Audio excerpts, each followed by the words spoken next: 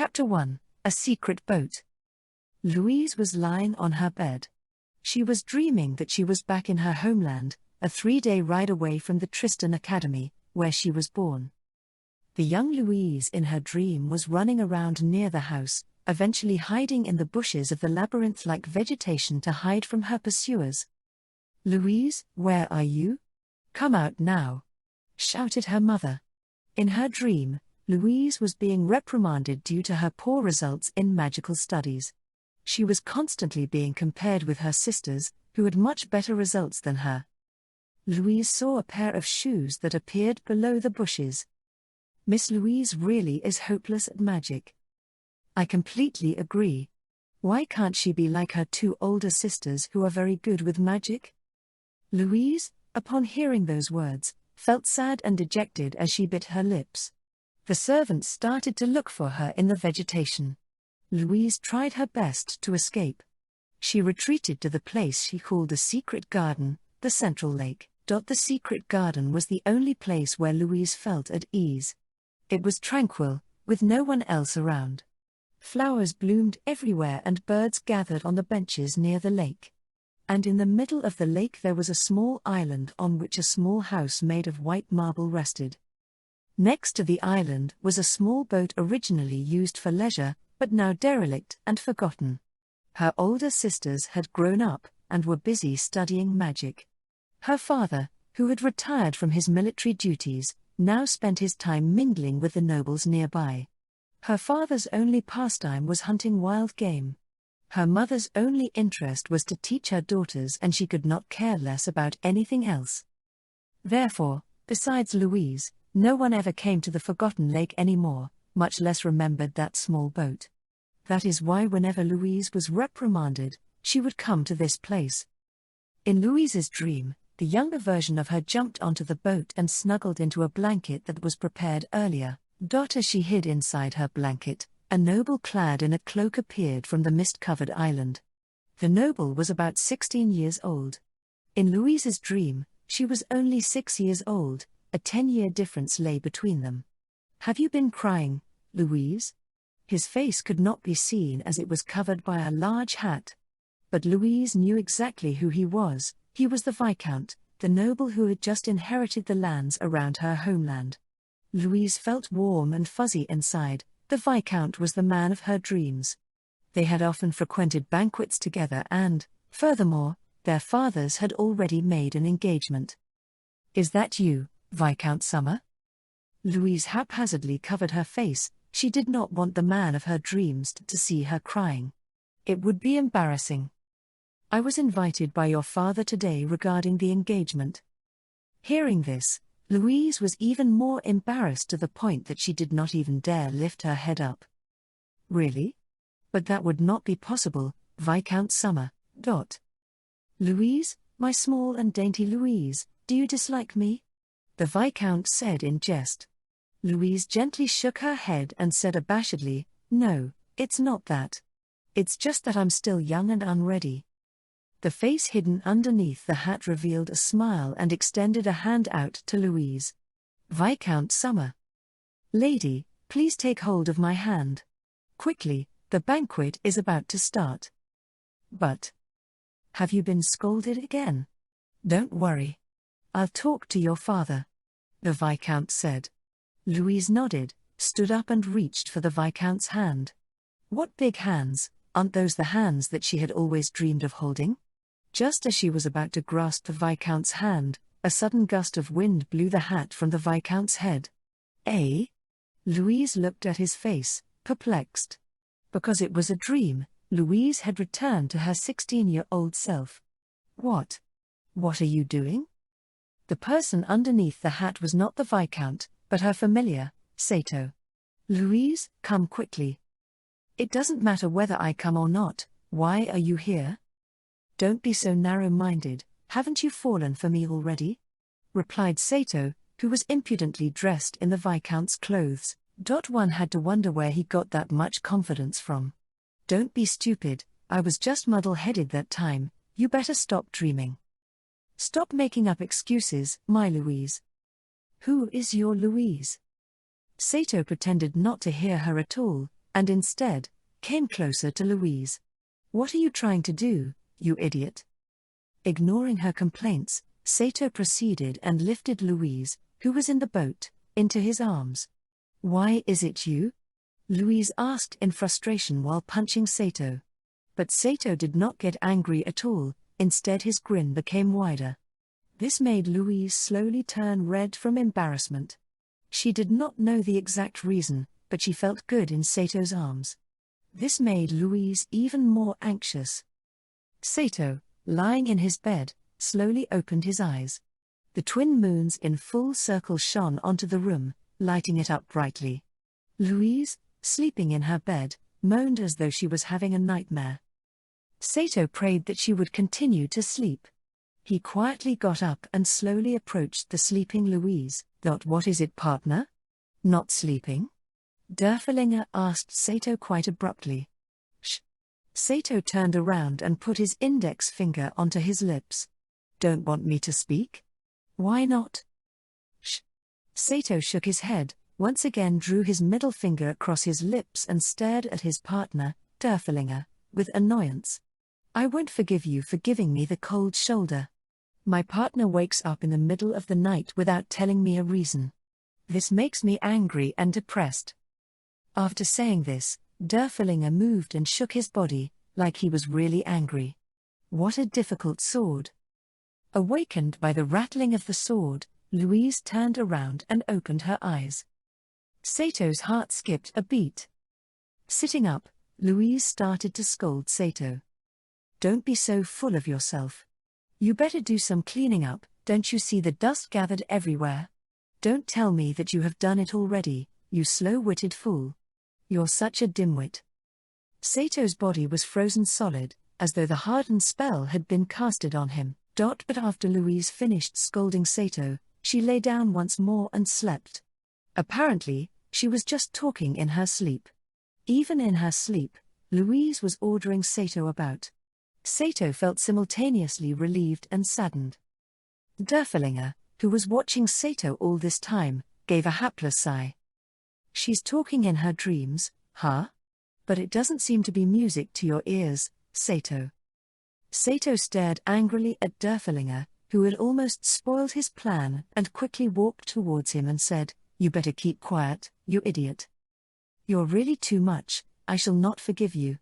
If my partner wants me to be silent, then I will definitely be silent. But for suddenly waking up in the middle of the night and being so sneaky about it, you'll definitely suffer retribution even if you tell me your reason now." Derfelinger's sense of curiosity was the same as his partner's.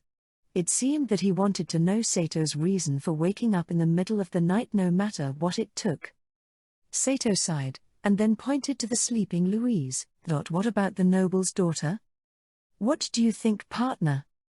Sato used his hands and made a gesture resembling a heart. "What does that mean?" "It represents love." "That girl likes you, partner?" "Yes." "How do you know?" Sato stood up and danced while not making any noise. "Ah. You are referring to the ball. You saw Louise's expression while we were dancing, right?" "Yeah, I saw it. Her face was so red," Sato said while in a daze. "Yeah, it was very red. She seemed to want to hold my hands and not let them go." "Are you sure?" "Derf, you're just a piece of metal, so you'll never understand a girl's heart. If a girl looks at a boy like that, it means she's indirectly telling him that she likes him," Sato said, while knocking on the sword. "True, I'm but a sword, and I don't understand interpersonal relationships at all. But since you say so, partner, it must probably be true." Sato nodded happily and said, "You're really sensible, Derfelinger. Then, my good partner, since you're sure that she likes you, are you going to ravish her?" "Yes. I'm sure that she likes me, and I think I'm gonna ravish her." What does ravish mean?" "That's impossible. I've been around for a long time and this is the first time I've heard of a familiar ravishing its master. You're incredible." "Ah. That feels good. Come, praise me again." "My partner, you're fantastic."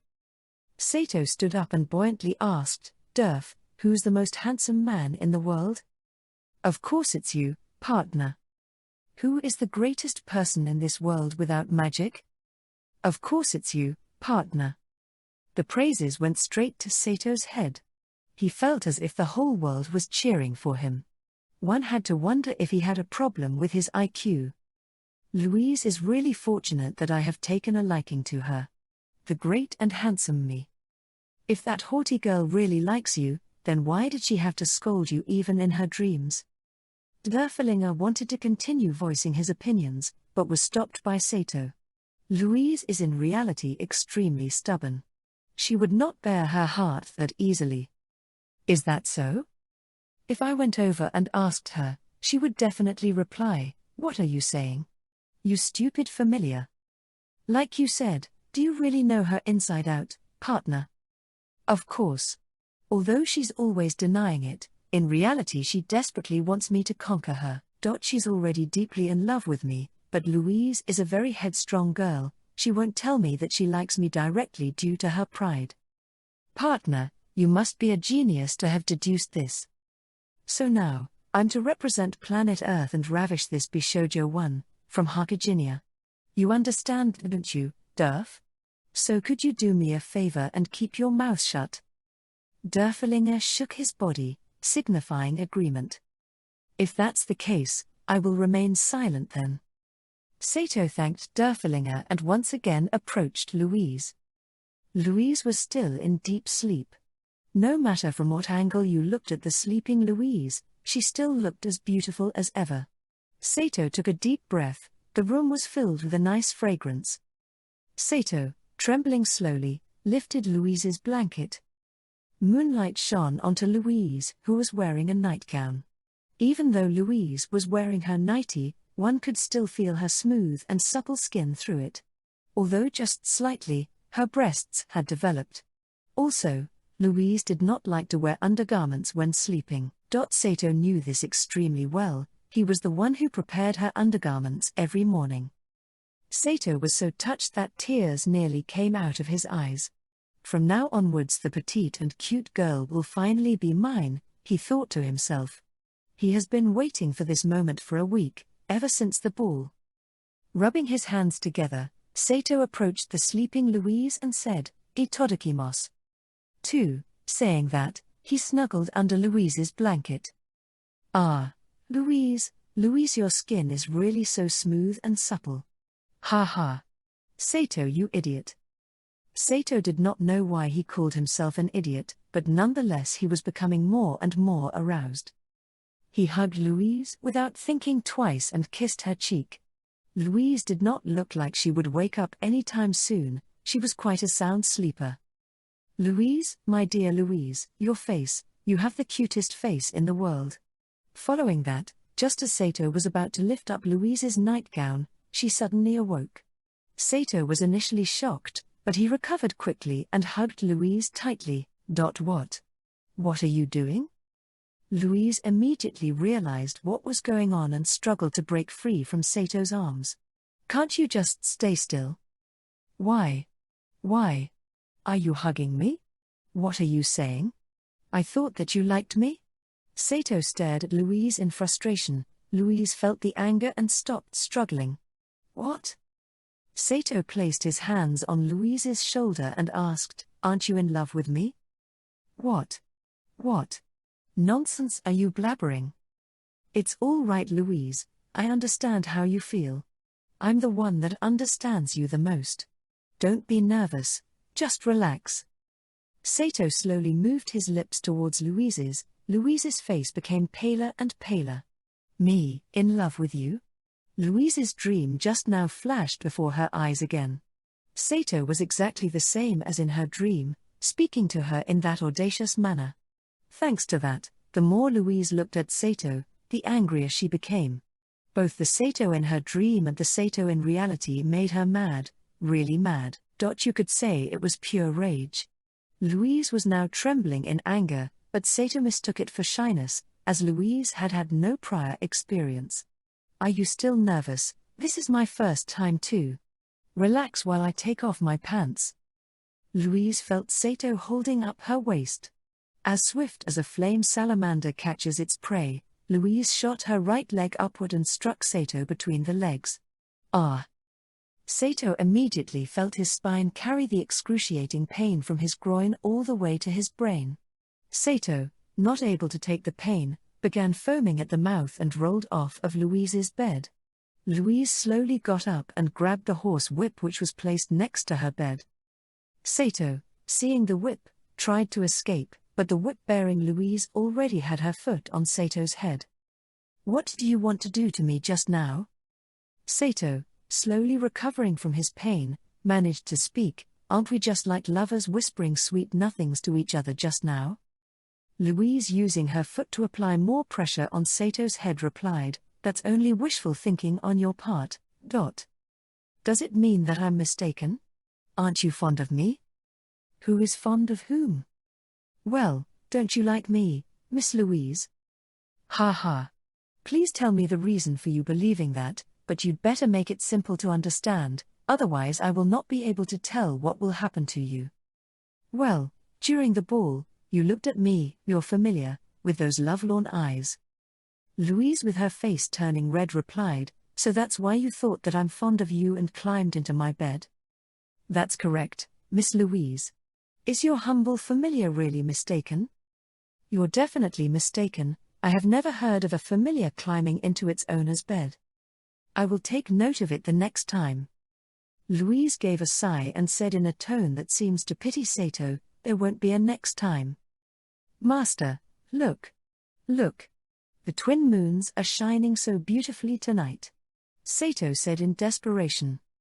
"Anyway, it's too late," Louise said in a voice trembling in anger. Under the twin moon's moonlight, Sato's cries of pain could be heard many miles away. The same time that Sato was being badly beaten up, Fouquet was staring idly at the ceiling somewhere far away from the academy in the city of Tristan's Genoa 3 prison. She was the Triangle Earth Mage, who was apprehended by Sato and company 2 days ago for the theft of the Staff of Destruction. As she was infamous for stealing valuable treasure from various nobles, she was placed in Genoa prison, the maximum security prison located in the city of Tristan. She would be charged in court the following week. As she had caused a great deal of shame to nobles all over the country, she would most probably either be exiled or be given the death sentence. Either way, she wouldn't be allowed in Tristan anymore. At first, she thought of escaping, but she later gave up that thought. Inside her cell, there was nothing except for shoddy-looking bed and a table that was made of wood. Even the utensils she used were made of wood. Things would be quite different if there was just something made of metal. Like a spoon. She had wanted to turn the prison walls and iron bars into soil using alchemy. Without her wand, which was confiscated, that would not be possible. Magicians were helpless without their wands. Furthermore, the prison walls and iron bars were specially enchanted to resist magic. Even with the use of alchemy, she would not be able to escape. "It's really mean of them to lock up a feeble female like myself here," Fouquet grumbled to herself. Then she thought about the youth that had apprehended her. "That boy is quite strong, can't believe that he's an ordinary human. Who exactly is he? Then again, it doesn't concern me anymore. Time to sleep." Fouquet closed her eyes and laid down. Just as she had closed her eyes, she quickly opened them again. Fouquet heard someone walking down to the dungeon where she was held. She heard peculiar noises that sounded like a spur. She deduced it could not be a warden, as they did not wear spurs on their boots. Fouquet quickly sat up. A person wearing a cloak appeared next to her cell, his face unseen as it was covered by a white mask. Judging from the long wand visible beneath his cloak, he was a mage. In a rather scornful manner, Fouquet exclaimed, "I'm surprised to see a visitor in the middle of the night." The man in the white mask did not reply, and instead gave Fouquet a cold stare. Fouquet instinctively knew that this person was hired to kill her. Some nobles she had stolen from must have thought that sentencing her in court was too much of a hassle and had decided to hire an assassin to kill her. Some of the items she had stolen from the imperial family were likely stolen goods to begin with, and in order not to let such a truth surface, the Imperials had probably decided to silence her. Well, as you can see, this doesn't look like a place to entertain someone. But I think you're not here just for a cup of tea, right? Fouquet said. She began to think, though I'm without my wand, I will not easily give up without a fight. I'm not only well versed in magic, I'm pretty good in close combat too. However, I'm powerless to stop him should he use magic. Therefore, I must somehow lure him inside my cell. Just then, the man in the cloak spoke. Are you Fouquet of the Crumbling Earth? His voice sounded strong and youthful. I'm not sure who gave me this nickname, but yes, I am Fouquet of the Crumbling Earth. The man in the cloak raised both of his hands, implying that he did not intend hostility. I have something that I would like to tell you. What is that? Fouquet replied in a rather surprised tone. Don't tell me that you're going to speak on my defense. What a weirdo. I'd be happy to speak in your defense, my dear Matilda of Saxe-Gotha IV. Fouquet's face became pale. That's a name I had forgotten, or rather, was forced to forget, she thought. There should be no one in this world that knows that name anymore. Who exactly are you? The cloaked man did not answer her question and instead asked, Matilda, do you wish to serve Albion again? Fouquet, who had lost her cool, replied, That's impossible. I will never serve those who had murdered my father and annexed my home. Don't be mistaken, no one is asking you to serve the Albion royal family. They're going to be overthrown soon. What do you mean? A revolution is taking place. We're going to overthrow the weak and powerless imperial family, and succeeding them will be more capable nobles like ourselves. But aren't you part of Tristan's nobility? What has Albion's revolution got to do with you? We are a consortium of nobles without borders who are worried about Carthaginia's future. We wish to unify Carthaginia and regain the holy land that founder Brimmer had once set foot on. Fouquet smirked. Please stop talking nonsense. If that's the case, why does your consortium of nobles without borders need me? I'm just a prisoner. We need skilled magicians now more than ever. Will you lend us your help, Fouquet of the Crumbling Earth? Fouquet waved her hands and replied, Please stop dreaming. You wish to unify Carthaginia? The kingdoms of Tristan, Germania, Albion, Gallia, and a number of smaller kingdoms which are constantly at war with each other? Unifying them would be like a midsummer night's dream. Getting the Holy Land back. How would you fight against the all-powerful elves? For hundreds of years, the Holy Land had been in the possession of the elves living east of Carthaginia. Humans had attempted countless crusades to get back the Holy Land, but failed miserably each time. The elves, distinguished by their distinctly pointed ears and unique culture, had long lifespans and were highly proficient with magic. As such, they were highly effective warriors. Defeating them would be an uphill battle. I have no love for nobles and I have no interest in Carthaginia. As for regaining the Holy Land, the elves can stay there for all I care. The man in the black cloak took out his wand and replied, I'll give you a choice, Fouquet of the Crumbling Earth. Let's hear it out. Either you become our comrade or... Fouquet finished the sentence for him, or I would immediately perish here? Am I correct? That is correct. Since you already know our secret, I cannot let you live. You nobles are really a conceited bunch. You'll never consider other people's feelings, Fouquet said with a chuckle. To put it nicely, you're inviting me to join you, but in reality there is no other choice, is there? The man in the black cloak too replied with a chuckle, That's correct. Let me be a part of your consortium then. I hate people who do not know how to give orders. Let's go then. Fouquet placed both her hands onto her chest and asked, What's the name of your organization? Do you really wish to join us, or are you just toying with me? I just want to know the name of the organization I will work for from now on. The man in the black cloak removed a key from his pocket, unlocked Fouquet's cell and answered, The Reconquistadors. Chapter 2, Her Majesty's Melancholy. Morning. Louise's classmates stared wide-eyed at her as she entered, mostly because she towed behind her a chained, locked, and badly broken being with her into the classroom. Her face emitted an extremely dangerous aura, and her beautiful brow curved in anger. She quickly fell into her chair. "Whoa, Louise! What did you just drag in here?"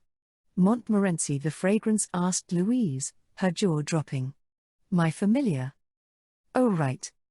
It does look like that if I look closer." Montmorency nodded. Although huge welts and dried blood plagued the face, one could still definitely recognize that this thing used to be called Sato. His head was locked up with his wrists, and he was dragged in like a sack of trash. "What did he do?"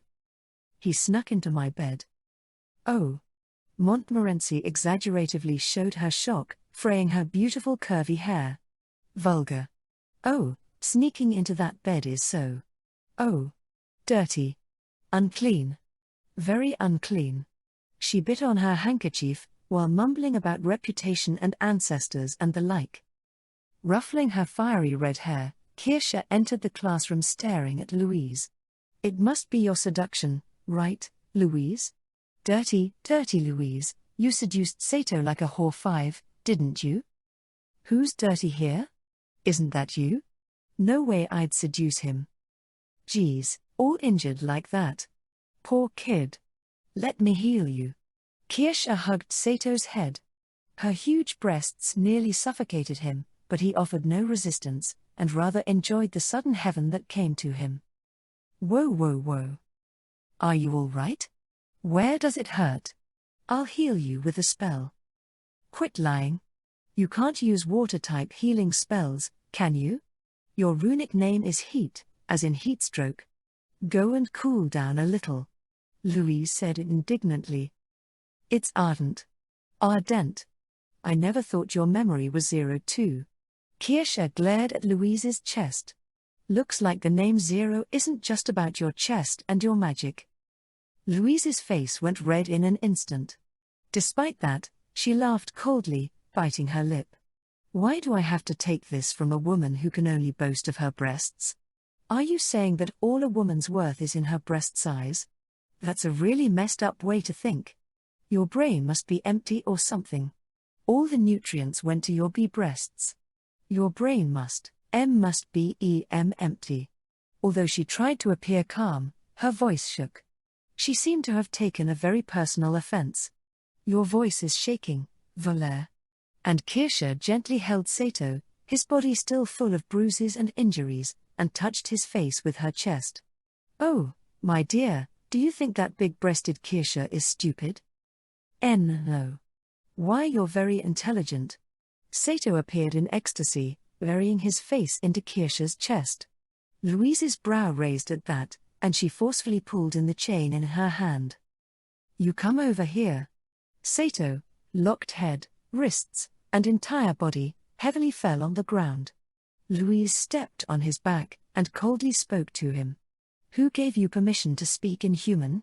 You're supposed to say woof, dog." "Woof. Yes, ma'am," Sato replied quietly. "Stupid dog. Do it again. When you say yes, what do you do?" "Woof."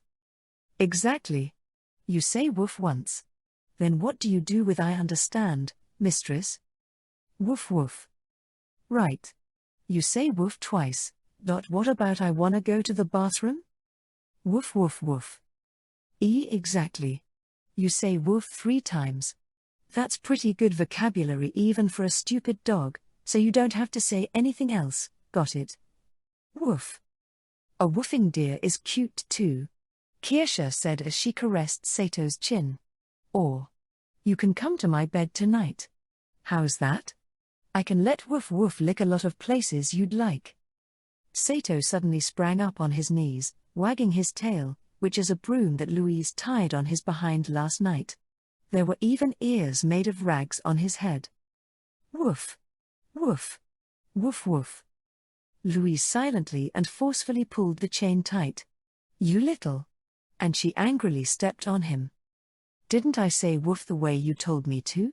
Sato had enough, stood up with a "I better give you a lesson" face, and dove towards Louise. All she had to do, though, was pull the chains on his foot, and he fell with a heavy thud. You are absolutely no different from a dog at its passionate phases. Not only did you wag your tail at a serped woman, you even attacked your own mistress. Despicable. Very, very, very, very unbecoming. Louise retrieved her whip from her bag, and began to vigorously beat Sato with it. Ouch. Stop. Stop. Stop. His body locked up, Sato could only roll around on the floor. Ouch. Isn't it woof? It's woof. Don't all dogs say woof? Sounds of whipping reverberated throughout the lecture hall. Louise's hair flew around as she chased Sato, who was trying to crawl away, and continuously whipped him. Sato made whimpering woofs whenever a hit connected. Nobody would have thought that this Sato was the legendary familiar. The students in the classroom watched this embarrassing scene, wondering, did this commoner really beat Guiche the Bronze? Did he really catch Fouquet of the crumbling dirt? Crack. Crack. The students silently watched her beat Sato. She only noticed just now, with her full attention at beating Sato, that everybody was looking at her, and her face grew red. She hastily put away her whip and held her wrists. Disciplining ends here. We know it's disciplining, but geez, horrified by the scene, the students turned away. Aren't you the one with the heat, Valère? Kirsche said in boredom. Louise viciously glared at her. Sato, under continuous injuries and pain, fainted, and simply laid lifeless on the ground. The teacher's door opened, and Professor Keiter appeared. The students sat in their seats. Professor Keiter was the one who scolded Professor Chevreuse, who fell asleep on guard duty during the Fouquet incident, and was told by Osman you are pretty easy to anger. Sporting long, jet-black hair, and a pitch-black cape, his every move gave an unfriendly, uncomfortable feel. Although he was quite young, his unfriendly manner and cold look earned him ill repute from the students. Let's start the class. As everyone knows, my runic name is Gust. Keiter the Gust. He was enveloped with shocked stares, and satisfied by that, he continued, Do you know what the most powerful element is, Zerbst? Isn't that the void element? I'm not asking for something of legends. I want something realistic. Kirsche then confidently answered, Then it has to be the fire element, Professor Keiter, along with her irresistible smile. Oh? Why do you think that? Heat and passion can burn anything and everything, isn't that so? I'm afraid that is not so. Keiter said as he pulled out his wand from his waist. Let's give that a try. Attack me with your best fire elemental attack. Kirsche stood still in surprise. What is this teacher doing? What is it? I recall that you work best with fire elemental spells, am I right? Keiter challenged. It won't be a simple scald. Kirsche winked. No problem. Give me your best shot. Don't tell me the flaming red hair of the Zerbst family is there just for looks. Kirsche's usual brisk smile disappeared. She retrieved her wand from her cleavage, her fiery, crimson long hair stood on their ends and crackled as if flames were erupting from them. She waved her wand, and from her extended right hand appeared a small fireball. As Kirsche chanted her spell, the fireball expanded, resulting in a huge flaming sphere of a meter in diameter. The students ducked under their desks in panic. Her wrist turned and spiraled towards her chest, and released the fireball. Keiter made no attempt to dodge the giant sphere of fire heading towards him. He raised his wand, and made sweeping waves as if swinging a sword. A raging gale suddenly began, and instantly scattered the huge fireball. It even knocked down Kirsche, who was standing on the far other side of the room. Everyone, I now tell you why the wind element is the strongest. It is quite easy. Wind can sweep up everything. Fire, water, and dirt alike cannot find footing when faced against strong enough winds. Keiter briskly announced. Unfortunately, reality does not let me experiment this, but even void would probably not stand. That is the wind element. Kirsche stood, displeased, and locked her arms. Keiter paid her no attention, and continued. The unseen wind shall be the shield that protects everyone, and if needed, the lance that scatters enemies. And one more reason that wind is the most powerful is. He raised his wand, Yobi Kisuta Daru Wind, as he chanted his spell. However, at this very moment, the door to the classroom opened, and a nervous Colbert entered. He was dressed strangely, a huge, golden wig over his head. In close examination, his suit had the most intricate borders and decorations. Why is he dressed like that? Everyone thought. Professor Colbert? Kaita raised a brow. I'm sorry, please excuse the intrusion, Professor Kaita. Class is in session. Kaita tersely replied, staring at Colbert. Today's classes are henceforth cancelled, Colbert sternly announced. Cheers emanated from the classroom. To stop them, Colbert waved with both arms and continued. I have something to tell everyone. Colbert exaggeratively tilted his head back, causing his wig to slide off to the ground. The tense mood Kaita built suddenly collapsed, as laughter enveloped the classroom. Tabitha, who sat in front, pointed at his balded head and suddenly said, "Shiny." The laughter grew more intense. Kirsha laughed while rapping Tabitha's shoulder. You can really talk when you speak up once in a while. Colbert blushed, and loudly yelled. Silence. Only commoners laugh out loud. Nobles only covertly snicker with their heads down even if they find something funny. Otherwise, the royal court will question our school's educational results. The classroom finally quieted to those words. All right. Everyone, today is the most important day for Tristan Magical Academy. This is our great founder Brimmer's birthday, a very celebratory day. Colbert's face straightened, and he placed his arms behind his back. It is highly probable that His Majesty's daughter, the beautiful flower that we Tristanians can proudly boast to the rest of Carcaginia, Princess Henrietta, will, to our great fortune, pass by the Academy on her way back from visiting Germania. Whispers and chatter filled the room. Therefore, we must not allow any slack. As this is very sudden news, we have begun preparations to receive her to the best of our abilities. Due to this, today's classes are hereby cancelled. All students, please put on your formal wear, and assemble at the main entrance. The students anxiously nodded in unison. Colbert severely nodded in return, and loudly announced, "This is an excellent opportunity to let Her Majesty the Princess know that everyone has matured as model nobles. Everyone must prepare to their best to let Her Majesty witness this fact." Dismissed. 4 golden-helmeted stallions led a carriage quietly on the road to the Magic Academy. The carriage was exquisitely adorned with gold, silver, and platinum sculptures. Those sculptures were the royal seals. On one of those, a unicorn crossed with a crystal staff signaled that the carriage belonged to Her Majesty the Princess. One could find, upon closer examination, that the stallions drawing the carriage were not normal horses. They were unicorns like the one on the royal seal. Unicorns, which, by legend, would only allow the purest girls ride them, were the best for leading the princess's carriage. The carriage's windows had ivy borders and coverings, as if to disallow anyone the outside from looking in. Behind the princess's carriage was Cardinal Mazarin, who held all Tristan political authority with an iron grip since His Majesty passed away. His carriage's splendor was not less than Her Majesty the Queen's.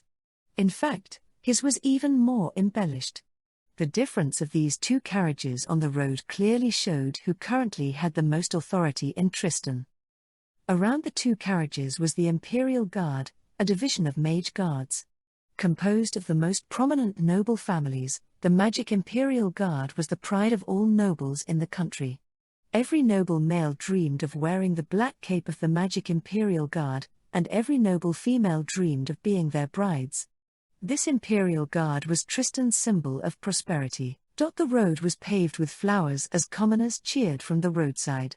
Every time the carriages passed them, one could hear "Long live Tristan," "Long live Princess Henrietta," and sometimes even "Long live Cardinal Mazarin." Though that paled in comparison to the princess. He was not well regarded as he was rumored to be of commoner blood. Some said it was jealousy toward his position. As the carriage's curtains opened, and as the crowd saw the young princess, the cheers got ever more passionate. She also returned a genial smile to the people. Henrietta closed the curtains, and deeply sighed, losing the rose-like smile that she just sent to the crowds. All that was left was distress and deep melancholy unbecoming of her age. The princess was 17 that year. With a slim figure, light blue eyes, high nose, she was an eye-catching beauty. Her slender fingers played with her crystal staff. As of royal blood, she was, of course, a mage. Neither the cheers along the road nor the flowers flying in the air could cheer her up. She seemed to be holding deep political and romantic anxieties. Sitting beside her, Mazarin watched her while playing with his beard. Wearing a hat like that of a priest and a grey formal suit, he was a slim and frail man of 40-some years old. His hair and beard had already grown white, and even his fingers looked like skin on bones, creating an appearance far too old for his age. Ever since His Majesty died, his iron grip on both foreign relations and internal politics had considerably aged him. He just left his carriage and entered the princess's. He wanted to talk about politics, but the princess only sighed, and paid no attention. "That is your 13th time today, Your Majesty," Mazarin noted, annoyed and concerned. What? That sighing. Those of royalty shouldn't do that all the time in front of their subordinates. Royalty? What? Henrietta was shocked. Aren't you the King of Tristan? Doesn't your Highness know about his rumors on the streets? I am not aware, Mazarin replied indifferently. He was lying. He knew about everything in Tristan, and even Carthagena, down to the amount of scales on the fire dragons living in the volcanoes. He knew all about it. He just pretended that he didn't. Then let me tell you. Tristan's royal family has beauty, but not its scepter. Cardinal, you're the one holding the scepter. Bird's bones wearing a grey hat. Mazarin blinked. The words bird's bones coming out of the princess stung. Please don't speak of commoners' rumors so carelessly. Why not? They're just rumors. I'll marry the King of Germania as you told me to. We can't help that. An alliance with Germania is extremely important to Tristan, said Mazarin. That I know. Your Majesty understands the rebellion being carried out in that white country Albion under those idiots. Those people can't seem to tolerate the existence of royalty in Carthagena. He frowned. Impolite, unrefined imbeciles. They're trying to hang that poor prince. Even if the entire world can forgive their actions, Founder Brimmer shall not forgive them. I wouldn't forgive them. Indeed. However, Albion's nobility has unsurpassed power. The Albionian royal family might not even survive tomorrow. One of Founder Brimmer's 3 bestowed royalties is going to fall, just like that. Countries that cannot solve their own internal strifes have no right to exist. The Albionian royal family is nothing like Germania's. They're all my relatives. You have no right to say that even as cardinal. I humbly apologize. I will ask for forgiveness from Founder Brimmer before I go to bed tonight. However, what I just said is the truth, Your Majesty. Henrietta only sadly shook her head. Even that gesture radiated her beauty. Word is that those stupid Albionian nobles have the gall to declare how they're going to unite all of Carthagena as one. It certainly seems like those people would set their sights at Tristan after extinguishing their royalty. If it really turns out like that, it would be too late if we don't take steps to prepare right now, Mazarin severely explained to Henrietta. She looked out the window, pretending to pay no attention. Reading the opponent's actions and countering it at the first available opportunity is true politics, Your Majesty. If we can create an alliance with Germania, then we can create a covenant to counter Albion's new government, and ensure this little country's survival. Henrietta continued to sigh. Mazarin opened the curtain and looked outside, and saw the shadow of his pride. A young, breathtakingly sharp-looking noble, sporting a feather hat and long beard, marched with the convoy outside. A medal of a griffin fastened his black cape, and one look on his mount showed why. It had an eagle's head, wings, and talons, and it had a lion's body and hind legs. A griffin. This man was the leader of one of 3 Mage Guard divisions, the Griffin Knights, Captain Lord Wards. His division was the most memorable amongst the entire Mage Guard, and especially to Mazarine.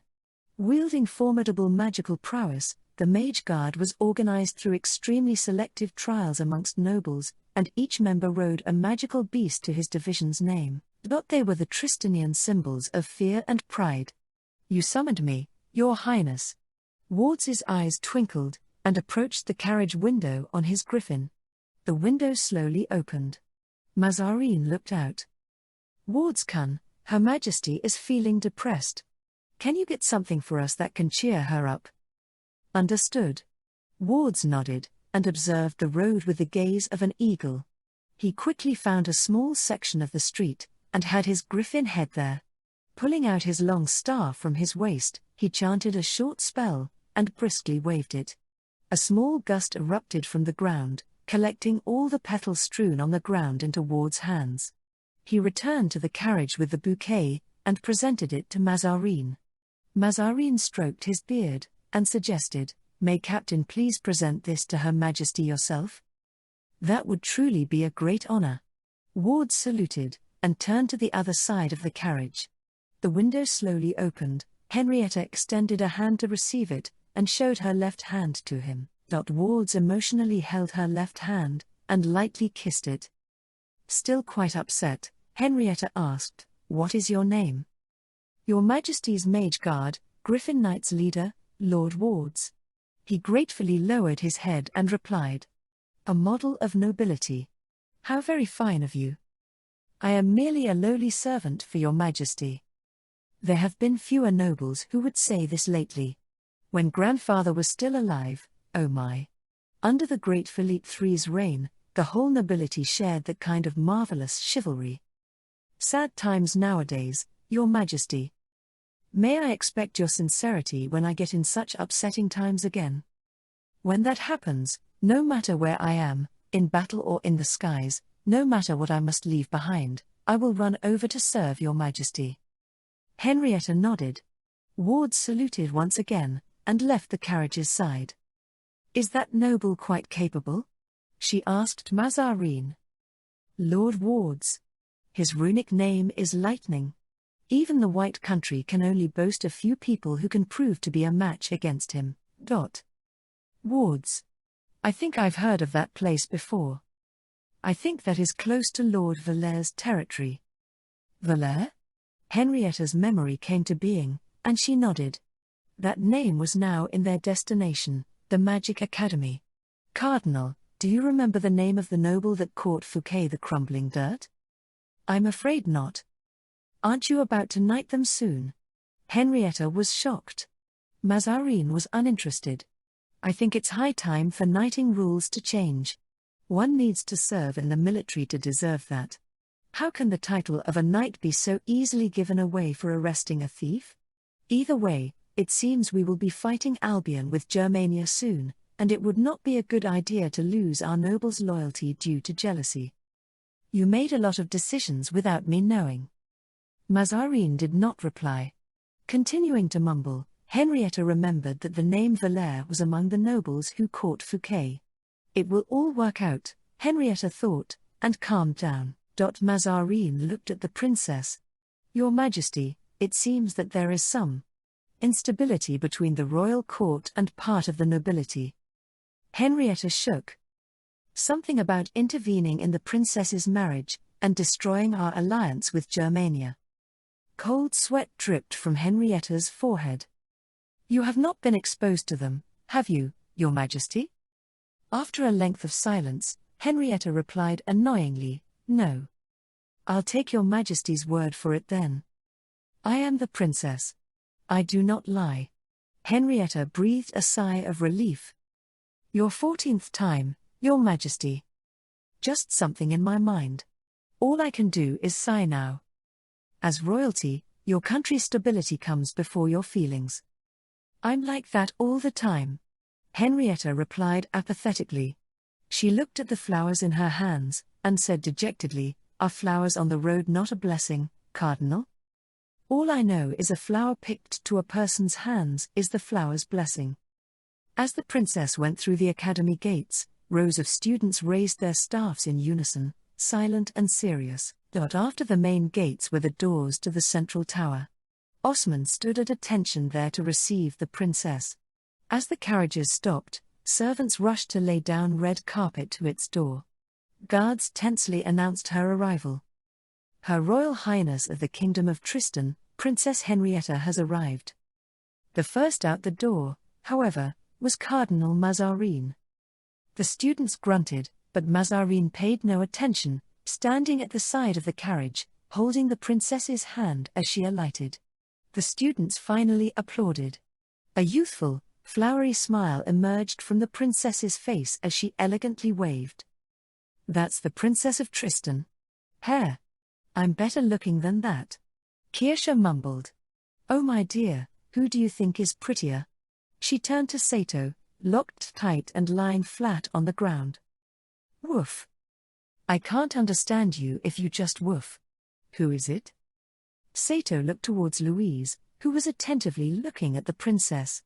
If only she could stay quiet like that. She is a very pure, moving, and quite beautiful. No matter how mad she gets, how cold she treats him, and even if he is treated like a dog, this soft look and such a stunning appearance can put Sato in a trance. Louise suddenly blushed, which Sato saw. What is this about? He turned towards whatever she was facing. A hat-wearing, rather cool-looking noble, riding on a magical beast with an eagle's head and a lion's body. Louise was watching him enthralled. Sato found it weird. That noble seems like a nice guy, but that's no reason to look at him so deeply and even blush like that. Am I being jealous? He thought. No, that can't be. I don't have that kind of relationship with Louise. He rebutted himself. No matter, Sato thought. I still have Kirsha. A brunette with a well-endowed cleavage. A passionate beauty. If it turns out like that, I might as well go for perfect Kirsha. He thought rather excitedly. But Kirsha was blushing and watching that noble as well. Sato lowered his head, suddenly feeling the heaviness of all the chains on him, weighing him to the ground. Tabitha simply read her book as if the princess's arrival meant nothing to her. And you just stay like that? He said to Tabitha. She raised her head and looked at what Louise and Kirsha saw, looked at Sato again, and simply mumbled, just 3 days. That night, Sato laid in his straw bed, watching Louise. It seemed like she couldn't calm down. She would stand up one moment, and sit down the next, worrying about something while hugging her pillow. She had been like that ever since she had seen that noble that day. After that, she had said nothing, returning to her room like a ghost, and since then she had been sitting on her bed just like that. You're acting weird. Sato started, but Louise made no answer. He stood up, and waved in front of her eyes. She didn't move. A bit too weird. He then pulled on her hair. Louise's hair was very delicate, very soft, as if even pulling them slightly would break them off, that kind of soft. He put in some force to the pull, and she still made no reaction. Same for when he pulled on her face. Time to change to your pajamas. He grandly saluted to Louise, and reached for her blouse, slowly unbuttoning it. Now she had only her underwear left. Still, she did not move, as if in a spell. Boring. What's wrong with her? Geez. Sato coughed. Louise Summer. From my world there's this art called breast expanding massage. He made that up, of course. Sato blushed. You rub it like this, and then it'll slowly get bigger. You can say it's a kind of magic. Sato extended his hands, reached around as if to hug her, and started rubbing her back. What's this? Where are they? Why aren't they there? Oh. This is the back. And then he shook his head on purpose. Geez. I got it wrong. They're both flat, that's why. Louise still didn't move, not even to this rather disgusting act from Sato. What am I, idiot? What did I just do?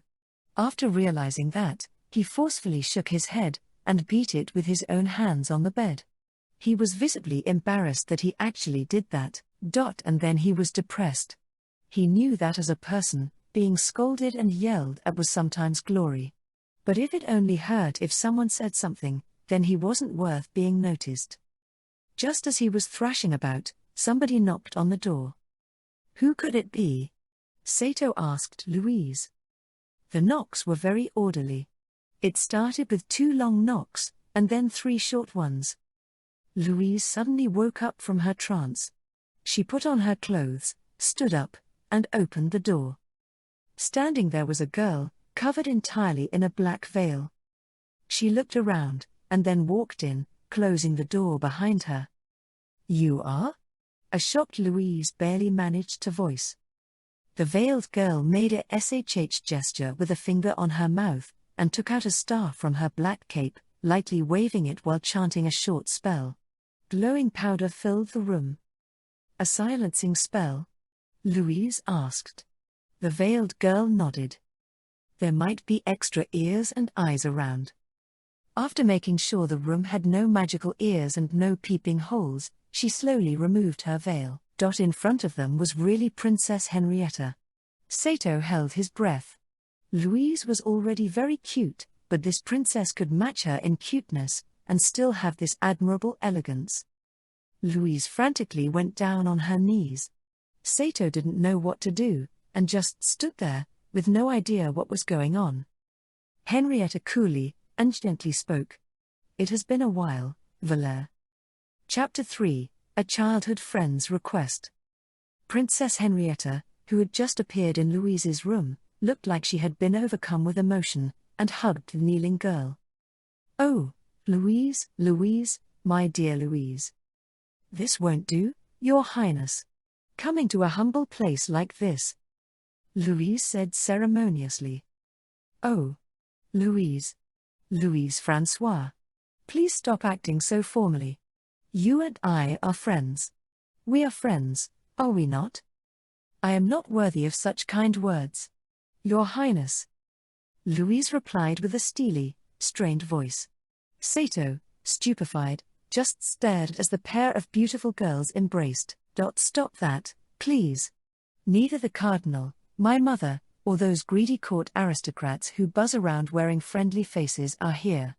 Oh, don't I have any friends who will open up to me? If even Louise Francois, my old friend whom I've missed dearly, acts so distant, I would just die." "Your Highness."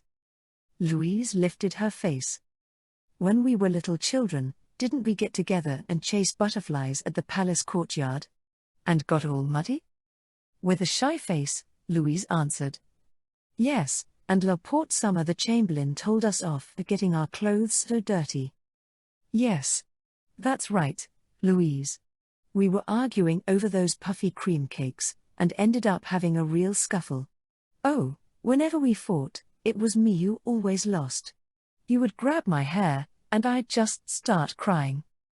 "Not at all, Princess achieved victory on at least one occasion," Louise said, looking sentimental. "You remembered. Looking at the two of us, one could call that battle the Siege of Amiens. That was when we were fighting over a dress in Princess's bedroom, wasn't it?" "Yes, in the middle of our make-believe royal court, we ended up fighting over who would play Princess. And it was my blow to your stomach, Louise Francois, that successfully decided it. I fainted in the presence of Princess." After that, the two of them exchanged glances and broke out in laughter. Sato, amazed, just kept watching them in that state. The princess may have looked like a lady, but she was actually a tomboy. "That's more like it. Louise. Ah, I'm getting so nostalgic, tears are coming out. So how do you guys know each other?" Sato asked, as Louise closed her eyes in reminiscence before answering. "I had the pleasure of serving as Princess's playmate back when we were children." After that, Louise turned back to Henrietta. "But, I am deeply moved that Princess would remember such things. I thought you'd already forgotten about me." The princess gave a deep sigh and sat down on the bed. "How could I forget? During those times, Every day was fun. There was nothing at all to worry about. There was a profound sadness in her voice. Princess? Louise looked worried as she peered into Henrietta's face. How I envy you. Freedom is such a wonderful thing, Louise Francois. What are you saying? You're the royal princess, are you not? A princess born in her kingdom is like a bird being raised in a cage. You go here and there on your master's every whim. Henrietta said, looking lonely as she gazed at the moon outside the window. She then held Louise's hands and gave a sweet smile before speaking. I'm getting married. You have my congratulations. Louise, who somehow felt the sadness in that tone, spoke in a subdued voice. It was at that moment that Henrietta noticed Sato, who had been sitting on his bundle of straw. Oh, forgive me. Was I intruding? Intruding? How would that be? Well, isn't he your lover?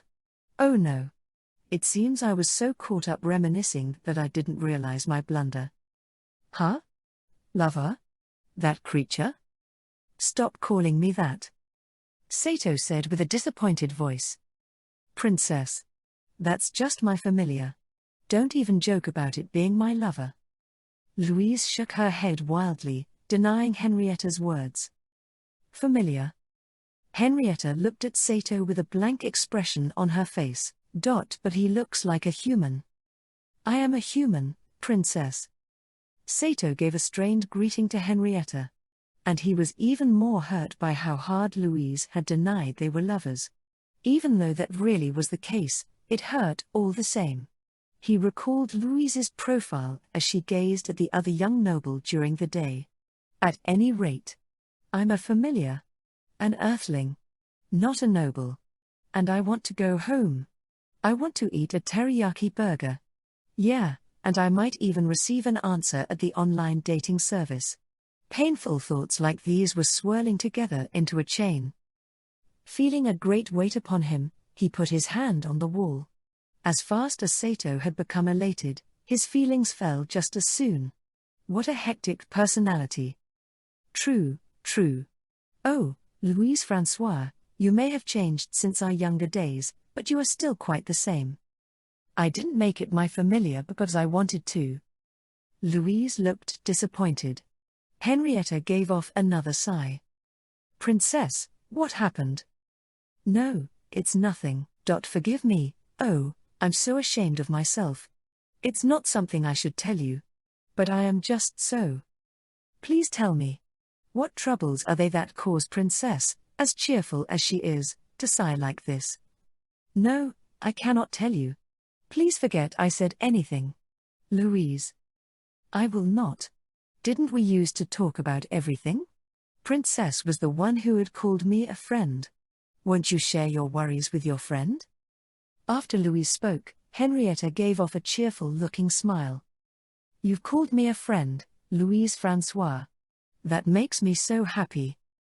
Henrietta nodded her head in determination, and began to talk. You must not speak to anyone about what I am about to tell you now. After that, she gave a quick glance in Sato's direction. Should I step outside?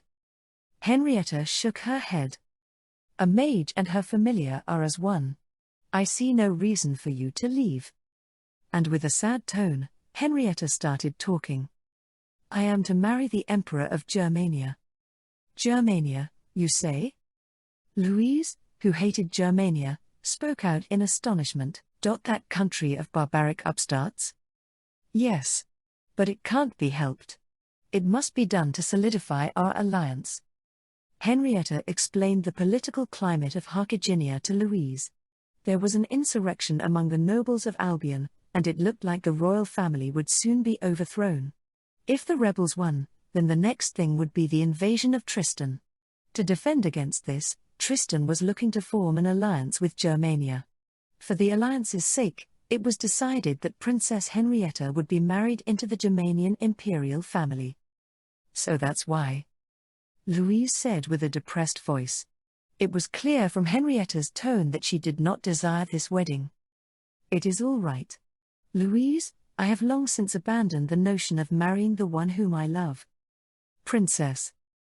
Those two-faced Albion nobles do not want Tristan and Germania to become allies. Two arrows are easier to break when they are not tied together. Henrietta murmured, therefore, they have been searching frantically for anything that would interfere with the marriage. And they've found something. Sato didn't know anything about the alliance or Albion, but in any case, it seemed like it was something serious. Yup, as big as another Yagoto, Sato thought with a nod. Then this is about that thing that could get in the way of Princess's wedding? Louise asked, her face looking pale, and Henrietta gave a regretful nod. Oh, Founder Brimmer. Please save this unfortunate princess. Henrietta covered her face with her hands, and crumbled on the floor. Sato was a little shocked at the dramatic gesture. He'd never seen anything so grandiose in his life.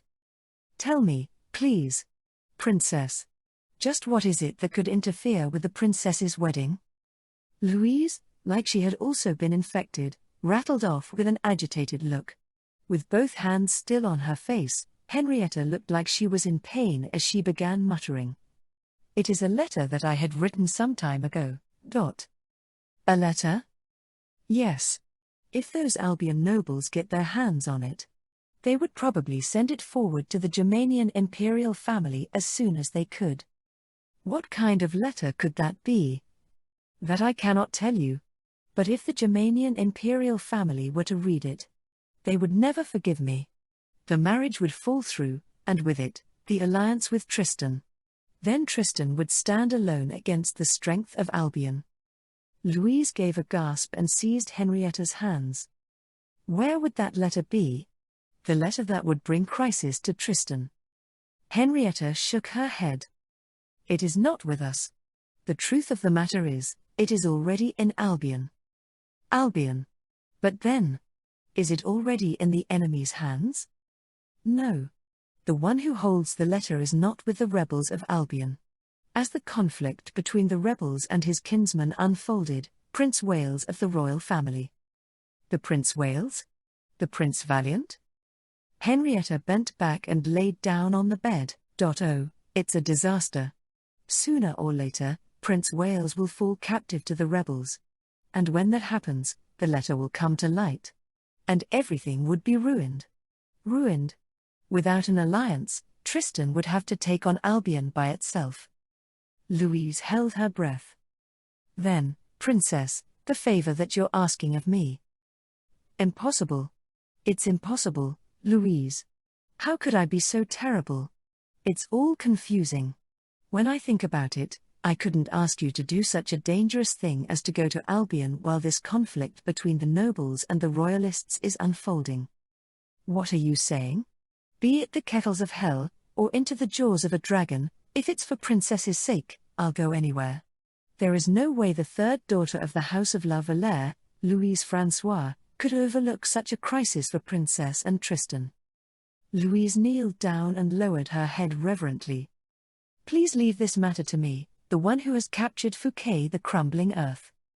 Sato, who had been leaning on his arm against the wall, turned to look at Louise and spoke. Hey, wasn't that me? You're my familiar. Woof. A familiar's achievement is its master's achievement. Louise said with perfect confidence. And a familiar's mistake? That would be your mistake, wouldn't it? Though he felt somewhat cheated, it was useless to object when Louise got into her usual threatening attitude, so Sato just nodded half-heartedly. So you will help me? Louise François. You are a dear friend. Of course. Princess. Louise grasped Henrietta's hands, and as the former spoke heatedly, the latter gave in and started crying. Princess. I, Louise, forever friend of the princess, will be your confidant. Have you forgotten my vow of eternal loyalty? Ah, the loyalty. This loyalty and sincere friendship. I'm deeply moved. I will never forget through life your loyalty and friendship. Louise François. Sato opened his mouth gaping, and stared half amazed at the two. It was like a conversation between two people who were getting drunk with their own words. So this is how it's like for nobles and princesses, it's troublesome, Sato was strangely convinced as he watched. Louise. Sorry to bother you while you're reaffirming your friendship and everything. What? Going to Albion in the middle of a war is fine, but what use am I gonna be? I've bought you a sword. You can use that, at least. Yeah. I'll do my best. Sato lowered his head gloomily. Come to think of it, they haven't talked about the legendary familiar Gandalf's rune that had appeared on the back of his left hand yet. But even if I say it, it's just going to be a waste, Sato thought. Legendary or not, she still treats me like a dog. Then shall we go to Albion, find the Crown Prince of Wales, and get the letter back, Princess? Yes, that is correct. I feel confident that you, the ones who have caught Fouquet the Crumbling Earth, should be able to accomplish this difficult mission. As you wish. How urgent is this task? I've heard that the nobles of Albion have managed to drive the royalists into a corner of the country. It will just be a matter of time before they are defeated. Louise's face looked serious as she bowed to Henrietta. Then tomorrow, we shall depart. Afterwards, Henrietta turned her gaze towards Sato. Sato's heart skipped a beat. Though Louise was also foolishly lovely and neat, Princess Henrietta was so beautiful that he almost gasped. Her millet-colored hair, trimmed right above her eyebrows, was swimming gracefully. Her blue eyes shone brilliantly like the southern seas. White skin, on which floated a feeling of purity, a nose like a priceless and finely shaped sculpture. Sato stared at Henrietta as if he was in a trance. Louise looked at this with a chilly gaze. It didn't seem like she was in a good mood. Why are you looking at me like that, Louise? Is it because I'm staring at the princess with admiration? Could you possibly be getting jealous? But weren't you blushing when you saw that noble with the feathered hat? And weren't you completely out of it after that? It's funny how jealous you're getting, Louise. Sato shook his head. Rather than your lover, aren't I just your familiar? Will I never be more than a dog for you? I'm just your dog, so why are you looking at me like that, Louise? Is it because I am a dog? Is it because someone like me, who's just at the level of a dog, is looking at her? My apologies. Please forgive me for ever being born. Woof. Sato's head spun for a mere 2 seconds. Louise looked away from Sato with a humph. Sato turned away as well. Henrietta didn't notice the subtle exchange between Sato and Louise, and she began speaking in a cheerful voice. Dependable familiar San. Yes? You mean me? After Henrietta called him dependable, the slumping Sato became happier. No, that's too much. Just treat me like a dog. Please keep taking care of my most precious friend. And then she gently held out her hand. A handshake? He thought, but the back of her hand was turned upwards. What sort of gesture was this? Louise spoke up with an astonished voice. That won't do. Princess. To offer your hand to a familiar. It is all right. This person will be acting for my sake, and without a reward, I won't have his loyalty. Offering a hand? The way someone does to a dog. Is that how you treat your dogs? Sato stooped and lowered his head. That's not it. This is why you're a dog, a commoner dog who doesn't know anything. When she offers her hand, it means you can kiss her. That's saying it plainly. That's how aggressive. Sato's mouth opened widely. He'd never thought that he'd be allowed to kiss a princess from another world. Henrietta smiled sweetly at Sato. His smile appeared businesslike to other people, but Sato was thinking I'd love to. To be liked by such a princess wouldn't be half bad, he thought. Sato grinned deliberately at Louise. Louise muttered under her breath and turned her face away. What, so you are getting jealous? Just look at yourself. This is what you get for getting charmed by that noble with the plumed hat and for blushing, Sato thought. Sato caught Henrietta's hand, and then firmly pulled her to him. Henrietta absent-mindedly opened her mouth in surprise.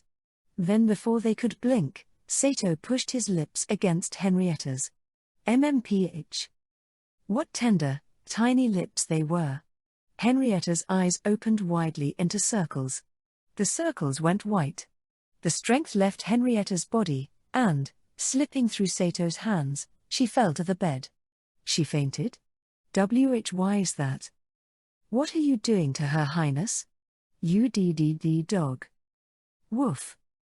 When Sato turned around, the bottom of Louise's shoe was flying towards him. Sato took Louise's jump kick in the face and tumbled to the floor. What was that for? When Sato said that, Louise stamped angrily on his face. It was on her hand. She gave you permission, the back of her hand. A kiss on the back of the hand. Why'd you give her an all-out kiss on the lips? Louise was so mad, it looked like she was going to catch fire. How should I know? I don't know anything about your rules here. As his face was getting trampled, Sato spread his hands and spoke plainly. Getting stepped on was something Sato had experience with. Why you dog? Louise's voice began trembling in fury. Henrietta rose from the bed while shaking her head. Louise rushed to kneel beside her. She then grabbed Sato's head and pushed it down to the bed. I'm sorry. My familiar's misconduct is my own misconduct. And you say it, too. Apologize. The ever-prideful Louise was apologizing to someone. On top of that, she was shaking all over. If I don't do what she says, she'll probably give me hell for it later. Sorry. I only did it since you told me I could kiss you. And where can you find someone who would go for the lips when they hear that? Right here. Louise struck Sato with her fist. How forgetful. Who gave you permission to use human language? Just bark. Dog. Come on, bark, I say. Everyone look at the doggy. Stupid dog. Then she stamped on Sato's head and ground it against the floor. It's all right. Loyalty must be rewarded, after all. Henrietta bowed her head, giving real effort to appear calm. At that time, the door slammed open and someone came flying in. You. The princess. What do you think you're doing? It was the one who had dueled with Sato before, Guiche de Gramont. With an ever-present imitation rose in his hand. What do you want? Sato said from where he lay on the floor as Louise continued stepping on his face. Guiche. You. Were you eavesdropping? Did you hear our conversation just now? Guiche, however, didn't answer the pair's questions and just stood in a daze. For my hunt of the rose-like, lovely princess bringing me to this place. And then seeing a theft, so to speak, occur through the door's keyhole. That idiot commoner taking a kiss.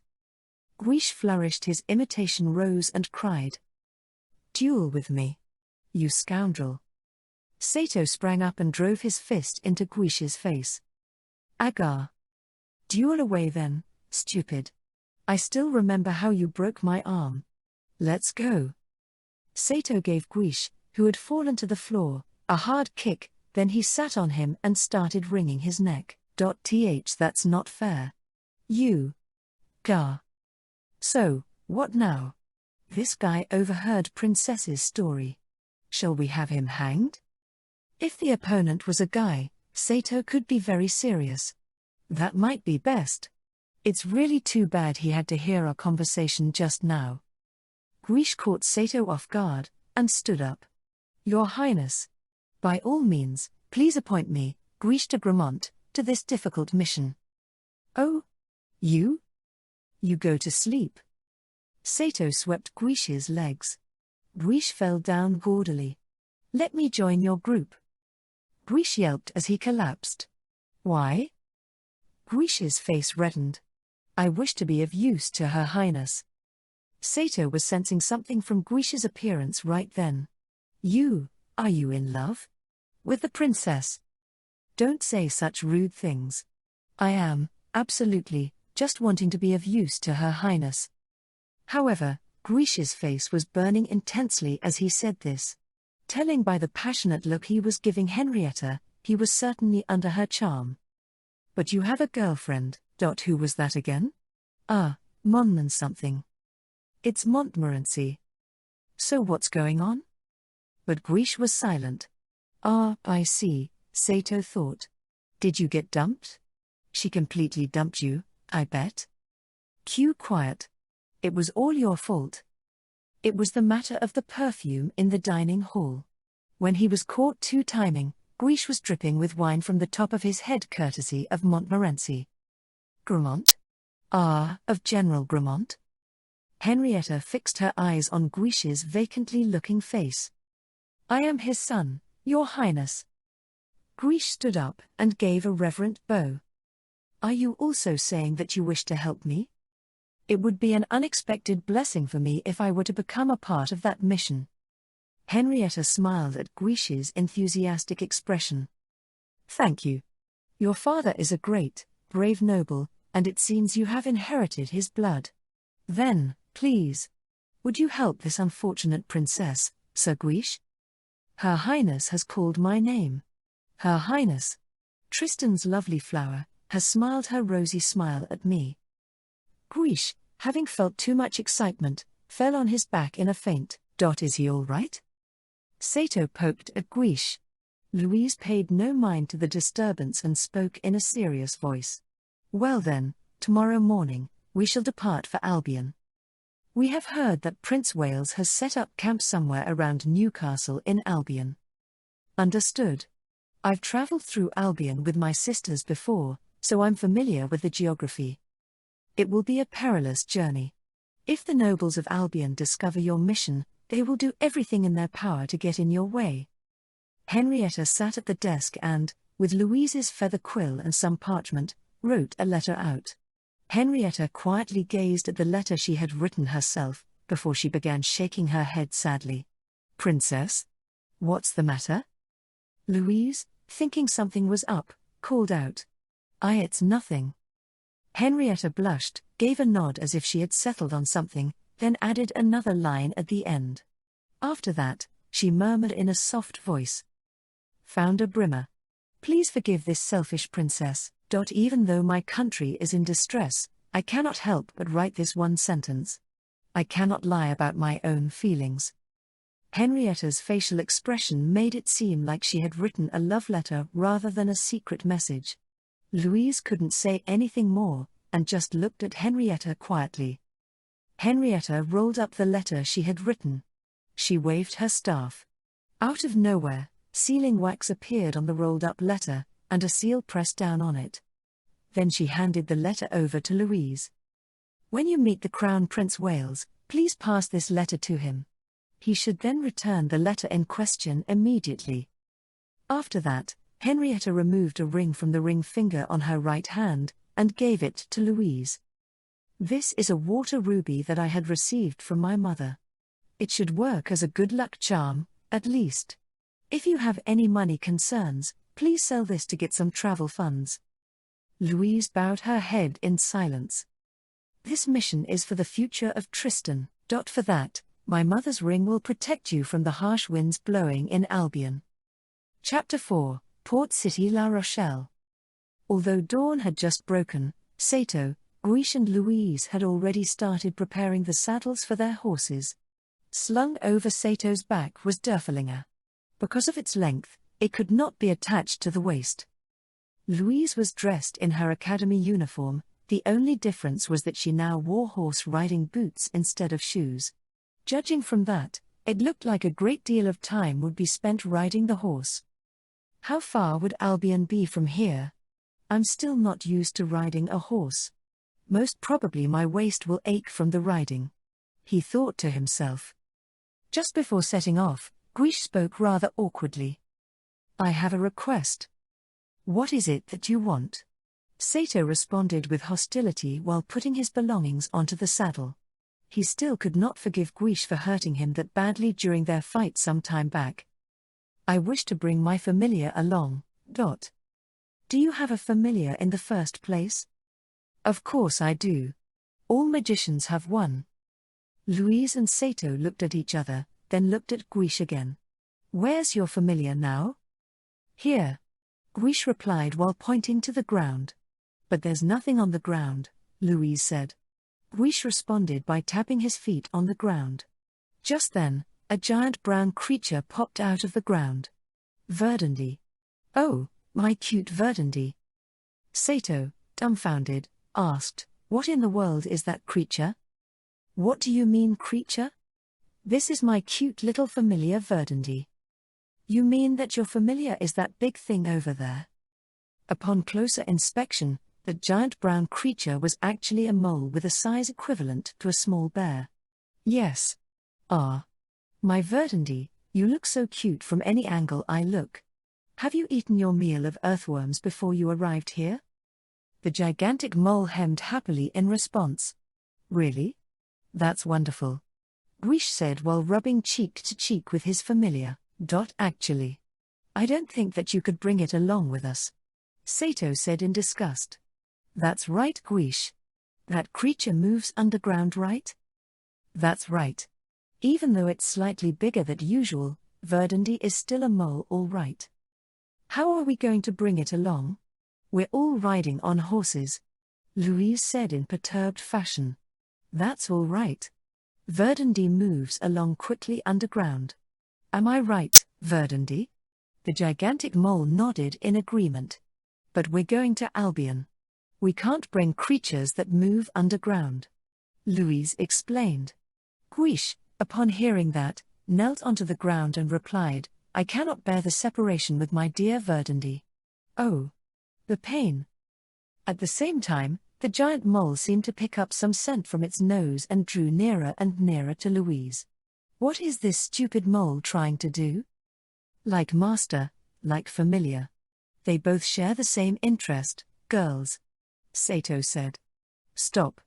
Stop this right now." The giant mole knocked Louise off her feet and started sniffing all over her. Watch where you're sniffing. Stop it. Louise, being constantly poked by the giant mole's nose, started to roll all over the ground. All that rolling disheveled her clothes and exposed her underwear. Louise was starting to get very annoyed.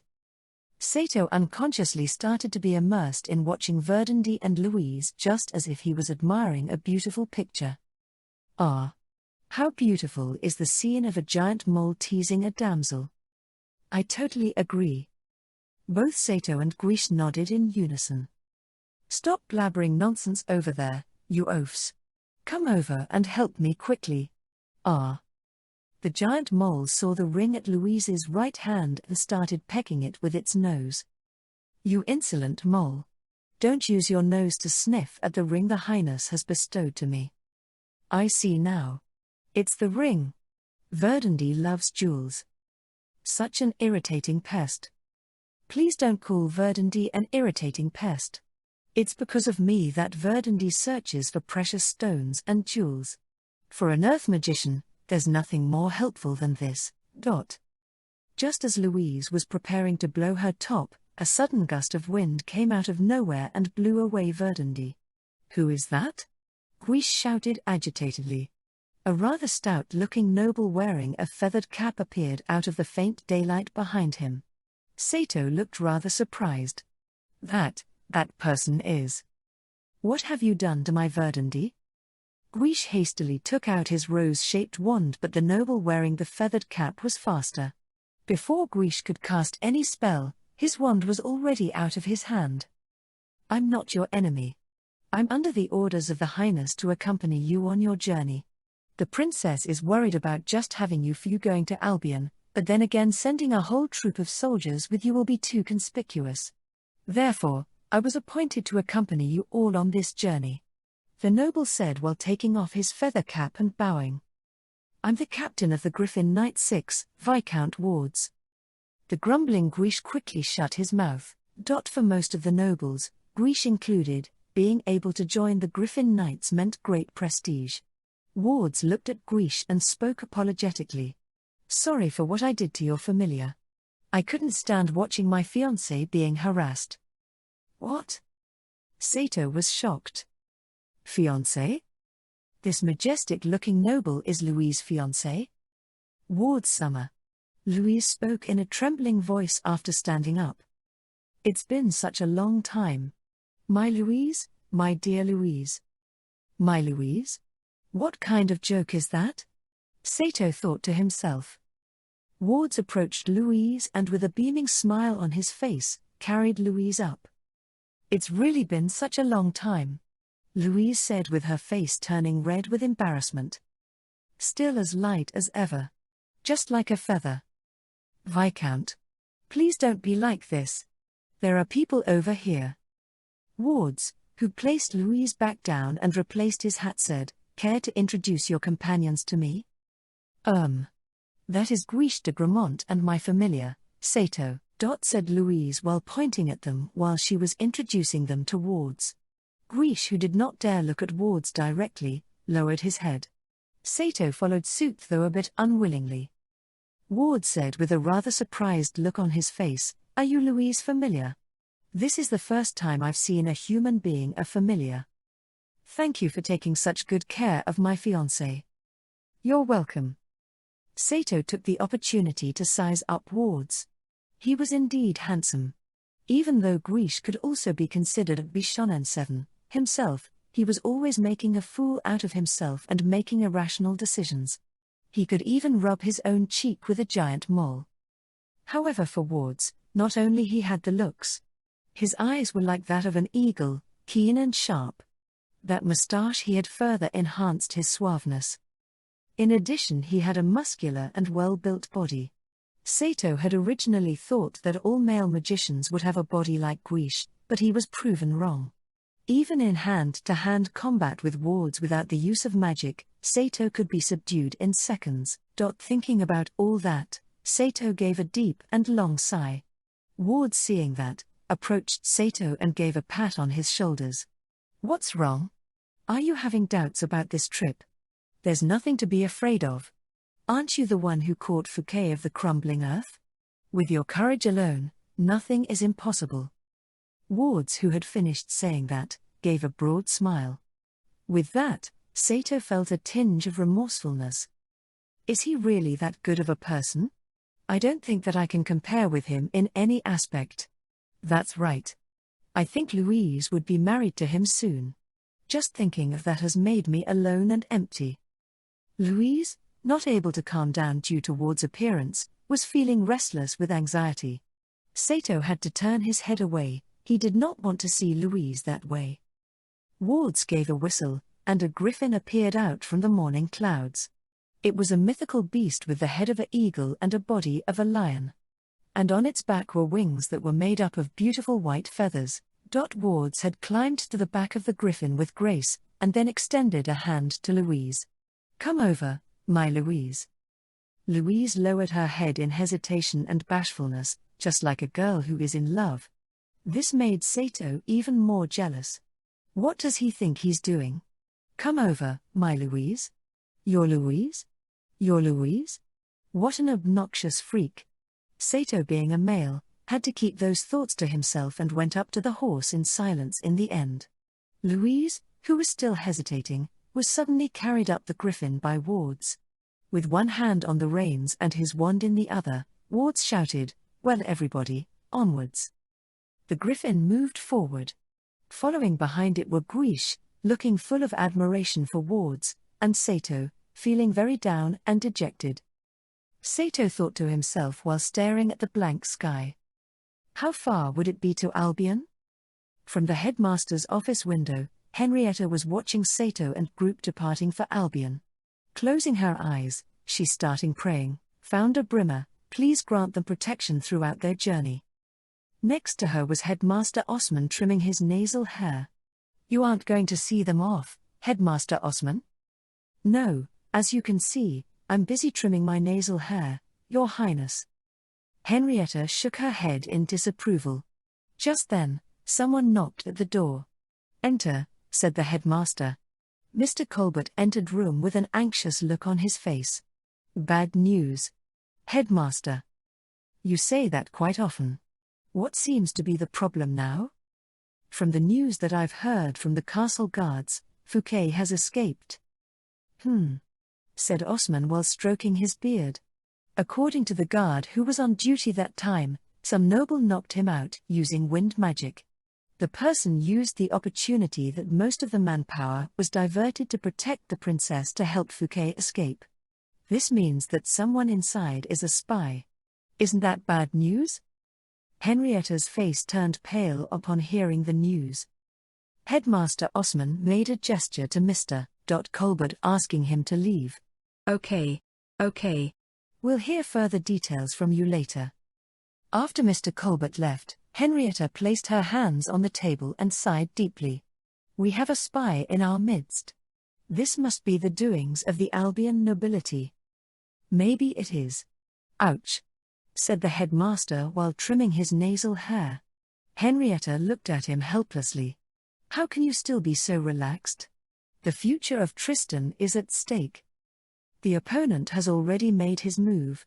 All we can do now is to wait, isn't it? Even so. It's all right. If it's him, he'll be able to cope with any problems they'll face during their journey. The person you're speaking of is Guiche? Or Viscount Wards? The headmaster shook his head. Don't tell me that person is Louise's familiar. How could that be possible? Isn't he just a commoner? Your Highness, have you heard of the story of Founder Brimmer before? I have read most of the story. The headmaster smiled and replied, then, do you know about Gandalf? Isn't that Founder Brimmer's strongest familiar? Don't tell me. At this point of time, Headmaster Osman felt that he had already divulged too much. Regarding the secret of Gandalf, he always wanted to keep that to himself. Although he trusted Henrietta, he did not want the royal family to know about it yet. Yes, he's as strong and capable as Gandalf, and furthermore, he comes from another world different from ours. Another world? That's right. He comes from a world different from Harkiginia. Or I should say, from a place not on Harkiginia. I have always believed that this youth from another world will succeed. That's also the reason that I'm so carefree even during these perilous times. Another world different from Harkiginia really exists. Henrietta gazed far away. The sensation of the youth's lips still lingered on Henrietta's lips. Touching her lips with her fingertips, she closed her eyes, smiled and said, "Let me pray then, for the breeze that comes from another world." It would take 2 days to reach port city La Rochelle by horse from Tristan. The port city was situated on a deep and narrow gorge, and because of this, it had a small population of 300. As La Rochelle was the gateway to Albion, the number of travelers was 10 times more than the local population. Boulders could be seen on both sides of the narrow mountain pathway. People had carved holes in the boulders, turning them into taverns and shops. Although the buildings looked ordinary, upon closer inspection one could realize that all of them were carved out of a single rock, a feat done by square-ranked earth mages. On the narrow street, it appeared to be dark even though it was afternoon due to the gorges blocking the sunlight. If one made a turn on the street, they could see an even narrower street leading to a bar. On the signboard resembling a keg of wine, the shop's name was written, Golden Wine Barrel Bar. However, nothing in the shop resembled its name. The shop was dilapidated like an abandoned house. Piles of ruined chairs could be seen piling next to the door. Most of the patrons were gangsters and mercenaries. When drunk, they would often fight over the smallest of things like staring incidents or minor squabbles. Whenever they'd fight, they would fight with their weapons. Therefore, it was common to see people dead or seriously injured inside the bar. The shopkeeper, not wanting to see any more injuries and deaths, put up a notice inside the shop. "Please use the chairs when you fight in here." From the notice, the customers could feel the shopkeeper's helplessness. So they started to use the chairs instead of their weapons when fighting each other. Even though there were still injuries, no one was killed anymore. From then on, chairs that were destroyed during fights got piled next to the door. Today, the Golden Wine Barrel Bar was filled with patrons as usual. Almost all the patrons were mercenaries returning from Albion, which was in an internal strife. The King of Albion is finished. Don't that means that they're going to start a republic soon? If so, let us offer a toast to the republic. The people offering toasts to themselves were formerly mercenaries hired by the royalists to fight alongside with them. However, Faced with the imminent defeat of their clients, they all decided to retreat back here. This was not considered to be a dishonorable act. As mercenaries, they valued their lives more than their beliefs, and so they felt that they were not obliged to fight to their death for their clients. As they were drinking, the bar's door opened and a rather tall lady entered the bar. The hood the lady wore covered most of her face except for the lower part. However, from just the lower part of her face one could already be sure about her beauty. As it was rare for such an attractive lady to come to such a place alone, all eyes on the bar were already on her. The lady, unfazed by all the eyes staring at her, ordered some wine and food and sat on a table in a corner of the bar. After the food was served, she promptly paid up. That's a lot of money. Is it really all right? That includes lodging. Do you have any empty rooms? An elegant voice replied. The shopkeeper nodded his head and left her table. Several of the male patrons looked at each other and approached her table. Excuse me, miss, it's dangerous for you to be here alone. That's right. There are lots of dangerous characters around. Don't worry though, we'll be here to protect you. With a vile smile on his face, one of them lifted up the lady's hood. Whistles and catcalls could be heard once the hood was removed. The lady was quite a beauty, with her beautiful eyes and elegant nose. This beautiful lady was none other than Fouquet of the Crumbling Earth. She's really top-notch. Look at her skin. It's as white as ivory. Another patron attempted to lift up her chin with his arm, but his hand was pushed away by Fouquet. Fouquet gave a faint smile. Another male patron immediately stood up, took out his dagger and placed it on Fouquet's face. Aren't chairs supposed to be used instead of weapons at this joint? This is only to frighten you. Chairs can't intimidate anybody, right? Don't act so innocent anymore. Aren't you here to look for company? We'll keep you company then. Even with the dagger pointed on her face, Fouquet showed no fear. With a slight movement, she reached for a wand. In an instant, she chanted her incantations. With that, the dagger that the man held turned into earth and settled onto the table. She's a noble. The men immediately backed away from her. As Fouquet was not wearing a cloak, none of them knew that she was a magician. Even though I'm a magician, I'm not a noble, Fouquet said nonchalantly. Most of you are mercenaries, right? The male patrons looked at each other. If she was not a noble, their lives would not be endangered. If they had done that to a noble, they would be killed without any qualms. Yes. And you are? A veteran of the group replied. It doesn't matter. In short, I'm here to hire all of you. All of us? The mercenaries looked at Fouquet with a puzzled look on their face. What's with the expression? Is it really that weird for me to employ mercenaries? No. That's not what I meant. You have gold, don't you? Fouquet placed a bag full of gold onto the table. After inspecting the contents of the bag, the veteran said, Wow! Isn't this AQ gold? The bar's door opened again. This time, a man wearing a white mask had entered the bar. He was the same man who had helped Fouquet escape from prison. Well, aren't you early? Fouquet, seeing that man, gave a low hum as a reply. The mercenaries, seeing that man's peculiar dress, were all quite surprised. They have started on their journey, the masked man said. I have done what you had told me to and hired all these men. The man in the white mask gave a once-over at the mercenaries that Fouquet had hired. All of you were formerly employed by the Albion Royalists. Am I right? That was until last month, one of the mercenaries replied with glee. But the soon-to-be-defeated Royalists aren't our employers anymore. The mercenaries laughed in unison. The man in the white mask laughed as well. I'll fulfill all your monetary desires. However, I'm not like the soon-to-be-defeated Royalists. If anyone dares to run away from battle, I'll kill him myself. Since departing from the Magical Academy, Wards Griffin had been endlessly moving towards their destination. Even though the rest of the group had already changed their mount twice, Wards Griffin, just like its master, appeared to be tireless. Hold on, isn't the pace too fast for us? Louise, who was on Ward's griffin, asked. Over the duration of the journey, Louise spoke in a more informal manner to Ward's than when they were reunited. But that was also partly due to the Viscount's request. Guiche and Sato are already on the brink of exhaustion. Ward's turned back and looked at Guiche and Sato. Just like Louise had said, both of them were holding their reins tightly in fear of falling off. From the looks of it, both of them would collapse from exhaustion before the horses would.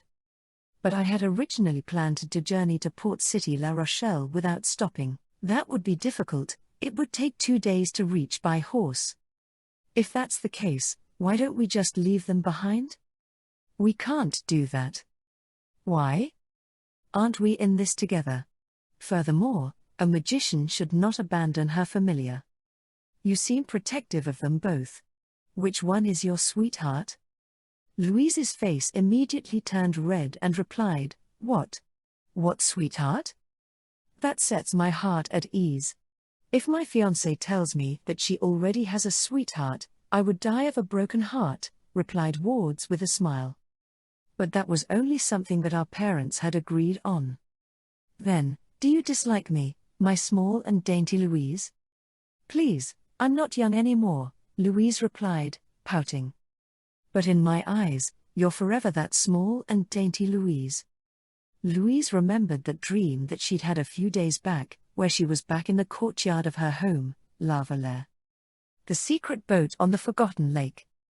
Whenever she was throwing a tantrum there, Ward's would always be there to pacify her. The marriage that was decided by her parents. The betrothal that was decided since youth. The one that she would be married to. Her fiancé. At that time, she still did not fully understand what was going on. She only knew that, so long as she was with the man she had admired, she would be happy. But now, she finally understood everything. She would be married to Ward's. I don't dislike you, Louise replied with a tinge of embarrassment. That's wonderful, in other words, you like me? Ward's gently hugged Louise's shoulders. I have never forgotten about you even after all this time. Do you still remember? After my father's death during the Lancer campaign? Louise nodded her head. Ward's began to reminisce and narrated to Louise about the past. My mother had passed away earlier. I inherited my father's estate and title. Wanting to make a name for myself, I went to the capital. Fortunately, the Highness had a deep impression of my father who had perished in the battlefield. I was incorporated into the Griffin Knights. I had entered the Griffin Knights as a trainee. Training was tough then. From then on, you seldom went back to your estate again, replied Louise while closing her eyes. She too seemed to be immersed in her memories. My house and estate were cared for by my butler, Galgan, while I put all my effort serving the nation. After so long, I finally made a name for myself, accomplishing what I had decided upon leaving my homeland. What was it that you decided upon? To ask your hand for marriage once I have made a name for myself. You're kidding, right, Viscount? You're so popular among the girls, you have no need to honor your promise to such an insignificant me. About Ward's betrothal. Louise had cleanly forgotten it until she had that dream a few days back. The bridal pact to Ward's was all but a fleeting dream. In her opinion, it was only an agreement made on a whim. After Ward's had left his estate 10 years ago, Louise had never seen him again. Ward's had already become part of her distant memory. Distant memories had suddenly become reality. This journey is a good chance for us to regain those feelings we had when you were young, Ward said with a gentle and calm tone.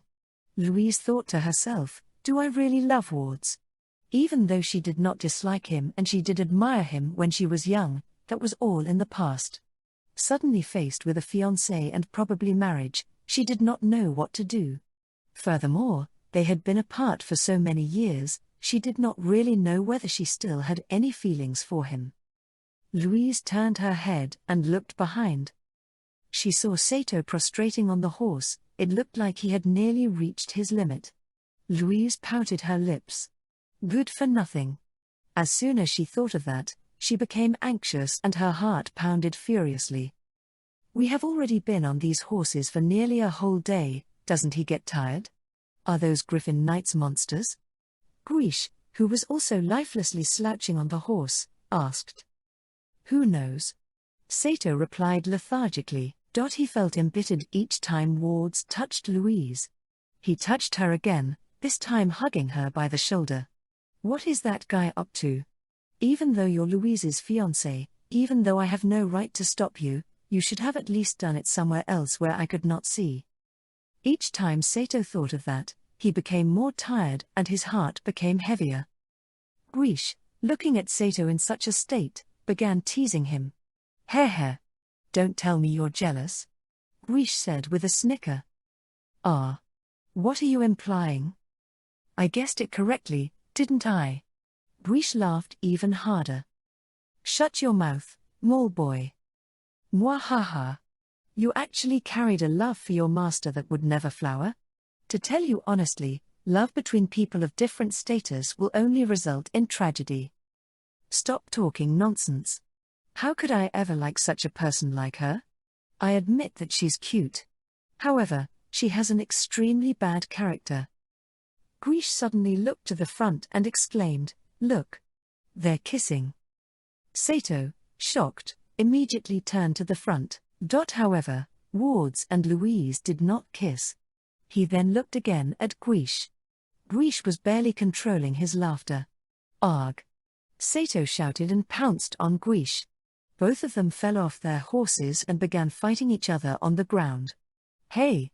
If you guys continue fighting, I'll have to leave you both behind. Wards shouted. Guiche quickly got back on the horse. Meanwhile, Sato, realizing that Louise was looking at him, turned his head away. As they had been traveling at full speed and exchanged their tired horses for fresh ones several times, they reached the outskirts of La Rochelle by nightfall. Sato looked around in astonishment. Aren't we approaching a port? Why do I still see mountains everywhere? Maybe once we cross this mountain we should be able to see the ocean. Traveling under the moonlight, Sato and the group finally saw a narrow mountain pathway. Buildings which were carved from boulders could be seen on both sides of the pathway. Why is a port built on top of a mountain? Hearing Sato asking, Guiche replied sarcastically, Don't tell me that you don't even know where Albion is. Although Sato and Guiche were nearly reaching their physical limits, the thought of once we reach town we can finally rest gave them the strength to engage in small talk. Yeah, I don't know. Really? Guiche replied with laughter. But Sato did not laugh. I have no common knowledge of this world and please don't assume that I do. Suddenly, from the top of the cliff, torches were thrown at their horses. The burning torches illuminated the ravine they were about to cross. What's happening? Guiche cried. The horses, frightened by the burning torches, threw Sato and Guiche off their backs. As they fell, a hail of arrows showered upon them. It's an ambush! Guiche shouted. Sato began to panic, just as he tried to unsheath Derfelinger, which was slung behind his back. 2 more arrows flew towards him. Whoa! Just as they thought they were about to meet their doom, a strong gust of wind blew towards them, changing into a small hurricane. That same hurricane caught all the arrows and sent them away. Wards raised his wand. Are you guys all right? Wards shouted. I'm all right, replied Sato. Damn it. Louise's fiancé just saved my life. That sense of dismal kept expanding, causing Sato to feel inferior. He unsheathed Derfelinger. The runes on his left hand started glowing again, reliving him of the exhaustion that he had been suffering. I'm so lonely, partner. It's too much of you to keep putting me inside the scabbard. Sato looked at the top of the cliff, but no arrows could be seen. It was most likely thieves or bandits. Ward said. Louise, suddenly realizing something, exclaimed, Could it be the nobles from Albion? Nobles would not use arrows. Just then, the sound of flapping wings could be heard. It was a sound that they were quite familiar with. Screams could be heard from the cliffs. Arrows could be seen shooting towards the night sky. However, All the arrows were parried away by wind magic. After that, a small hurricane created by magic blew away all the archers. Aren't those wind incantations? Wards mumbled to himself.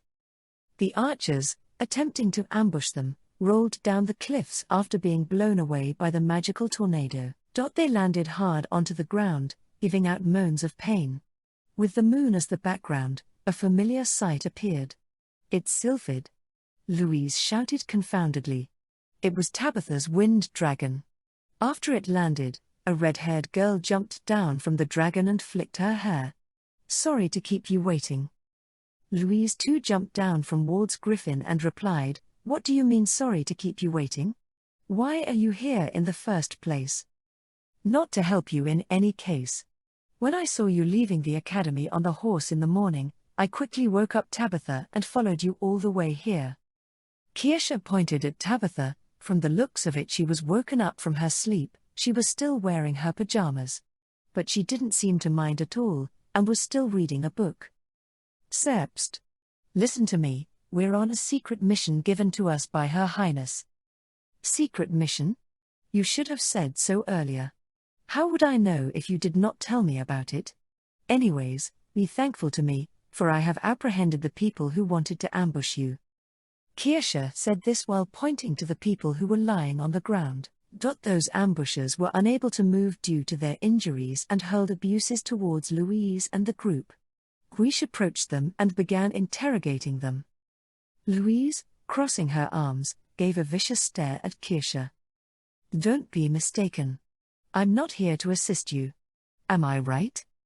Kirsha posed suggestively, and then leaned on Wards, who was on the griffin, and said, Your beard makes you very manly. Do you know what passion looks like? Wards glanced at Kirsha and proceeded to push her away using his left hand. Huh? Thank you for coming to our aid, but please do not get so close to me ever again. But why? I just told you that I liked you. That was the first time that Kirsha received such cold treatment from a male. Usually any male would be mesmerized after some sweet talking from her. But Wards was not in the least interested. Kirsha gazed at Wards with her mouth wide open. I'm sorry. But I cannot let my fiancé misunderstand. Wards said while looking at Louise, her face turned red from embarrassment in an instant. What? She's your fiancé? Wards nodded in response. Kirsha took a closer look at Wards. She did not realize it before, but Ward's eyes showed no emotion at all. Just like ice. She then looked at Sato. He looked listless and was talking to his sword rather dejectedly. Eh? Is he looking like that because I made advances on Louise's fiancé? As she thought about that, Sato suddenly looked cuter. Looking at Sato, she ran towards him and hugged him immediately. Actually, I'm here because I'm worried for my beloved. Sato gave a bewildered look, but then quickly looked away. Liar. Is he jealous? Thinking of that, Kirsha's passion in her heart burned brightly. Cute. So cute. Are you really jealous? I'm not. I'm so sorry for neglecting you. You must be angry, right? Kirsha said while pushing Sato's face into her breasts. Please forgive me. I may have looked at other men, but in the end, the only one that I love is you. Louise bit her lips, wanting to tell Kirsha off. She could not tolerate Kirsha for seducing her familiar. Just then, Wards gently placed his hands on Louise's shoulder. Wards looked at Louise lovingly and gave her a smile. Viscount. Guiche, who was interrogating the ambushers, had just returned. Viscount, those ambushers admitted that they were robbers. If they're just robbers, let them go. Wards effortlessly mounted back to the top of his griffin, carrying Louise up with him. He then announced to everyone, We'll spend the night at La Rochelle, tomorrow we will take the first ship to Albion at the break of dawn. Kirsha sat behind Sato, sharing the same horse with him. Guiche also remounted his horse. As for Tabitha, she was still reading her book on her wind dragon. In front of them, sandwiched between two cliffs, was the port city La Rochelle, dazzling with lights. Chapter 5, A Rest Day Before Leaving. Tired from riding all day, they had decided to rest at the fanciest hotel in the city of La Rochelle, the goddess's temple. It was a very fancy place even for a noble. The dining tables and floor were both made from the same marble, and the floor was so clean that one could see their own face on it. Wards and Louise came back from the pier. When Wards sat down, he said hesitantly, "The ship for Albion leaves the day after tomorrow." "This mission is very urgent." Louise pointed. Sato and the rest finally relaxed, knowing tomorrow they could rest. "I have never been to Albion, so I do not know why there is no ship tomorrow." Wards looked at Kirsche and answered to her, "Are the moons overlapping tomorrow? If so, then Albion should be closest to La Rochelle." A worn-out Sato wondered how it might be related to the ebb and flow of the tide. The ebb and flow were regulated by the movement of the moon. Wards put the keys on the table. "Let's rest for now, take the keys. Tabitha and Kirsche take one room, Guiche and Sato take another." Guiche and Sato stared at each other. Wards continued, "Louise and I will be sharing a room. Sato felt something tug at his heart and he turned towards Wards. "It is the obvious arrangement, as Louise and I are engaged." Louise looked at Wards in shock and said, But we can't. We're not even married yet." Sato nodded energetically. "That's right, she shouldn't sleep with him." But Wards shook his head and told Louise, "There is something important I have to tell you." Wards and Louise stayed in the best room in the hotel. They wondered who designed the room. There was an enormous four-poster bed with delicate lace hanging from the top. Wards sat down at the table, opened a bottle of wine and poured himself a cup. He chugged it down and said, "Why don't you sit down and have a cup as well, Louise?" Louise sat down as well. He poured one for Louise and refilled his own. He then raised his cup and said, "Cheers." Louise, however, held hers in her hands and bowed down her head. Wards asked, "Did you keep the princess's letter safe?" Louise patted her pocket and to make sure it was still there, "I wonder why it is so important. What is in this letter? Does the prince already have a letter ready?" "I think I figured out a small part of it. Being Henrietta's childhood friend, I know how she writes her letters." Wards looked at Louise with wonder. Then Louise nodded and said, "The letter is still safe. Are you worried that we might not be able to get the letter from the Prince of Albion?" "Yes, I am very worried," Wards answered. Louise arched her lovely eyebrows and said, "Don't worry, it will be fine because I'll always be with you." "That's right, if you're here there will definitely be no problems. It was always that way." Wards sounded very distant when he said that. "Do you still remember the promise of the day when we were at the lake?" Louise asked. He nodded his head, "In the little boat that was floating in the middle of lake? You would always go there after being scolded by your parents. You were like an abandoned kitten." "Really? You remember the weirdest things."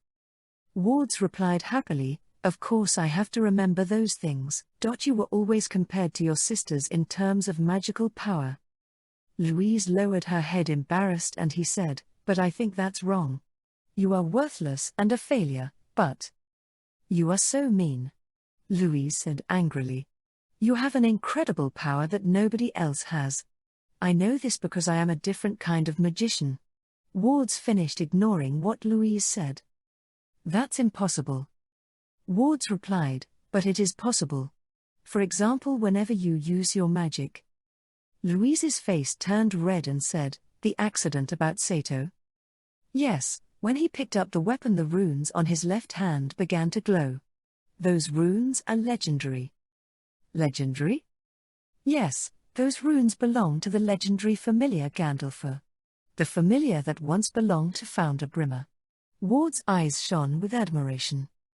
Louise asked, "Gandalfur? Not just anyone can control Gandalfur. You have the magic to control him." "That's hard to believe." Louise tilted her head and thought that Wards was joking around. Louise shook her head, thinking Wards was joking. "It is true that Sato's speed increased dramatically when he wielded a weapon, and became extremely strong, but to say he is the legendary familiar is unbelievable. If it is really like that, then something must be wrong. I am after all Louise the Zero.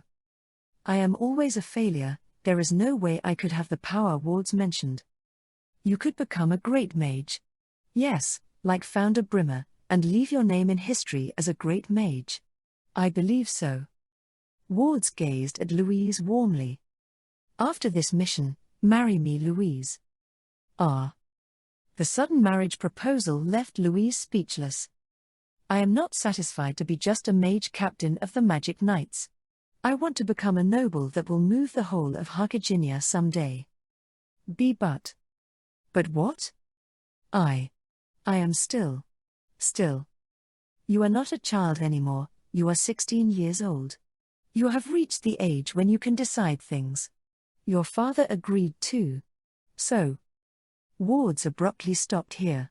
Then he looked up and brought his face close to Louise. It is true, I never came to look for you, and I have to apologize. Marriage is not something to be spoken of easily, this I also know. But Louise, to me you are the most important of all. Wards. Louise thought about it. Why did Sato's face keep popping in her mind? After marrying Wards, will she have to leave Sato as her familiar? I don't understand why, but I constantly feel this is wrong. If it was a crow or owl type of familiar, it wouldn't be so troublesome. If no one takes care of this idiot from another world, what will happen to him? Kirsha or Sato didn't know that Louise knew the maid from the kitchen who often fed him. They will take care of him, right? I don't understand why, but this is extremely annoying. Louise thought, just like a small girl, she wanted to have Sato all to herself. Although Sato is an idiot and often makes me mad, I don't want him to become someone else's property. He is mine. Louise raised her head.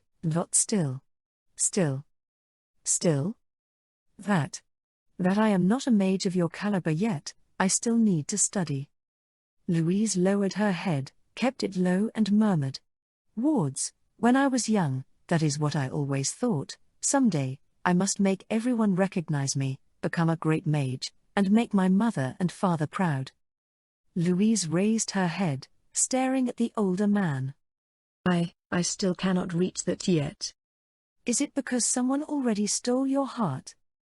It is nothing like that, there's no chance for that to happen. Louise denied in a panic. It's not important, I understand. For now, I won't ask for an answer. But, after this journey is over, I will certainly lighten your heart. Louise nodded in reply. In that case, let's go to bed, you are already tired, right? Suddenly, Wards came close to Louise, wanting to kiss her. Instantly, Louise's body stiffened. Then she pushed Wards away. Louise? I'm sorry. But, things like that. Louise pridefully stared at Wards. He smiled bitterly and shook his head. I am not in a hurry. Louise lowered her head again.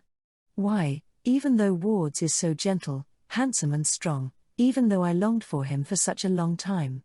Yet, I am not even happy when I am being proposed to. Someone else had already caught her heart. But Louise's mind refused to think about the one that caught it. Outside the window, Sato had his hand around the window bars, desperately looking at Louise and Ward's room. Holding Derfelinger in his left hand made his body feel light as a feather, allowing him to observe everything inside the room. Peeking through the curtains, Sato saw two figures sitting by the table. What are they talking about? Every time Ward's face got closer to Louise, Sato would bite his lips.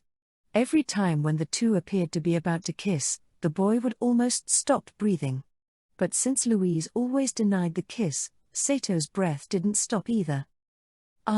Closing in again, so it is like that. Sato whispered. Derfelinger quietly muttered. How shameful. Shut up.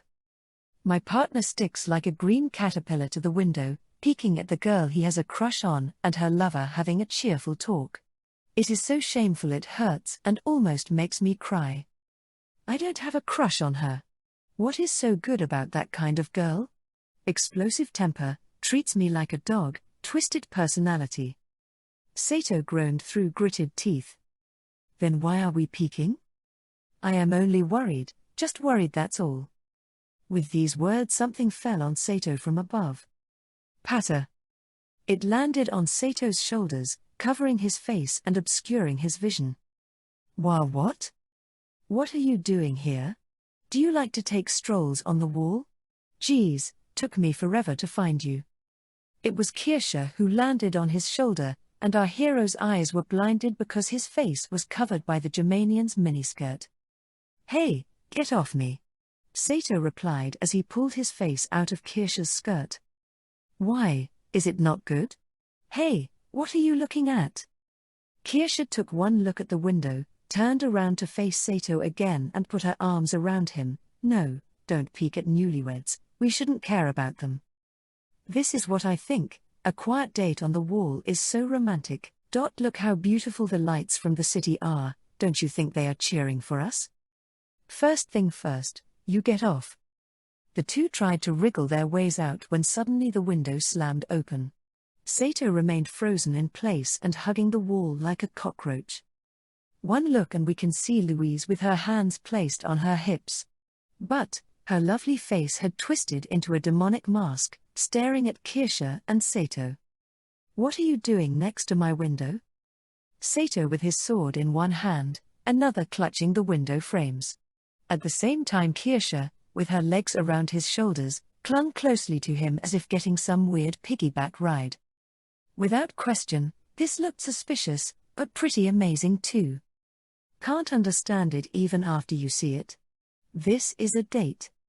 Sato tried to say something, but his lips were covered by Kirsche's hands, making him look puzzled. Louise's shoulders started to quake in fury. Go, go, go, go have romance somewhere else. You two stray dogs. But darling wants to have a date here. Kirsche replied triumphantly. In an instant Louise's foot flew in their direction. Kirsche ducked and climbed onto the wall, so the shorter girl's foot instead connected straight with Sato's face, sending him flying. Luckily Sato had the sword in his hand, and thrust it into the wall to stop his falling. Then he howled in rage. Do you want to kill me? Someone like you who doesn't understand kindness deserves to die. Ward sat in his room and watched the whole thing with amusement. Second day, Sato woke up to someone knocking on his door. Since Guiche was still sleeping soundly on the bed next to him, without another choice the Japanese could only climb out of the bed to answer. There is no ship today, I wanted to spend the day sleeping, geez. Sato thought angrily as he opened the door. Wards with his usual hat looked down at Sato, who was about a head and a half shorter than the knight. Good morning, familiar. Louise's fiancé calling him like this made Sato angry. Sato replied, morning, but the departure date is tomorrow, right? Do you have anything important to say this morning? I've been riding a horse all day yesterday, I still want to sleep. Wards only smiled faintly. Are you the Gandalf of the legend? Ah. Sato stared at Wards in a stunned expression. Wards was trying to clear something, and bent his head and said, that case with Fouquet, I hold a great interest in you. I asked Louise earlier, I heard you are from another world and I also heard you are the legendary Gandalf. Ha! Who talked about Gandalf anyway? Old Osman shouldn't have talked about this. I find history and warfare extremely interesting. When Fouquet was captured, I became very interested in you. Then I did some research in the Imperial Library. The result of that research is my discovery that you are the legendary familiar Gandalf. Oh, is that so? You are really a scholar. I want to know how strong is the person who captured Fouquet, can you show it to me? Show you? Wards pulled out his wand from his belt, let me put it this way. A duel? Sato replied with an icy smile. Exactly. Wards and Sato smiled together, taking one look at the still sleeping Guiche. The Japanese boy thought I am not sure just how strong Wards is anyway, but I have beaten Guiche already and captured Fouquet. He is the captain of the Magic Knights, and looks like he has some abilities too. But I shouldn't be so far behind. Let's show Louise his fiancé what Gandalf is capable of, Sato thought. Where do you want to duel? This hotel used to be a castle designed for repelling Albion invasions. There is a parade ground in the center of it. The two then left for the parade ground for nobles together. The ancient practice ground was now a place for debris and refuse, with empty beer barrels and crates scattered all over the place. It was hard to believe that a long time before that royal flags with staffs cut from stone were decorating this wasteland. Before, maybe you don't know, under the reign of Philip III, this often used to be a place to host duels between nobility. Ha ha. Sato took out Derfalinger from his shoulder and the rune on his left hand flared into light. In a time long ago, the king still had the power to duel, nobles from the king's time. A time when nobles were noble. Who risked life for fame and honor. We nobles fought with magic. But it is usually fought over boring issues, right, as if the two were fighting for a lover. Suddenly Sato's face grew serious, pulled out his sword, but Ward stopped him with his left hand. What? There are certain rules regarding dueling. We don't have a witness here. Witness? Calm down, one is coming, Wards replied, and Louise appeared from nearby. She was dumbfounded as she saw the two. Wards, you called me over and I came. What are you two preparing to do? I want to test his abilities a little. Really, let's stop this nonsense. Now is not the time for these kind of stupidities. It is true, but the noble-born wants a duel. He really wants to find out if I am strong or weak. Louise stared at her familiar. Stop now, that is an order. Sato did not reply, only stared at Wards. What? Really? Since the witness is here, let us begin. Wards pulled out his wand from his belt again, entered a combat stance, with his wand pointing at Sato. Sato responded, I'm not that reliable, so I don't know how to go hard or light. Wards responded with a light laughter, no problem, hit me with everything. Sato pulled out Derfalinger and leapt forward with a slash. The magic knight parried the attack with his wand, and the two weapons rang solidly as steel clashed steel, sending sparks in all directions. While Ward's weapon was merely a small wand, he was able to block Sato's long sword without a sweat. One would have expected Wards to retreat backward, but no one expected the hurricane-like wind that was caused when the two clashed, and Wards increased speed as he charged towards Sato. The Japanese boy responded with a chopping strike that broke Ward's advance, with the black cape of the magic knights flipping in the wind. The captain in response leapt a few steps back, and then reversed back to his stance. Why isn't that guy using his magic? Sato thought. Derfalinger mumbled in response, you can't make it, he is looking down on you. Sato's heart burst in fury. Wards, that bastard, he can have the same speed as me with the Gandalf runes glowing. With only one exchange, Sato could tell the difference between Guiche and Wards. A magic knight isn't someone who only chants magic. Wards answered with a tip of his hat. The way we chant is fully specialized for battle, the way we hold our wands, the motion we use to charge. The way we use our wands as swords, complete with spellcraft. This is the basic of the basics for soldiers. Sato lowered his body slightly, and began to spin his blade like a windmill. Wards apparently already saw through Sato's attack style, and parried the next attack without even taking a breath. You are really fast, no one can mistake you for a commoner, truly the familiar of the legends. Blocking Sato's blow, Wards used his wand and swung at the back of Sato's head. With his brain and nose on fire, the Japanese boy collapsed on the ground with a thud. But this is it, you are fast, but your movements are those of an amateur, you cannot beat a real mage with this. Sato leapt forward like a bullet and released a brand new assault. But, with one step aside and a jump, Wards easily dodged Sato again with the speed of the wind. In other words, you are unable to protect Louise. For the first time, Wards entered combat stance, with a speed impossible for a normal person to track, launched an attack on Sato. Just as the boy realized what was going on, he took the full attack head-on. Del Yil Sol La Windy. With one hand waving the sparking wand, Wards chanted with a low voice. Sato realized Ward's movement and a tackle followed a pattern. Partner. Bad news. Magic is coming. Derflinger screamed, when he realized the whisper chant was magic. Bam! Suddenly the winds rushed together, creating an invisible force that slammed into Sato with the strength of a hammer, knocking him a good 10 meters away and into a pile of beer barrels, smashing all of them as he crashed down. In the instant Sato landed on the wine barrels, he dropped his sword. As Sato tried to retrieve the weapon, Ward stepped on it, then struck Sato with the wand. Derflinger screamed, "Get your foot of me," but Wards paid it no heed and spoke, "Did you find out who is the winner and loser?" Sato tried to get up, but the pain prevented him from moving. The boy then realized that blood was flowing down his head.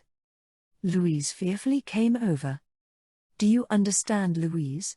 He cannot protect you," Wards told her calmly. Because aren't you the commander of the Magic Knights? The secret group that was assigned to protect the Queen? Isn't it natural to be strong? True, but aren't you going to Albion and might do battle? When you are surrounded by strong enemies, you also plan to say we are weak. Please put away your wands. Louise became silent, and then looked at Sato with worry. From his head came more fresh blood, and the little girl drew out her handkerchief in a panic, but was stopped by Wards. "Leave him, Louise." Wards grabbed onto Louise's hands. "But let's leave him there for a bit." Louise hesitantly bit her lips for a moment and, with another tug from Wards, left. Sato was left behind, on his knees, unable to move a single bit. Derflinger quipped, "Total defeat." Sato didn't respond. Losing in front of Louise made him very sad. "But that noble is very strong. Don't worry about it, partner, that guy has a lot of skill. Maybe even a square mage. Even if you lost, it is not shameful." Yet, even if this was true, Sato said nothing. Losing in front of the girl you have a crush on is truly a despicable event. But don't look so down, or I will cry as well. "Hey, I remember something. What was it? It happened a long time ago." "Oh, that. Wait." Sato put Derflinger back to his sheath, silencing it in the process. Dusting off his pants, the boy took a heavy step forward. That night, Sato stared at the moon from his balcony window. Guiche and company were drinking in the bar on the first floor. Tomorrow they were heading for Albion, so everyone was partying below. Kirsche came with an invitation, but he refused. Our hero had little heart for drinking now. Apparently, the group could leave with the 2 moon eclipses. It was the day in which Albion was closest to the world. Sato looked up to the starlit night sky. In the sea of stars, the pink moon hid behind the white moon, and thus became one moon sparkling with a peach color. That moon reminded him of the one of his homeland, the moon of Earth. The depressed Sato never stopped mumbling, wanting to go home, to go back to his homeland. Also, losing to Wards in front of Louise made Sato more homesick than ever. Without realizing it, tears were falling from Sato's eyes. The tears rolled down his face past his chin, then fell onto the ground. The boy continued to cry as he stared at the moons, then he heard something behind him. "Sato." Turning around, he saw Louise standing behind him with her arms crossed. "Just because you lost does not mean you should cry, that is unbecoming." The boy in response wiped his face, not wanting Louise to see his tears. "That's not right." "What is not right?" "I am only doing it because I am homesick. To return to Earth. To return to Japan." Louise lowered her head. "I know, it is my fault. You are just treating me like a dog. There is nothing I can do about it. I am a member of the nobility, and if I don't do it there would be rumors. So what is the way to return me to my old world? I really don't want to be in this world anymore." Sato muttered in an unpleasant tone, which came from the bottom of his heart. "What, you know you are very troublesome for me too. If you say so, then help me find a way back. Promise me you will find a way to send me to my original world. When this mission is over, I will do my best to find you a way home. Really? Louise put her arms around her belt, nodding her head in a cute expression. I am a member of the nobility, I will not lie. But what happens if I cannot find a way back? Her face reddened a little. Louise hardened her heart and replied, if that happens, I will ask you to continue to serve me. Even if you are married? This has nothing to do with marriage. Louise stared at Sato.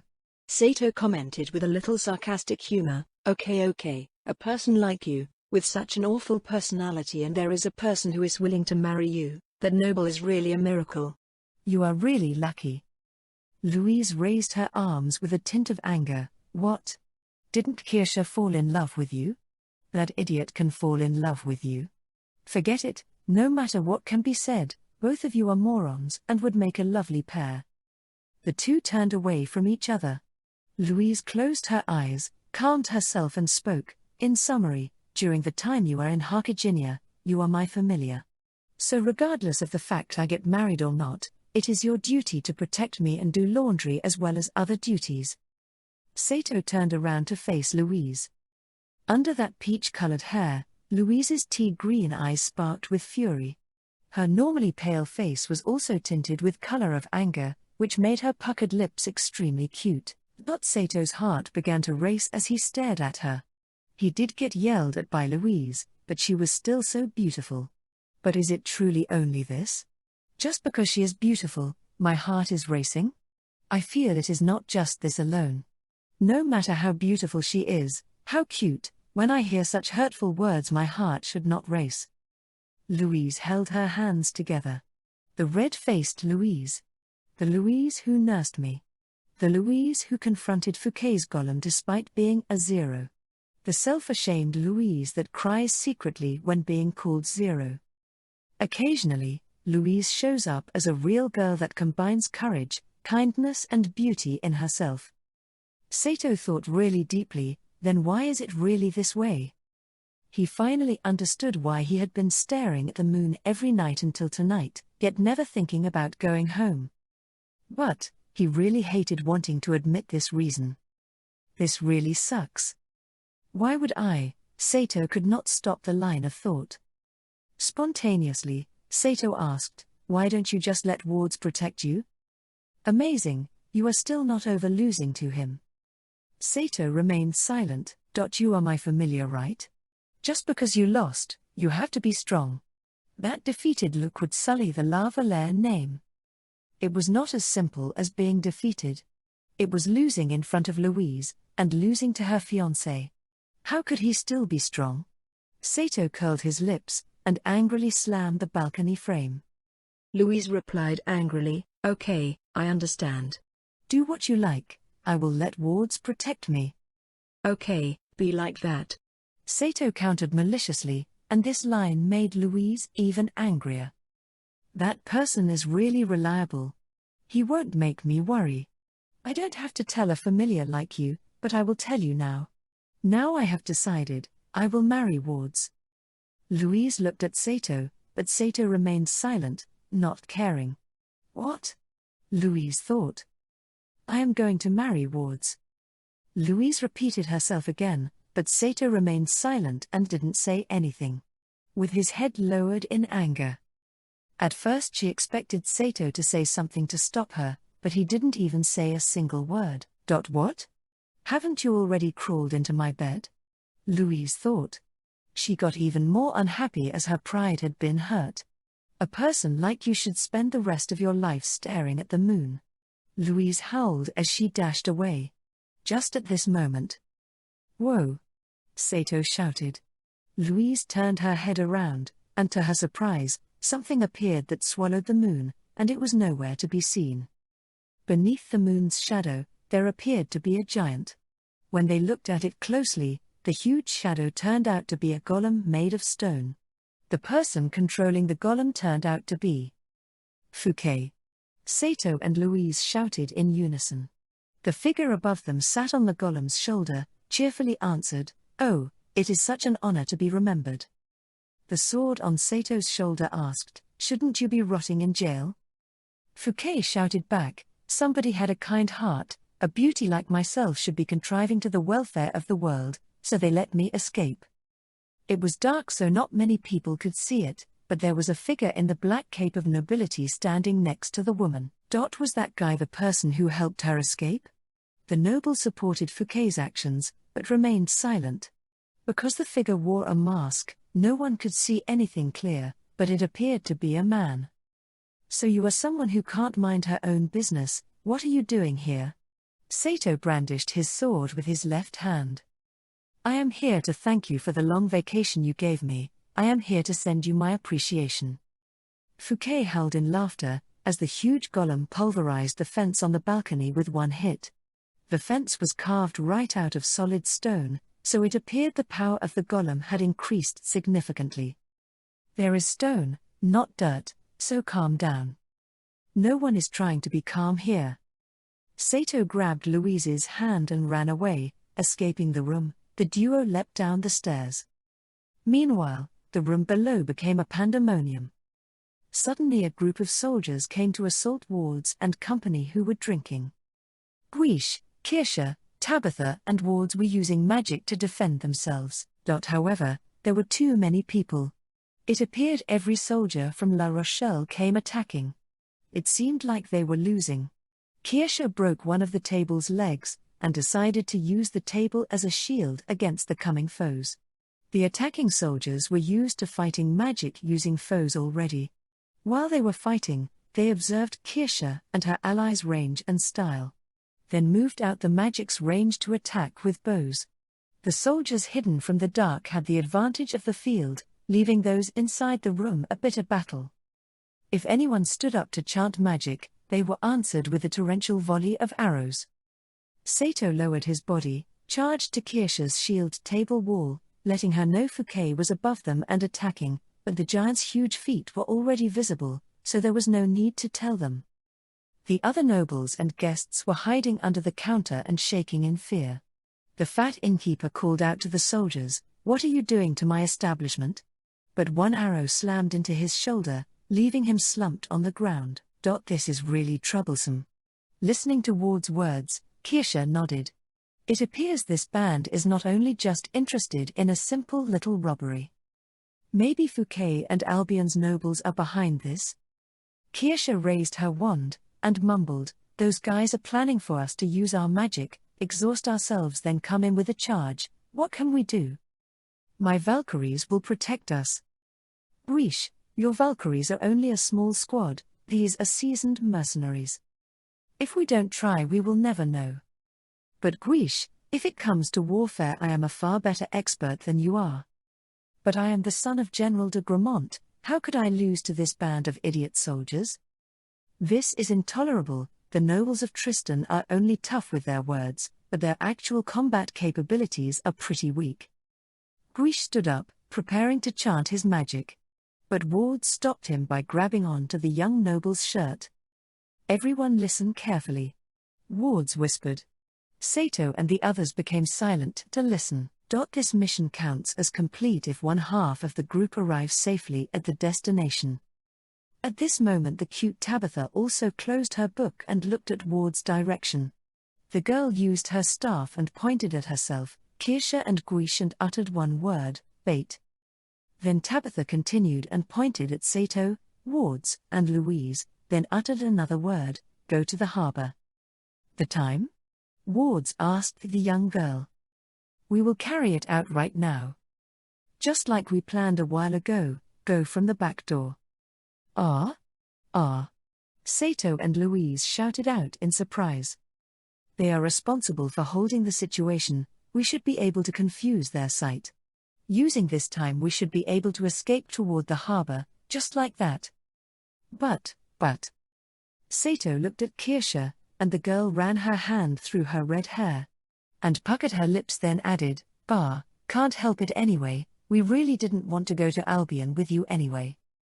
Guiche sniffed at his rose hair, "I might die here. What would happen then? If I die then I won't be able to meet Princess Henrietta again." Tabitha nodded at Sato. "Go." But Kircher began to push Sato, "Okay, time to go. when you come back, I will let you kiss me. Then, she turned around to face Louise. Louise, please don't make any misinterpretation of this, I am not here to be bait for you. I know. Although she said it, Louise still lowered her head in a salute to Kirsche and others. Sato and the others lowered their body to the floor, and began to run. Arrows flew in their direction, but with a wave of Tabitha's wand, the roaring wind protected them from the onslaught. The group fled from the bar into the kitchen and toward the other exit, and then there was a huge explosion behind them. Looks like it has begun, Louise mouthed. Wards crouched close to the door, then listened at the situation outside. There doesn't appear to be anyone. Opening the door, the three leapt into the night streets of La Rochelle. The docks are this way. Wards was in the lead, Louise followed behind. Sato came in the back.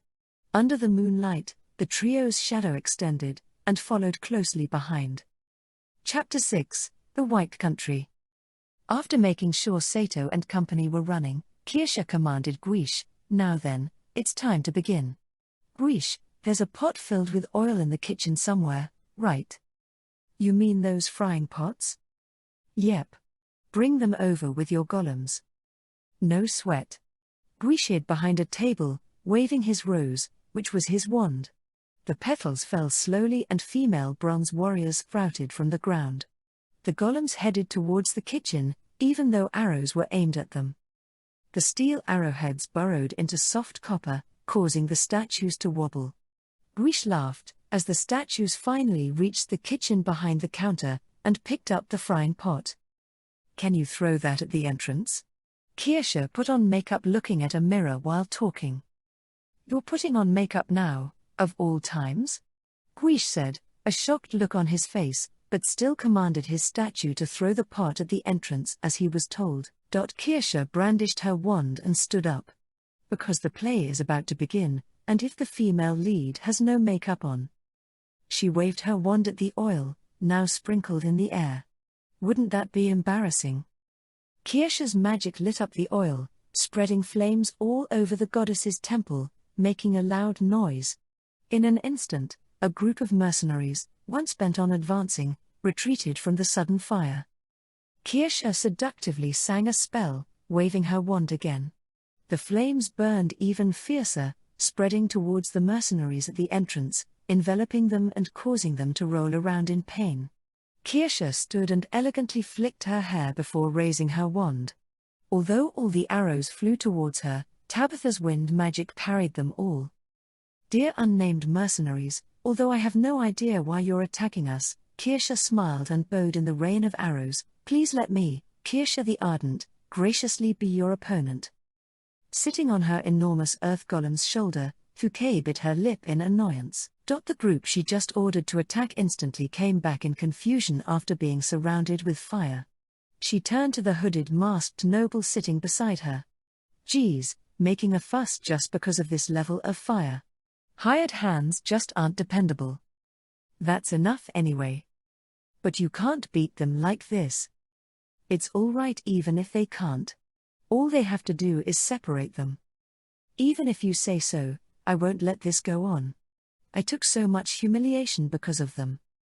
The hooded man did not answer, instead standing up as if he heard nothing, and talking to Fouquet. All right, I'm going after the Valère girl. Then what am I going to do?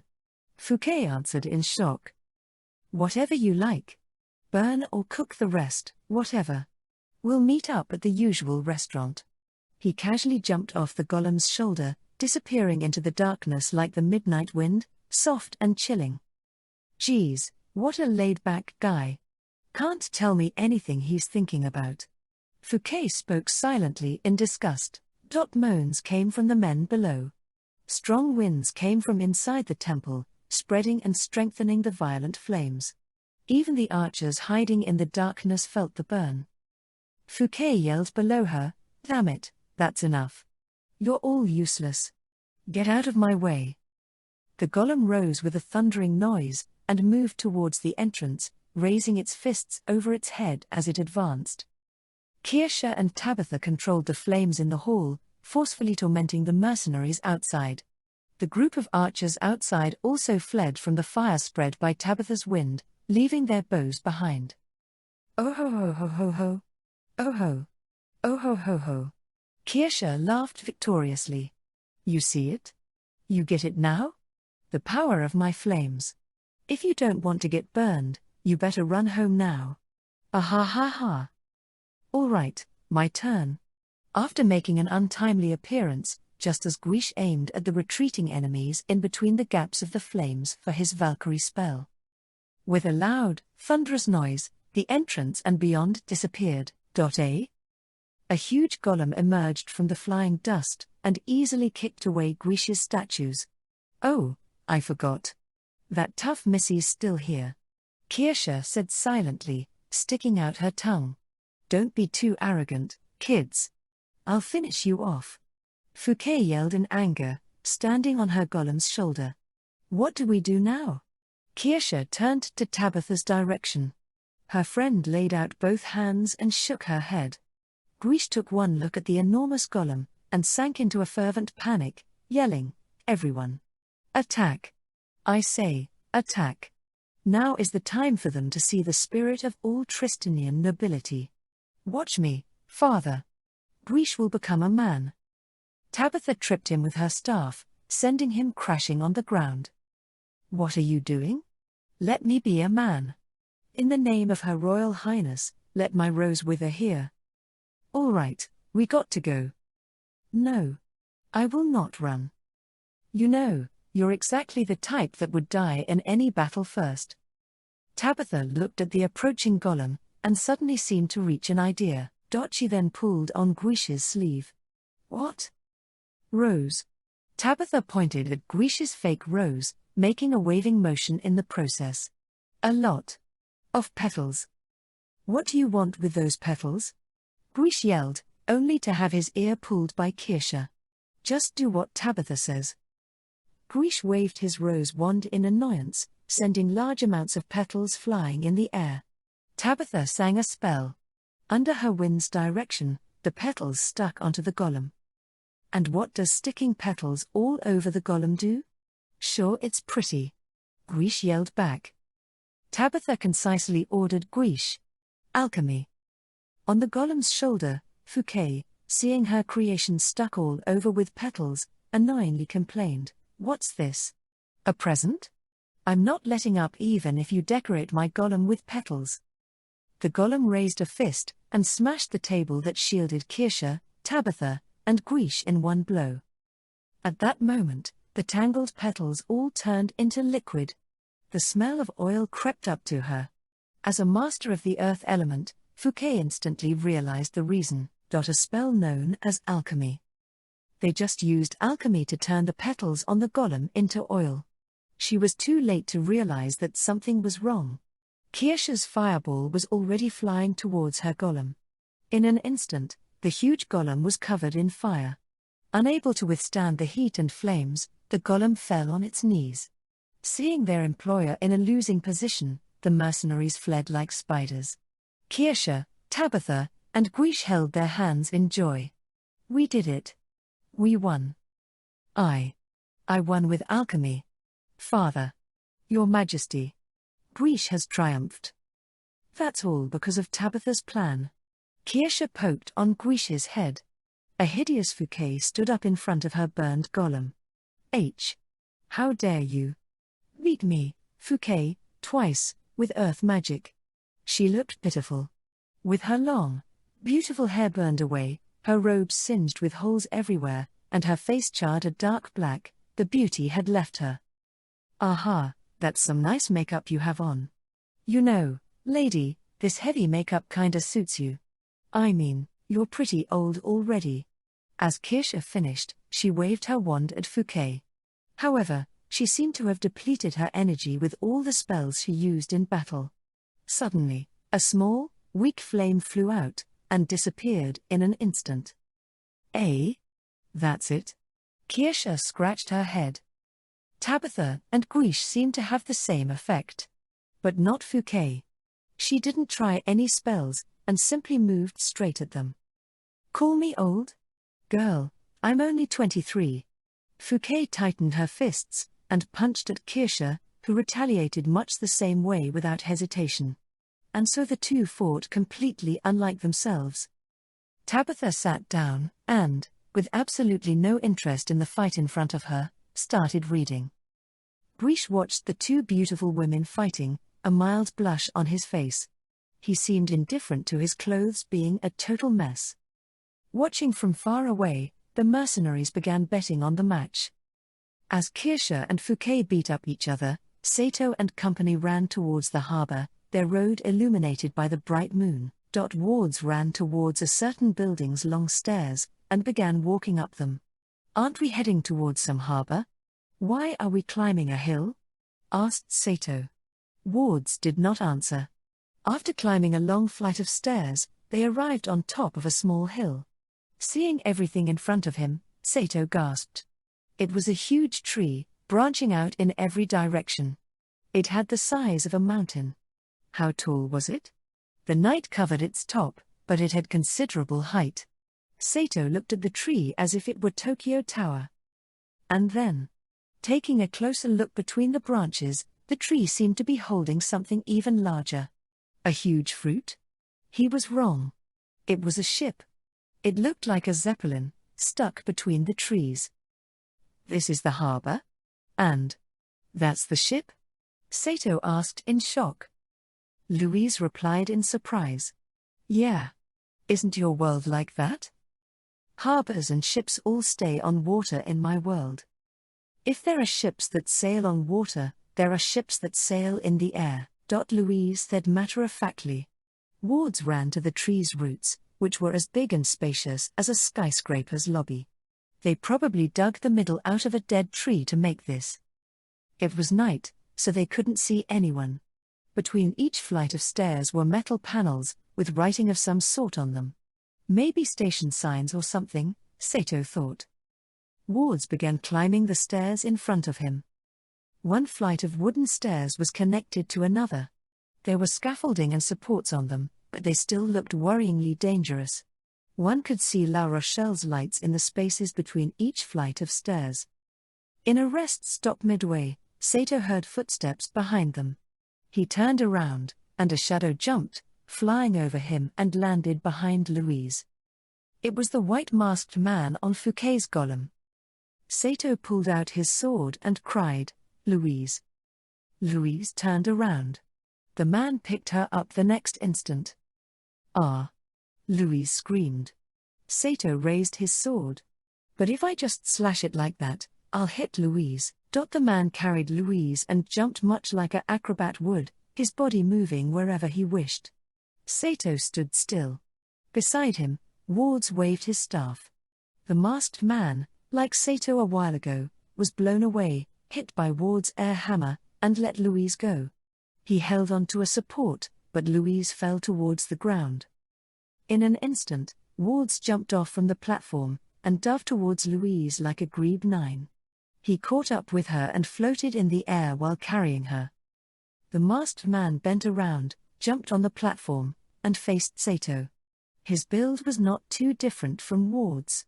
He pulled out a staff from his waist. It was a black staff. After making sure Louise was safe, Sato went on guard, remembering his battle against Wards. Swinging the sword around is outright dangerous, but he couldn't foresee what magic his opponent would use against him. The man waved his staff. The air above him began to cool. Freezing air irritated Sato's skin. What is he doing? He continued to chant a spell. Sato raised his sword, but Derfelinger yelled, "Get on guard, partner." As Sato got on guard, the air shook. There was a crack. Lightning emanated from the man and hit Sato directly. "Lightning cloud." Derfelinger cried, recognizing the spell. A strong current went through Sato's body and he fell from the platform. "Gah!" Sato cried in pain. His left wrist felt like it was scorched and burned as if he had touched a red-hot branding iron. The current left a trail, burning his clothes. He fainted from the pain and fright. Wards, holding Louise, chanted the fly spell, safely landing Sato on the ground. "Sato!" Louise cried, watching her familiar fall. Wards bit his lip, turned to the masked man, and waved his staff. It was the air hammer. The air around him solidified into invisible blocks, striking the masked man. He fell off the platform and towards the ground. Louise struggled out of Ward's grip and ran to Sato. A gash from the current continued to burn Sato's left hand, where he held his sword, from the sleeve straight up to his elbow. She frantically put her ear at his chest. His heart was beating, and she breathed a sigh of relief. He took a very heavy current, but seems to have survived, moaning in pain. Sato opened his eyes, and painfully stood up. What? That guy. But, it hurts. Gah. Derflinger spoke in concern, that was lightning cloud. Very strong wind magic. That guy looks like an expert to me. Uck. Sato's face twisted in pain. Wards looked to Sato's condition. But he was lucky to survive with just his wrist injured. This spell usually kills. Looks like your sword neutralized some of the current, but I'm not sure why. Isn't the sword made of metal? No idea. I forgot. Derflinger replied. An intelligent sword, huh? Rare stuff. Sato bit his lip hard. His injured wrist hurt, but the fact that he could do nothing to save Louise hurt more. Plus, he let Wards steal the whole show. He couldn't let Louise look at him like this anymore. He barely stood up, and sheathed Derflinger. Let's go. It doesn't matter now. Behind the last flight of stairs was a branch. On that branch, a ship. Just docked there.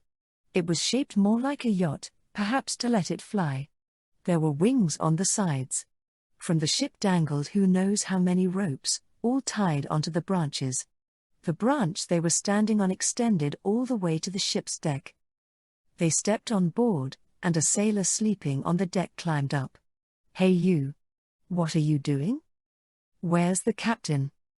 He's sleeping. Come back in the morning. The man replied frostily and drunkenly, and drank from his rum bottle. Wards did not answer, and pulled his staff out. You want a noble to repeat what he just said? I said get the captain. A.N. Noble. The sailor stood up immediately and ran for the captain's quarters. After a while, he brought back a sleepy, 50-something old man with a hat on. He seemed to be the captain. What do you want? He looked at Wards suspiciously. Leader of Her Majesty's Mage Guard, Captain Wards. The captain's eyes bulged, and he switched to more formal words after learning Ward's identity as a noble of high caliber. Then, what services may this ship perform for you? Take us to Albion. Depart now. Madness. This is upon Her Majesty's orders. Are you going against the royal court?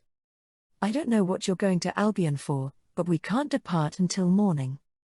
Why? Albion's the closest to Tristania in the morning. We don't have enough wind stones to get there from here right now. Wind stones? Asked Sato. The captain gave him a you don't know what a wind stone is. Look and answered, stones that store wind magic. This ship can't fly without them. He then turned to Wards. Your Excellency, this ship only has enough wind stones in store to travel the shortest distance to Albion. If we had more, we could have gone earlier. But for now, we cannot depart. We'll drop out of the sky while halfway there. I'll make up for however much you lack in wind stones. I'm a square wind mage. The captain and his sailors looked at each other. The captain then turned to Wards and nodded. Then that's fine. You will have to pay, though. What's the cargo? Sulfur. Right now, it's worth its weight in gold. The nobles have increased the price in desperation for security. To have that, gunpowder and fire elements are a must. Sell all of that to me at that price. The captain nodded, perhaps with a devious smile. With the deal done, the captain made one order after another. Leave port. Untie anchors. Set sail. The sailors followed orders, all the while complaining under their breath. They expertly removed the ropes from the branches, climbed to the securing ropes on both sides, and released the sails.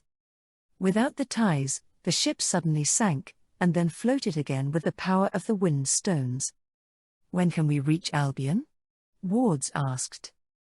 "We'll arrive at Scarborough Port tomorrow at noon," the captain replied. Sato looked at the ground from the port side. The harbour could be seen between the huge trees' branches. La Rochelle's light soon faded into darkness.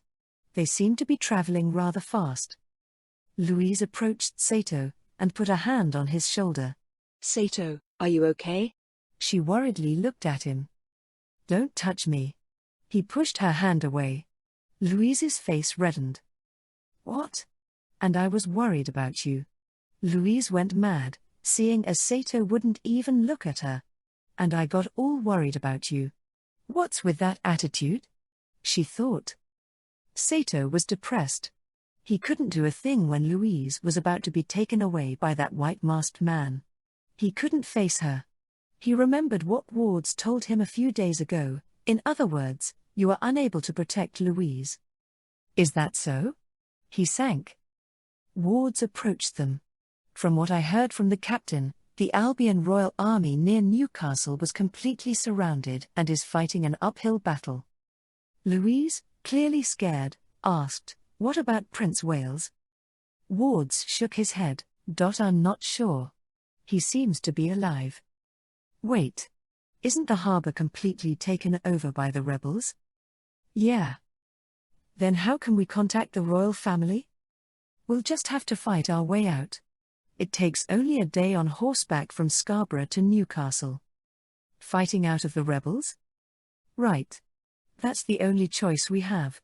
They can't really openly attack the Tristanian nobility, I think. We'll have to find a chance to break out of their circle and run straight for Newcastle. All we have to think about then is riding in the dark." Louise anxiously nodded, and asked, "Speaking of which, Wards, where's your griffin?" Wards smiled. He leaned out portside, and whistled. From right under the ship came the sound of the griffin's wings. It landed onto the deck, scaring some of the sailors. "Can't we just get to Albion on the griffin instead of the ship?" asked Sato. "It's not a dragon. It can't fly that far," Louise answered. Sato sat near the mast and closed his eyes. "Looks like we'll be in danger again soon. Oh well. I'll just go to sleep," he thought. With the talk between Louise and Wards like a lullaby, he fell asleep. Sato woke up to the sailors' noises and blinding light and a bright, blue sky in front of him. Looking down the ship, he could see floating clouds. The ship sailed right above them. Albion in sight. The lookout bellowed. Sato rubbed his sleepy eyes, and looked down again. All there were clouds. Ground was nowhere to be seen. Louise, who seemed to have been sleeping beside him, stood up. "I can't see ground anywhere," Sato complained. "There." She pointed up towards the sky. "Huh?" He followed where she pointed, and gasped in shock. Nothing but a huge sight greeted his eyes. From between the clouds he could see dark land. It continued to expand under them. Mountains carved the landscape, and rivers flowed down them. "Did that frighten you?" Louise asked him. I've never seen anything like this before." Sato's jaw dropped as he stood gaping. Albion, the floating island. It floats in the air, just like that, usually over oceans. However, it passes by over the Carthaginian continent a few times every month. It's about the size of Tristania, and it's nicknamed the White Country. "Why the White Country?" Louise pointed towards the island. The water from the rivers flows off the island into the air, and while doing so becomes white fog, covering the bottom part of the island. The fog turns into clouds, which give Carthagina its rainfall, Louise explained. The lookout yelled again, "Ship approaching starboard side." Sato looked towards that direction. A ship was, as he said, approaching, and it was many measures larger than the one they're on. Cannons jutted out of holes on its portside. Ah. They even have cannons. Sato spoke his thoughts. Louise frowned. Not good. A rebel. Or is that a noble vessel? Behind deck, Wards and the captain looked at where the lookout was pointing. Black paint signaled that the ship was made for war. 20 or so cannons aimed at them. Albionian nobility? Tell us if they ship cargo like we do. The lookout hoisted the signal flags as the captain told. The black ship did not respond. The co-captain entered running, his face pale, and reported to the captain that ship doesn't have any nationality flags. Then, are they pirates? Can't be wrong. I heard they got really active after the rebellion began. Run. Full speed. The captain wanted to run from them as quickly as possible, but they were too late. The black ship began to sail parallel to them, and fired a shot directly ahead of them. Bang! The cannonball disappeared into the clouds. The black ship's mast then hoisted a four-color signal. They're ordering us to stop, Captain. The captain winced in his decision. It's not like his ship was completely unarmed, but all they had were 3 movable cannons on deck, which were no more useful than decorations when up against a full broadside of over 20 pointed at them. The captain looked at Wards for help. All my magic's used on the ship. We can only do what they say. Wards answered calmly. The captain mouthed, "There goes my fortune," and gave the order. Wrap sails. Stop the ship. Louise, seeing the black ship fire a shot, closing in on them, and their ship stopping, held close to Sato, who only uneasily watched the black ship. "We are pirates. Do not resist." A man on board the black ship yelled with a horn. "Pirates?" Louise was shocked. On the black ship's port, men lined up with bows and rifles. They aimed and shot hooked lines, grabbing onto their ship's starboard. More strong men, about 10 of them wielding axes and curved sabers, slid over the ropes and onto the ship. Sato held his sword, but his wrists still hurt from the previous night's battle, and he couldn't use his strength. "Sato," Louise said silently. He heard her, and tried to hold onto his sword harder. The marks on the back of his left hand glowed. However, Wards, who somehow appeared behind him, put his hand on his shoulder. "They're not just armed barbarians, Sato. They have a lot of cannons pointed at us. If you want to live on the battlefield, you've got to accurately measure their strength and yours. They might even have mages on their side." Ward's griffin, which was sitting on front of the deck, was also frightened of the pirates and growled. Its head was then covered with blue-white smoke, and it fell onto the deck, fast asleep. A sleeping spell. So they do have mages. At an order, the pirates landed on their ship. One of them was dressed quite exquisitely. He wore a shirt that looked like it used to be white, but was dirtied black from sweat and lubricant. One could see his strong and well-tanned chest muscles in the shirt's openings. A patch covered his left eye. This man seemed to be the pirates' leader. "Where's the captain?" he commanded in a rough tone, looking around him. "Me." The captain, shaking but still trying to keep composure, raised his hand. The leader walked to him in large steps, took out his saber and rapped it at the captain's face. "What's the ship's name and what does it carry?" "Tristania's Marie Galante. The cargo is sulfur." A gasp came from the pirates. The leader sniggered, picking up the captain's hat and putting it on his head. "I'm buying everything on this ship then. The price being your lives." The captain shook in shame. Then, the leader noticed Louise and Ward standing on deck. "Oh ho, we have noble guests." The leader approached Louise and raised her chin with his hand. "We have a beauty here. Would you like to be our dishwasher?" The men made rough, low laughs. Louise slapped his hand, and glared at him like she was about to explode into flames. "Get off me, you low life." "Oh, she called us low lives. I'm so scared now." The men laughed loudly. Sato wanted to take out his sword, but Ward stopped him, whispering, "Hey, familiar. You look like you just can't quiet down." "Be but. Louise." What's the use in raising a racket now? Their cannons and arrows would just rip Louise, you, and all of us apart. Sato was shocked. Don't you care about Louise's safety one bit? Sato sank in despair and remorse. I'm useless. I can't ever match up with this guy. Louise will be better off marrying with this guy, he thought. All right, boys, take them all away. We can get a hell lot of ransom for this. Chapter 7, The Prince of a Dying Country. Sato was caught and imprisoned by the pirates. It seemed like the Marie Galante's crew had helped to take over the ship. Since Sato's sword and Ward's and Louise's wands had been taken, they were allowed to keep their hands and feet unrestrained. Without their wands, mages, just like the weaponless Sato, were harmless. Though the same could not be said about Louise. In the background, one could see wine barrels, cereal sacks and gunpowder casks disorderly thrown around. Heavy cannonballs were piled up in the corner of the room. Wards explored the cargo with a great interest. Sato sat down in the corner of the hold, frowning because of the pain in his injured arm. Louise looked at Sato with a worried expression after seeing him in such a state. What? Just as I thought, the injury hurts after all. It's nothing, Sato said snappishly. It's not nothing, show me. Louise forcefully gripped Sato's arm and tucked up clothes. Kaya. It looked really awful. The masked man's lightning spell had inflicted a severe injury going from shoulder to wrist on his left arm. More so, it seemed to be getting worse, his shoulder was having awful convulsions. Is that not awfully burnt? Should I feel relieved now? Louise shouted.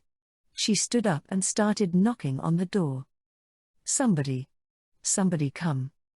The guardian stood up. Water. Is there a mage? We need a water mage. There is an injured person. He needs to be healed. There is no such person. Lies. It is so. Wards, who was taken aback, watched Louise dumbfounded. Sato gripped Louise's shoulder. Be obedient. You are the prisoner here. No. I won't, you are injured. Stop saying that. Sato shouted. Louise cringed because of his threatening attitude, and her pupils started getting moist. However, she gulped down her saliva and tried to fight back the incoming tears. Don't cry. I am not crying. There is no master who would cry in front of her familiar. Sato turned his face away. I see. I would never cry in front of you. Louise walked towards the other wall and sat down facing away from Sato, her body shivering. Sato headed towards Wards and tapped his shoulder. Please comfort her. Why? Aren't you Louise's fiancé? Wards nodded and turned towards Louise, and hugged her shoulders from behind, comforting her. Sato collapsed on the ground, averting his eyes from Wards and Louise. The pain in his arm kept on getting worse. It was his own fault for stopping Louise from helping him. It's a suitable punishment for such a worthless being like me. My punishment doesn't hurt that much. You are. His muttering was interrupted by the door opening as a fat man with a plate of soup entered. Rice. When Sato, who was near the door, tried to take the plate of soup, the man suddenly lifted the plate up. Only after you have answered a few questions. Louise, whose eyes looked puffy, stood up. Ask. What business do you have in Albion? Traveling. Louise said with a decisive voice, putting her hand on the waist. Tristan's noble, why would you travel to Albion? Why would you be sightseeing in such place? I do not have to tell you such things. Still pretending to be tough, despite being scared and crying. Louise turned her face away as the pirate started laughing. She grabbed a plate with soup and water to throw at him, but Sato took it from her. Hey! I cannot eat a soup made by such people. Louise turned her face away again. It's not healthy to stay hungry. When Ward said so, Louise took the plate of soup with a pouting face. 3 people ate the same soup from one plate, though in normal circumstances that would never happen.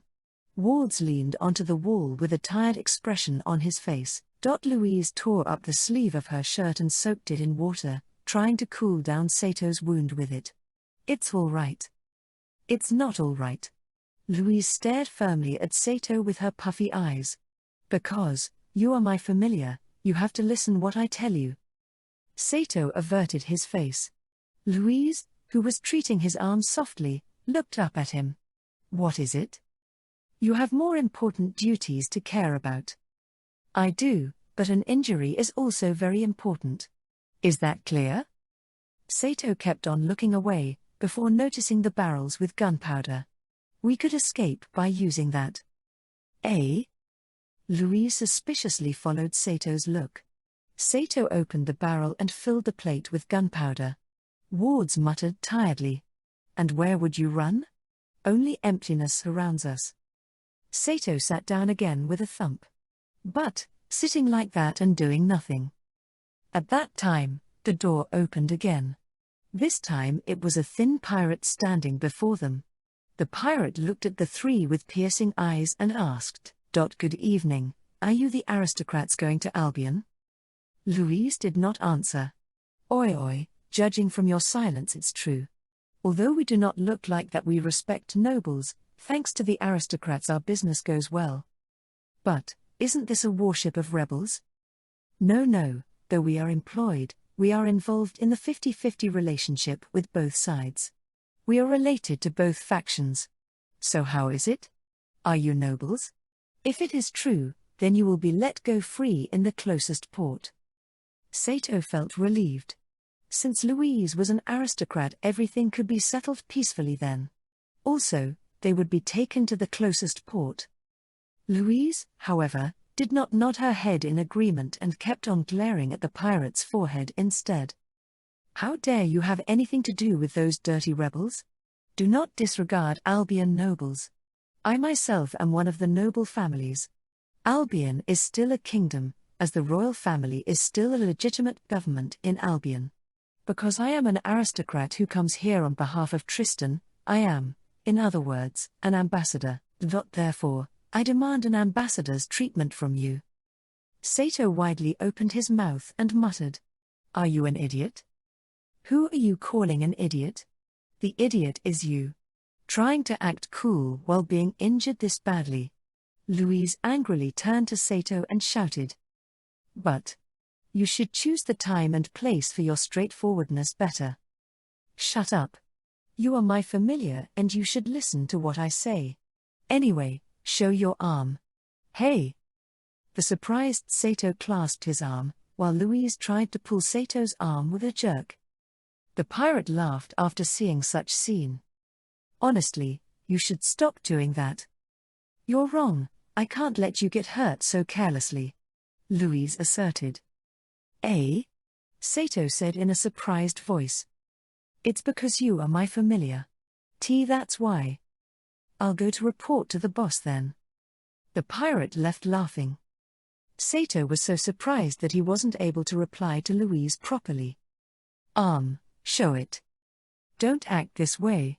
Aren't there more things to be concerned of? Like our present situation.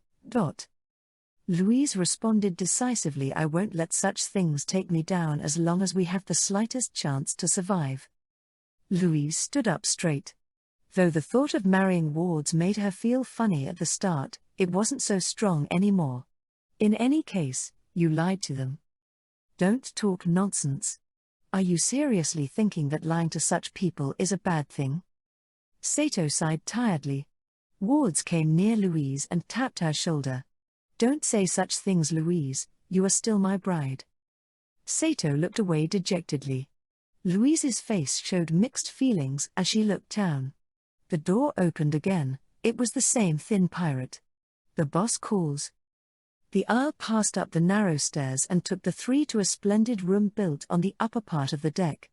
The boss, apparently, the chief of the pirates, was there. As the door opened, one could see a gorgeous dinner table and a pirate sitting at its end, playing with a cane that had big crystal attached on top of it. Seemingly, he was a mage himself. The boss's room was very different from what one would expect from a pirate. He looked intensively at Louise, who entered the room. The thin pirate who had brought her there poked her slightly from behind. "Hey, you are standing in front of the boss, so greet him properly." However, Louise just stood there glaring at the boss as he smiled at her. "Ah, I like a strong-willed woman, you are not a child at all. I demand the treatment of an ambassador." Louise, not paying attention to the boss's words, repeated her demand. "And what would be that message you were trying to give?" asked the boss as he ignored Louise's words. "And did you say royal?" "Yes, I did." "Why are you going there? They will be gone tomorrow." "I won't tell you." But the boss spoke to Louise in a joyful voice. "Are you willing to betray the nobles? Otherwise, even if you are a mage, I might not guarantee your safety even for considerable fee." "I'd rather die." Sato poked Louise, and at that moment he noticed her body trembling. She was scared. But even if she was scared, she kept on looking straight into the eyes of the boss. Sato remembered his duel with Guiche. "I was scared at that time. I thought I was going to die. But I didn't bow my head down. I think that Louise today resembles me at that time. She stands against a scary opponent but is able to withstand it because she has something important in her mind, just like me. This Louise looked really amazing. I'll ask you again. Are you willing to betray the nobles?" Louise looked straight ahead. She crossed her arms and put out her chest. However, Sato interrupted her before she could open her mouth. "She told you her answer already." "And who are you?" The boss looked at Sato with a piercing glare. The eyes that seemed to see the deep secrets. But Sato looked straight at the boss, just like Louise did. "A familiar." "Familiar?" "Seems so." The boss started laughing. He laughed loudly. "I knew that Tristanan nobles were weird but not so helplessly. Oh my stomach hurts," said the boss as he stood up laughing. Sato and the others were puzzled by the sudden change of atmosphere and looked at each other. "Oh, I am sorry. As a noble I should properly introduce myself as well." The pirate who was laughing loudly suddenly stood up straight. He removed his black curly hair from his head. It seemed to be a wig. He also took off the black eye patch, and also removed his fake beard. Before them now was standing a young person with blonde hair. "I am a general of the Albion Royal Air Force and also the commander of our country fleet. Though to tell the truth, this warship named Eagle is the only ship in our fleet. A powerless fleet. Oh dear, even people from the street could easily beat it." The young person bowed while introducing himself. "I am the Prince of the Albion's Kingdom, Wales Tudor." Louise's mouth opened wide and Sato couldn't take his eyes from the surprising appearance of the young Prince of Albion. Wards watched the prince with great interest. Wales smiled with a charming smile and moved a chair for Louise to sit. "Welcome to Albion, Ambassador. Now, let's talk about your message." However, Louise was still speechless. She just stood there dumbfounded, unable to move. "Why do I dress up as a pirate? To hide myself? No, the rich rebels sent a lot of support to the rebellion, and it is a basic war tactic to cut enemies' supply line. It was necessary, so I had to dress myself like an undignified, dirty pirate." Wales said laughingly. "No, it was really impolite to treat an ambassador like that. But you have to admit you don't look much like a royal messenger yourself. And I never thought about support from other countries' nobles. Yet I still should apologize." Even after Wales' words, Louise's mouth still kept opening and closing without uttering a single sound. She hadn't been mentally prepared to meet the prince so suddenly. "We brought a secret letter from Her Highness Princess Henrietta," Ward said while gracefully bowing. "Oh, from Her Highness. And you are?" "Captain of Tristan's Griffin Knights, Viscount Wards." After that, Wards introduced Louise to Wales. "And this is the ambassador sent by Her Highness from the Valaire family and her familiar, Your Highness." "Indeed. Such a splendid noble. And I only have my 10 bodyguards to greet you, such a miserable greeting. Then, do you still have the secret letter? Louise, panicking, took out Henrietta's letter from her clothes. However, she stopped before giving it to Wales. After a few moments of hesitation, she opened her mouth. But. What? Excuse me, but are you really a prince? Wales laughed. Oh dear, you won't believe me even if I showed you my true face. I am Wales. And I am really a prince. I will show evidence then. Wales said after seeing the water ruby ring shining on Louise's finger. Louise's hand was taken and the ring that shone on a finger was removed. The prince brought it close to his ruby ring. The two rings reacted to each other, shining with a bright light. This ring belongs to the Albion royal family, the Ruby of the Wind, while that one belongs to Henrietta from Tristan royal family and is the Ruby of the Water. Am I right? Louise nodded. Water and the wind make the rainbow. A rainbow which is formed between royal families. True, I am sorry for my impoliteness. Louise handed Wales the letter and bowed. After looking at the letter lovingly, Wales kissed the signature. Then, the seal was carefully removed, the paper inside was taken out, and Wales began to read. For some time he kept on reading it with serious expression. Is the princess marrying? That beautiful Henrietta. My beloved cousin. Wards bowed silently, with an affirmative expression. Wales dropped the glance to the letter again and smiled when the last line was read. Understood.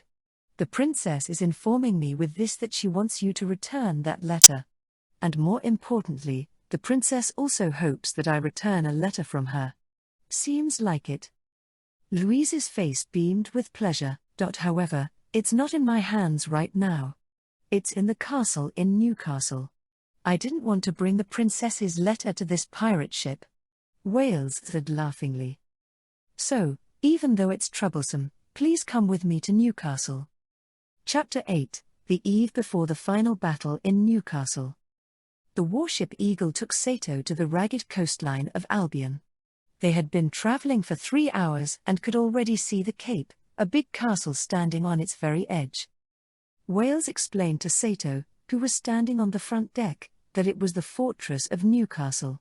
However, the Eagle did not head straight to the city, but instead sailed down the coast. Why are we going downwards? Wales pointed at the sky behind the castle where a huge ship was floating.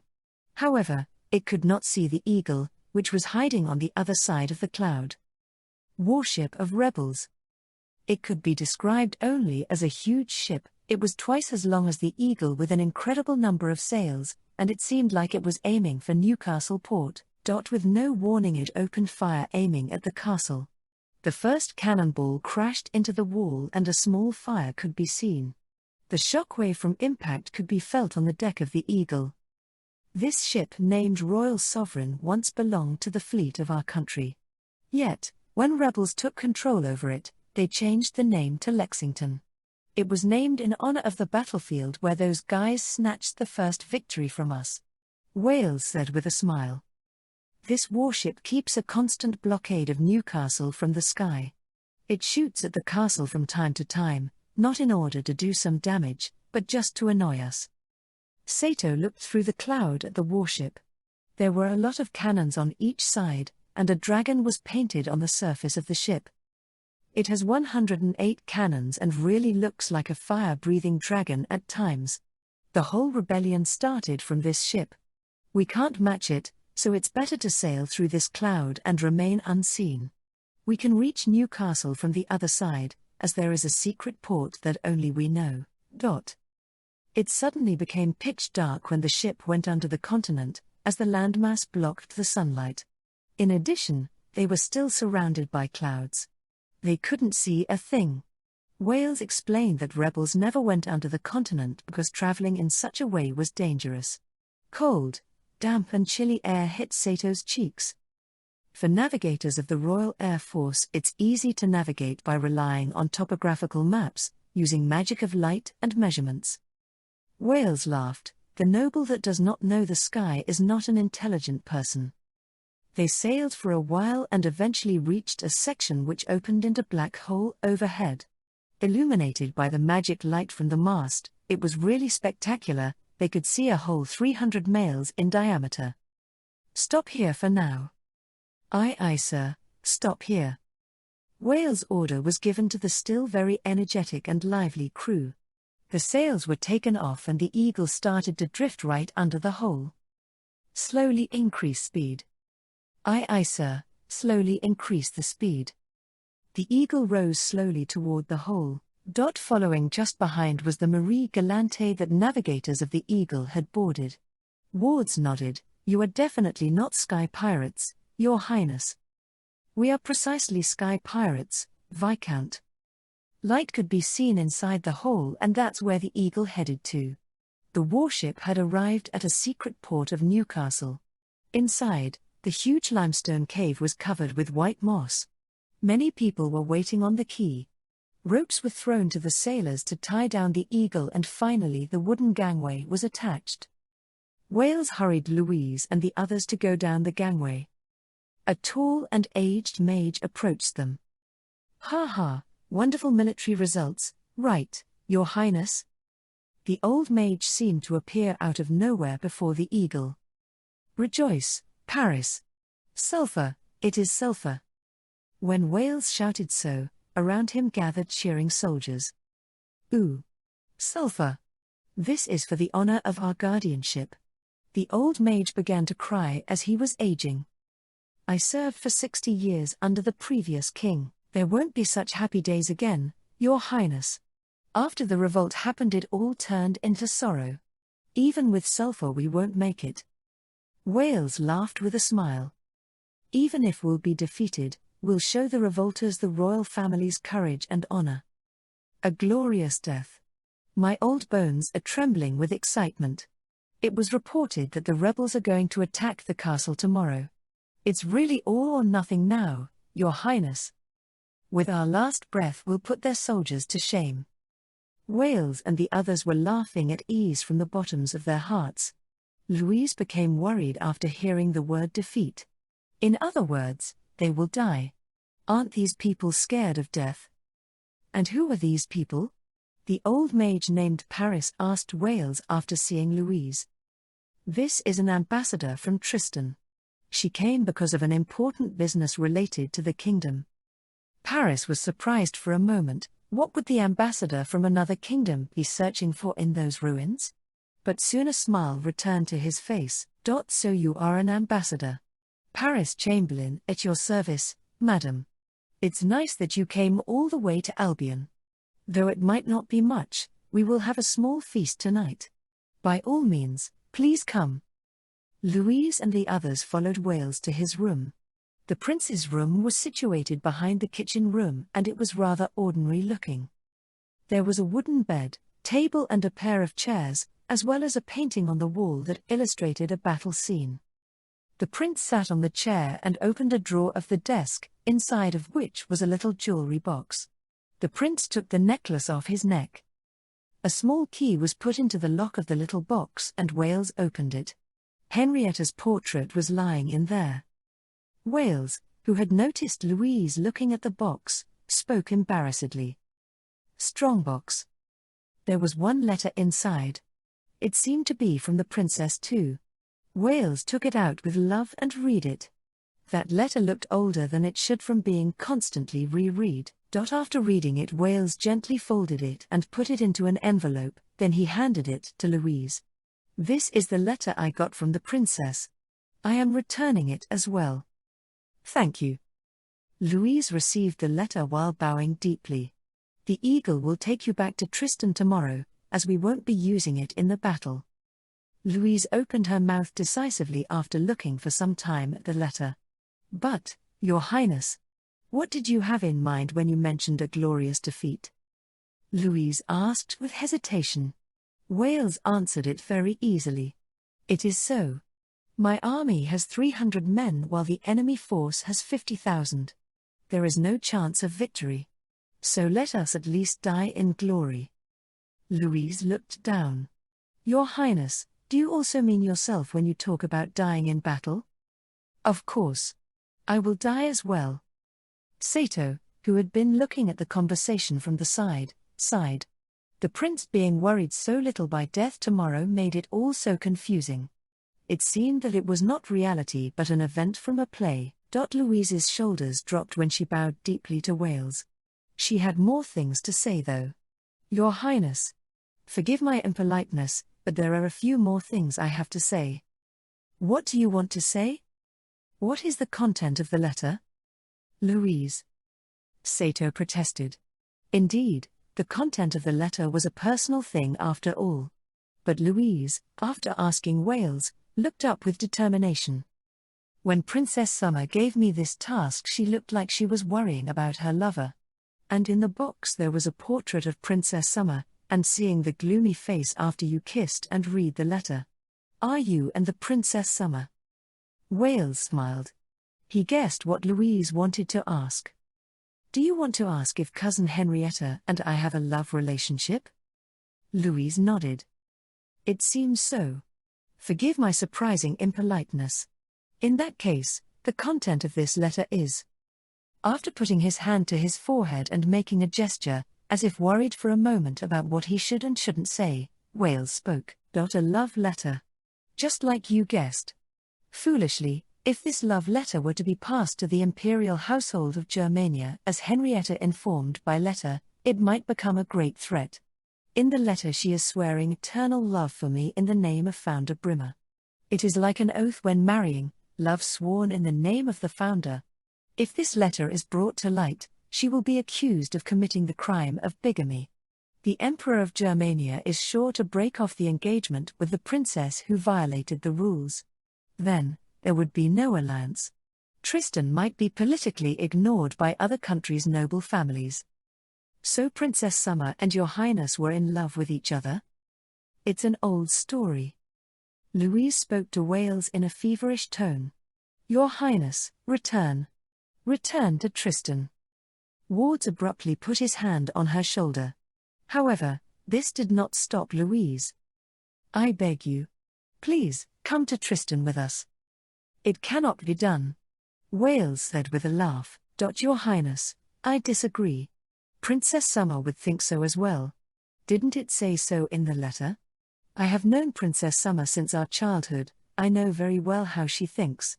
Princess Summer does not desert the people she loves.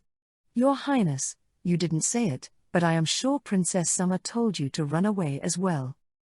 Wales shook his head. There is not such line written. Your Highness. Louise kept on pressing Wales. I am from a royal family. I am not lying. There is nothing in the letter from the princess telling me to run away. I swear it by my honor. Wales spoke as if he was in pain. It seemed like Louise's words hit him. Henrietta is a princess. She has to give priority to the country rather than me. Louise understood what he meant with that. Even if Wales liked Henrietta, it would never be supported by other nobles in his situation. Wales tapped Louise's shoulder. You are an honest girl, Valère. You have honest, clear and kind eyes. Louise looked down desolately. But let me give you some advice. It's not too good for an ambassador to be honest like that. Wales smiled with an attractive smile. However, you are a perfect ambassador to a ruined country like ours, as the government that will be destroyed tomorrow is more honest than anyone, since it doesn't have anything to defend besides its honor. After that he pulled something out of his pocket. From the shape and running arrow it seemed to be a clock. Ahaha, it is time for our little party. Since you are the last guests of our kingdom, I would like you to attend it as well. Sato and Louise went out of the room. Wards stayed behind and bowed to Wales. Oh, do you have some more business, Viscount? There is one favor I would like to ask, my lord. Ask. Wards whispered into the ear of Wales, who smiled. Such a lovely request, it will be my pleasure. The party was held in the castle's hall.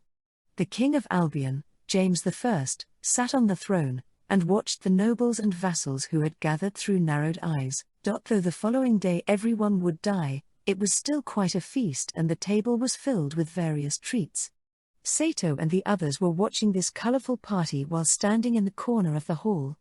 They put all the troubles of tomorrow behind and are trying to enjoy the present. Wards nodded in response to Sato's words. Yes, they behaved joyfully. When Prince Wales showed up, there was some enthusiastic sighs between the ladies. It seemed like he was popular not only as a prince but as a handsome man as well. When he approached the throne, people started whispering. James I tried to stand up straight and greet him, but because of his old age he staggered and almost fell down. Some laughter could be heard from the hall. Your Majesty. It's too early to fall. Indeed. Save that for tomorrow. James I wasn't insulted by such comments, and smiled. Don't worry, it's just my legs were numb from sitting for so long. Wales came closer and supported the king's body with his. There were a few more chuckles. I will tell all of you brave and loyal vassals, that tomorrow Reconquista is planning to attack our new castle with their full force. You followed and fought bravely for this incapable old king, however tomorrow won't be a battle. It is likely to be a one-sided slaughter. Let's endure it and show our bravery for one last time. The king coughed loudly, after that he continued talking. But it might be asking too much for all you to die. Thus tomorrow morning the warship Eagle will take all women and children and the ones who chose to leave to a safer place further from this forsaken continent. However, no one answered. One noble loudly informed the king. Your Majesty. We are waiting for the order. Whole army forward. Whole army forward. Whole army forward. Since our hearing is so bad tonight I doubt we will be able to hear any other orders. All the people nodded. Yeah. What would others say if we were to run away? It's too late to retreat, Your Majesty. It's all right. We will continue to serve the king like we did years before. Tonight is a good night. The founder has blessed us with a wonderful moon and warm night. Let's enjoy drinking and dancing for tonight. With this everyone returned to the feast. The 3 guests from Tristan attracted a lot of attention. The nobles didn't seem to be sad or worried, they playfully kept on joking and offering wine or food to the guests. Ambassador. Try this wine. Tell us which country's wine is better. Here. Try this. It's Albion's special, chicken with honey, will make you healthy and strong for sure. Albion kept on having fun. Even in the end. Sato became melancholic. The people who acted joyfully at the face of death looked more sad than brave. Louise seemed to have felt it more. She couldn't endure the atmosphere, shook her head and ran out of the hall. For a moment Sato wanted to follow her, but urged Wards to go instead. Wards nodded and went after her. Sato crouched on the floor and sighed. Wales saw Sato acting this way and came to him from the center of the hall. This boy is Miss Valaire's familiar. However, it is very unusual for a person to be a familiar. Tristan is really an unusual country. Wales laughed while saying so. It is unusual in Tristan as well, said Sato tiredly. Feeling down? Anxiously, Wales looked into Sato's face. He still felt pain in his arm and seeing people preparing for their death was depressing as well. Sato stood up and asked Wales. Sorry for the impoliteness. But aren't you scared? Scared? Wales looked blankly at Sato. Aren't you scared to die? Wales laughed after hearing Sato's words. You are worried about us. Us. What a nice boy you are. No, it's just that it is scary for me. I could not laugh the way you do if I were to know that I would die tomorrow. I am scared. There is no person who would not be scared to die. It doesn't matter if you are a noble or commoner. Then why? It is because I have something to defend. Something that makes me forget the coldness of the grave. What do you defend? Honor? Fame? Those are foolish things to die for, Sato said with louder voice. Wales answered with distant eyes. The aristocrat faction Reconquista is our enemy that tries to unite Cartagena. It hangs to the Holy Land ideal. It's good that people have such ideals, But it shouldn't be brought about with force and blood. All countries would be ruined. However, is there no chance of victory anymore? What's the point of dying here? Maybe you can find other means to defeat them later. No, we should at least show off a glimpse of courage and honor to other nobles even if it is not possible to win. We can show that Carthaginia's royal families are not a weak enemy, even though the other side does not seem like they will throw away the ambitions of union and recovery of the Holy Land anytime soon. Why? Sato asked. Sato, who grew up in modern Japan, could not understand why one would show one's courage in such way. Wales declared decisively. Why? Simply, it is our obligation. The obligation of those born in the royal family. The obligation imposed on the royal family to defend the kingdom to the very end. Sato did not understand. Wales has a person whom he loves, and who loves Wales as well. Isn't surviving for that person also an obligation? He thought in such a way. The Princess of Tristan loves you. Did you forget her letter? After Sato said that, Wales smiled as he remembered it. Because of love, sometimes it is necessary to pretend not to know. Because of love, sometimes it is necessary to let go. It would only give others an excuse to invade Tristan. But. Sato hesitated. Wales's decision won't be changed. Wales gripped Sato's shoulder and looked straight into his eyes. Since it is cleared, don't tell this to Henrietta. No need to worry her pretty face with unnecessary worries. She is like a pretty flower. Don't you think so too? Sato nodded. She indeed is a beautiful princess. I don't want to see her face sad or worried either. But Wales wouldn't change his decision because of that. That's what Wales' eyes said. Just tell her that Wales fought bravely and died bravely. That will be enough. Wales returned to the center of the hall after saying that. Sato left the feast, but since he felt lost, he asked the waiter where his room was. After he was told, someone tapped his shoulder from behind. Sato saw Wards when he turned around. I have to tell you something. Ward said in a stony voice. And that would be? Louise and I will hold a wedding here tomorrow. Sato's body froze. He wasn't able to understand the meaning of the words. At such time? Why? Because we want to ask the brave Crown Prince Wales to act as go-between of our marriage. The Crown Prince pleasantly agreed. We will hold a ceremony before the decisive battle. Sato became silent and nodded. Will you come? Wards asked. Sato shook his head. Then you can leave with the ship tomorrow. Louise and I will return with a griffin. But isn't it too long of a distance? Sato, because he was confused, asked rather a trivial question. Only if you fly fast without resting. Wards answered. Well then, I need to go now. All right. Sato's shoulders dropped. Though he knew that this would come eventually, he still felt very lonely. Sato was walking through a pitch-dark passage with a candlestick. The moon was shining through an open window on the way of the passage. There was a girl who walked alone in the moonlight. She had long blonde pink hair.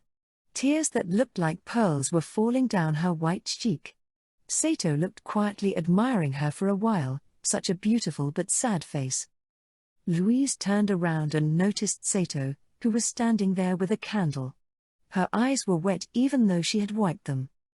Her face became sad once again.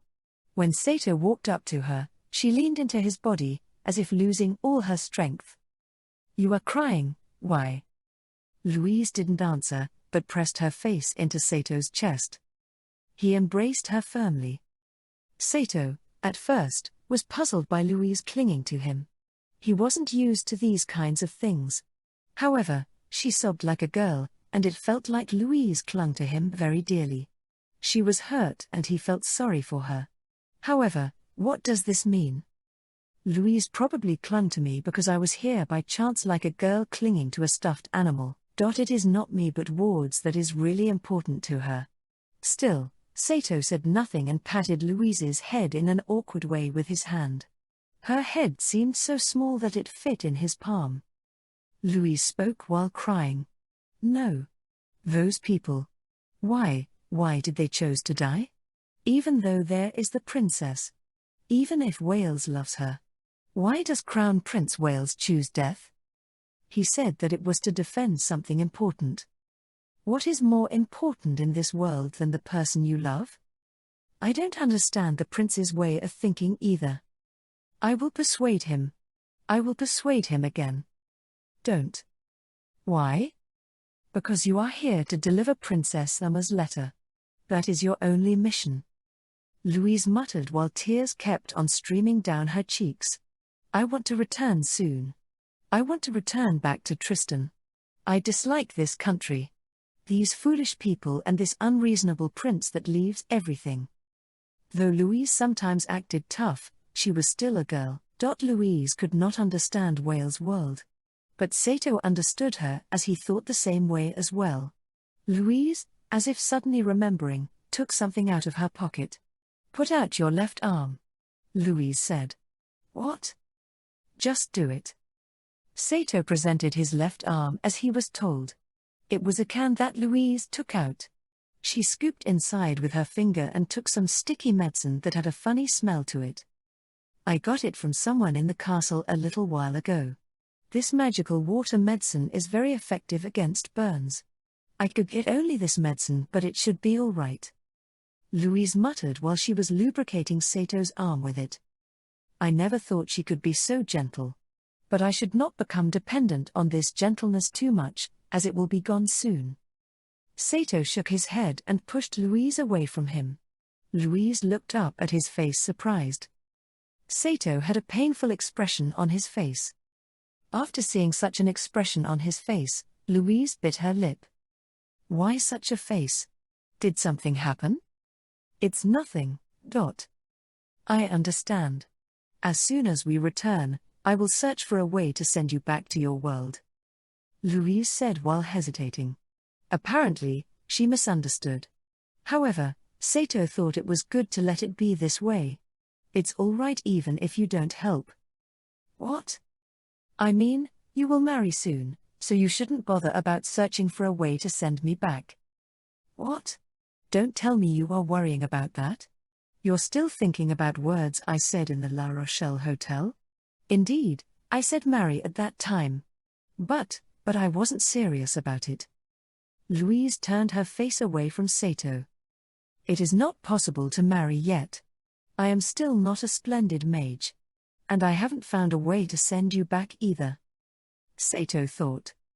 Indeed, Louise might not marry because she feels responsible for me. And because of that she won't be able to marry until I find my way home. Sato thought it would be bad for Louise. I do not think this is fair for this dazzling, beautiful, nice and gentle Louise. It's all right. I will look for the way to return alone, so you should marry. What a selfish thing to say, you are my familiar. Defend me until we can find a way to send you back. Louise said and intensely stared at Sato. I cannot defend you. Sato's shoulders dropped down lonely when he said it. Remember what happened. The spectacle of the travel revived in Sato's head. When they started shooting the arrows, he was saved by wards. He was defeated in the duel with wards. When they were attacked by the man in the white mask, he could not save Louise.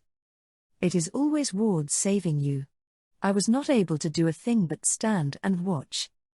I am not a strong mage like the Viscount. I am just a normal person, even if they say I am the legendary familiar Gandalf. I don't know how to fight. All I can do is just swing a sword around recklessly. I can't protect you. Louise's palm struck Sato's cheek. Coward. Sato spoke without changing his expression. Let's separate from here on, Louise.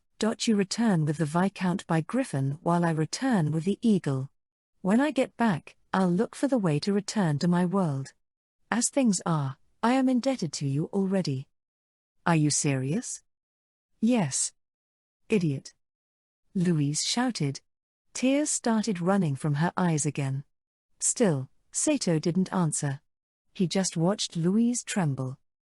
I hate you. I hate you. Sato muttered while veiling his eyes. I know. Louise turned on her heels and ran down the dark passage. Sato patted his cheek. The place where it was hit still ached and made him feel very sad. Goodbye, Louise, Sato said in a small voice. Though he thought that he would not cry, tears were streaming down and did not stop. Goodbye, my gentle and lovely master. Chapter 9, The Final Battle.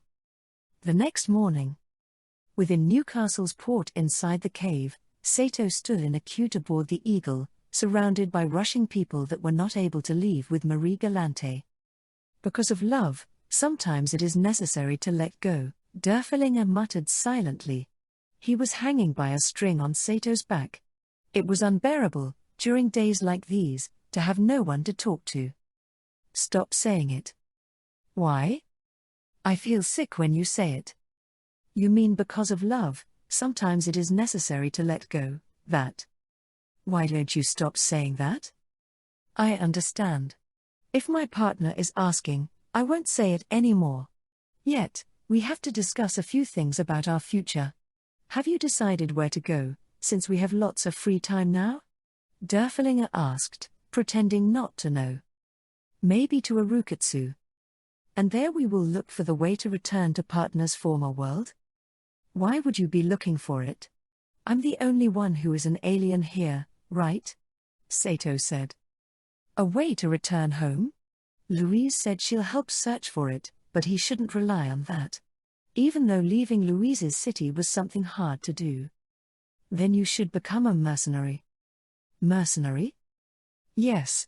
With a sword on your shoulder, at one battlefield today, and then wandering to another country and battlefield tomorrow. Poor income, but at least your rage would be satisfied, right? Sato muttered. And with a bad teammate. What, without me as a partner, an ordinary guy like you would be left behind instantly.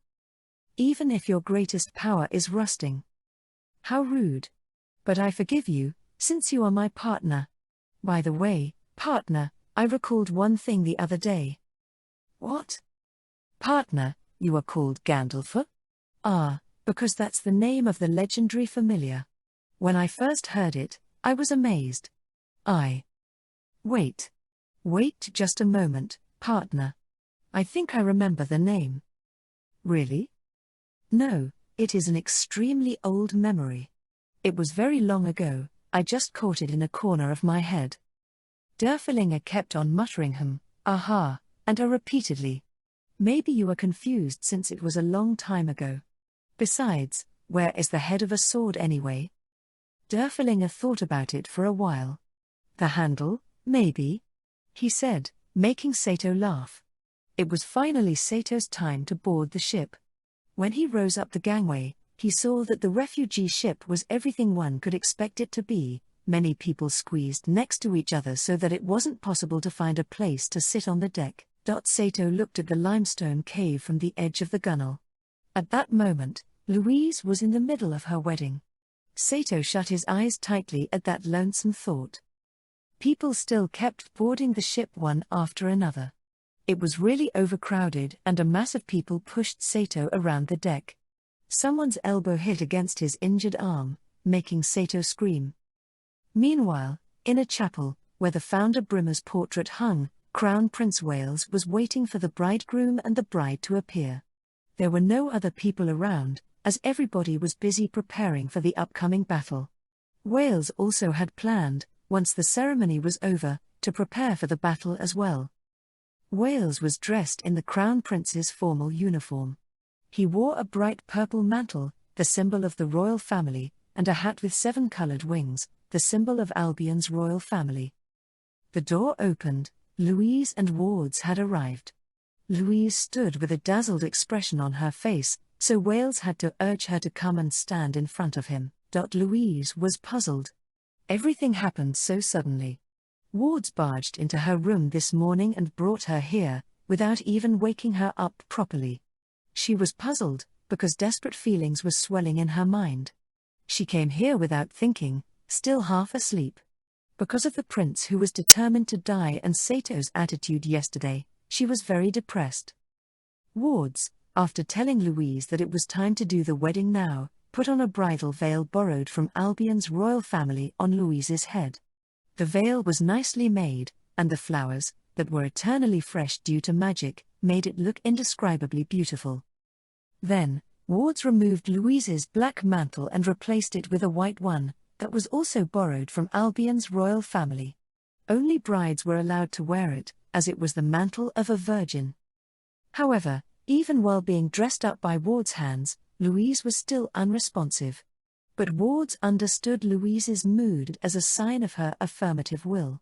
Wards and Louise stood up in front of Wales, who was standing below the image of the founder Brimmer, wearing his official uniform. Wards, who himself was wearing his usual clothes and a magical mantle, bowed his head. "Well then, let's start the ceremony." The prince's voice reached Louise's ears. However, it sounded like a weak sound of a distant bell. Louise's mind was still lost in the fog of her own thoughts. "Bridegroom, Viscount Jean-Jacques Francis de Wards.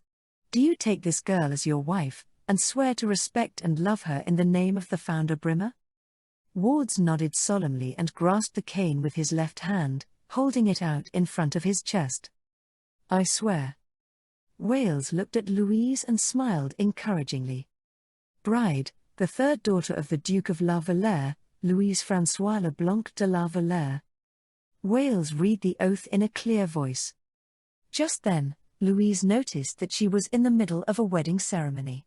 Her partner, reliable Wards, for whom she once yearned, got a marriage arranged by their fathers. Only now was her childish, absent-minded, distant future starting to turn into reality. It is not like I hate Wards. Maybe I even like him. But if it is so, why do I feel such pain? Why do I feel so sad? Is it because I saw a kingdom turning into ruins? Or is it because I faced a prince who deserted his love and hopes, in order to die? It's not that. Though those are sad events that hurt, there wouldn't be such a cloud of sadness hanging on my mind just because of that. It was a deep, melancholic cloud, which was hard to bear. Louise suddenly remembered the expression on Sato's face when she said marriage to him. Why did I say such a thing to him? It is because I wanted to be stopped. By whom? Because I wanted Sato to stop me. Why? Louise started to blush once thinking about the reason. Just like thinking about the reason why the previous night she, though in deep sorrow, so easily jumped into Sato's chest, whom she accidentally met in the corridor. But are those feelings true ones? I don't know. But isn't it worth it to try to find out? After all, no matter how excited or sad she had been, she never jumped into a man's chest before. Meanwhile, on the warship Eagle deck, Sato, who was depressingly leaning against the edge of the gunwale, began to lose focus on everything around him. What is it, partner? Sato's view grew dim. Just like in the heat haze of midsummer, the view in his left eye started swinging. My eyes are acting strange. It's because you are tired, Derfelinger said, pretending not to know the real reason. Bride? Wales looked at her direction. Louise looked up panicking. She had the expression of a person who didn't know what she was doing there at all. Louise was puzzled. What should she do? What should she do at times like this? No one taught her that. Only Louise's familiar, who was leaving the ground at the moment, might know the answer. Are you nervous? That's all right. It's your first time, it is normal to be nervous. Wales smiled, while talking. Oh dear, we still have to hold to the etiquette. Doing this would have meaning only if we are to follow etiquette. Then, let me repeat. Do you take this man as your husband, and swear to respect and love him in the name of the founder Brimmer? Louise realized. She shouldn't hesitate with the answer, waiting for someone to tell her what to do. She had to make decisions for herself. Determined, Louise took a deep, deep breath. And, before Wales finished his words, Louise shook her head. Bride? Louise? Two people suspiciously looked into Louise's face. She looked at Wards with a sad expression on her face and once again shook her head. By all means, Louise. Are you feeling poorly? No, that's not it. I am sorry. If today is bad, then another time. That's not it, that's not it. I'm sorry, Wards, I cannot marry you. Wales looked doubtful at the sudden change of events. Bride, is this marriage not what you want? Yes, that's how it is, but I want to apologize to both of you for my rudeness. It was a painful decision to make, but I do not want to marry. An angry red blush quickly spread on Ward's face. Wales turned to him and said in an embarrassed, doubtful and regretful voice, Viscount, I am terribly sorry, but the bride doesn't wish for this ceremony to continue. However, Wards didn't pay any attention to Wales, and took Louise's hand. You are just nervous. Dear Louise. You cannot be seriously refusing my offer. I'm sorry, Wards. I yearned for you. Maybe even loved you once. However, it is different now. Then, Wards gripped Louise's shoulder. The expression in his eyes changed. Gone was the usual kindness from his face, replaced with the chilly coldness of a reptile. Wards shouted in a feverish tone. The world, Louise. I will rule the world. You are necessary for that. Frightened by the sudden change in Wards, Louise kept on shaking her head. I am not needed for that. Wards extended both his hands, drawing Louise closer. You are necessary for me. Your ability. Your power. This Wards was frightening Louise more and more. Not even in her wildest dreams did she imagine the gentle Wards frowning or shouting like this. Louise tried to turn away. Louise, have you forgotten what I once told you? You are not inferior to even the Founder Brimmer, you will grow up as an excellent mage someday. You just do not know about it yet. That talent. Wards, you. Louise's voice was trembling with fear. It was not the Wards that Louise knew. What had changed him into such a person? On the warship Eagle, Sato rubbed his eyes again. What is it, partner? My left eye is really acting strange. That's because you are tired. However, the view of Sato's left eye was getting distorted more and more. I can see something. Sato shouted. That was really someone's view. Sato's left and right eye felt like completely separate parts. I can see. What can you see, partner? Maybe, this is Louise's view, Sato said. Now he recalled what Louise said some time ago. A familiar is the eyes and ears of its master, that's their ability. However, Louise said she couldn't see anything through my eyes. There must be cases when the rules are reversed. But why can I see Louise's view all of a sudden? Sato looked at his left hand. The rune carved there was shining brightly, even though he wasn't holding any weapon. Indeed, his guess must be correct. This was his ability. Truly, it must be another ability of the legendary familiar Gandalf. Let's see, I guess that's what Louise is seeing with her left eye then? While thinking so, Sato's natural curiosity took the lead. Wales, who couldn't stand Ward's threatening attitude towards Louise any longer, stepped in. Viscount, that's enough. Behave like a gentleman. However, Ward struck away Wales' extended hand. Shut up. Wales stood still, surprised by Ward's words. Ward's clasped Louise's hand with his and she felt as if it was a snake twining around it. Louise. You are necessary for me. I don't have any talent as a mage. I told you many times already. You are just not aware of your power, Louise. Louise tried to shake off Ward's hand, but the incredible strength with which he was holding on to her prevented it. Grimacing in pain, Louise spoke. I would rather die than marry you. I understand now, you never loved me. You only loved a magical power in me that you foolishly think I have. It is cruel to marry someone just because of such a reason. It's an insult. Louise raged. Wales put a hand on Ward's shoulder, trying to pull him away, but Ward's pushed Wales instead, who fell on the ground. Wales' face turned red, and, After standing up again, he pulled out his cane. You, what impoliteness! It's an insult. Viscount, move your hands away from La Valere right now. Or else my magical blade will tear you up. Only then Ward's hand finally let Louise go. A kind smile spread on his lips.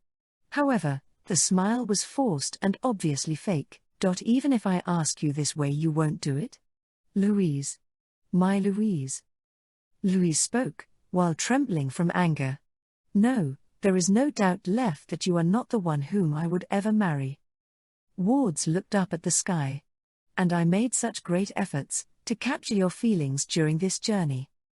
Wards spread his hands widely, while throwing his head backwards.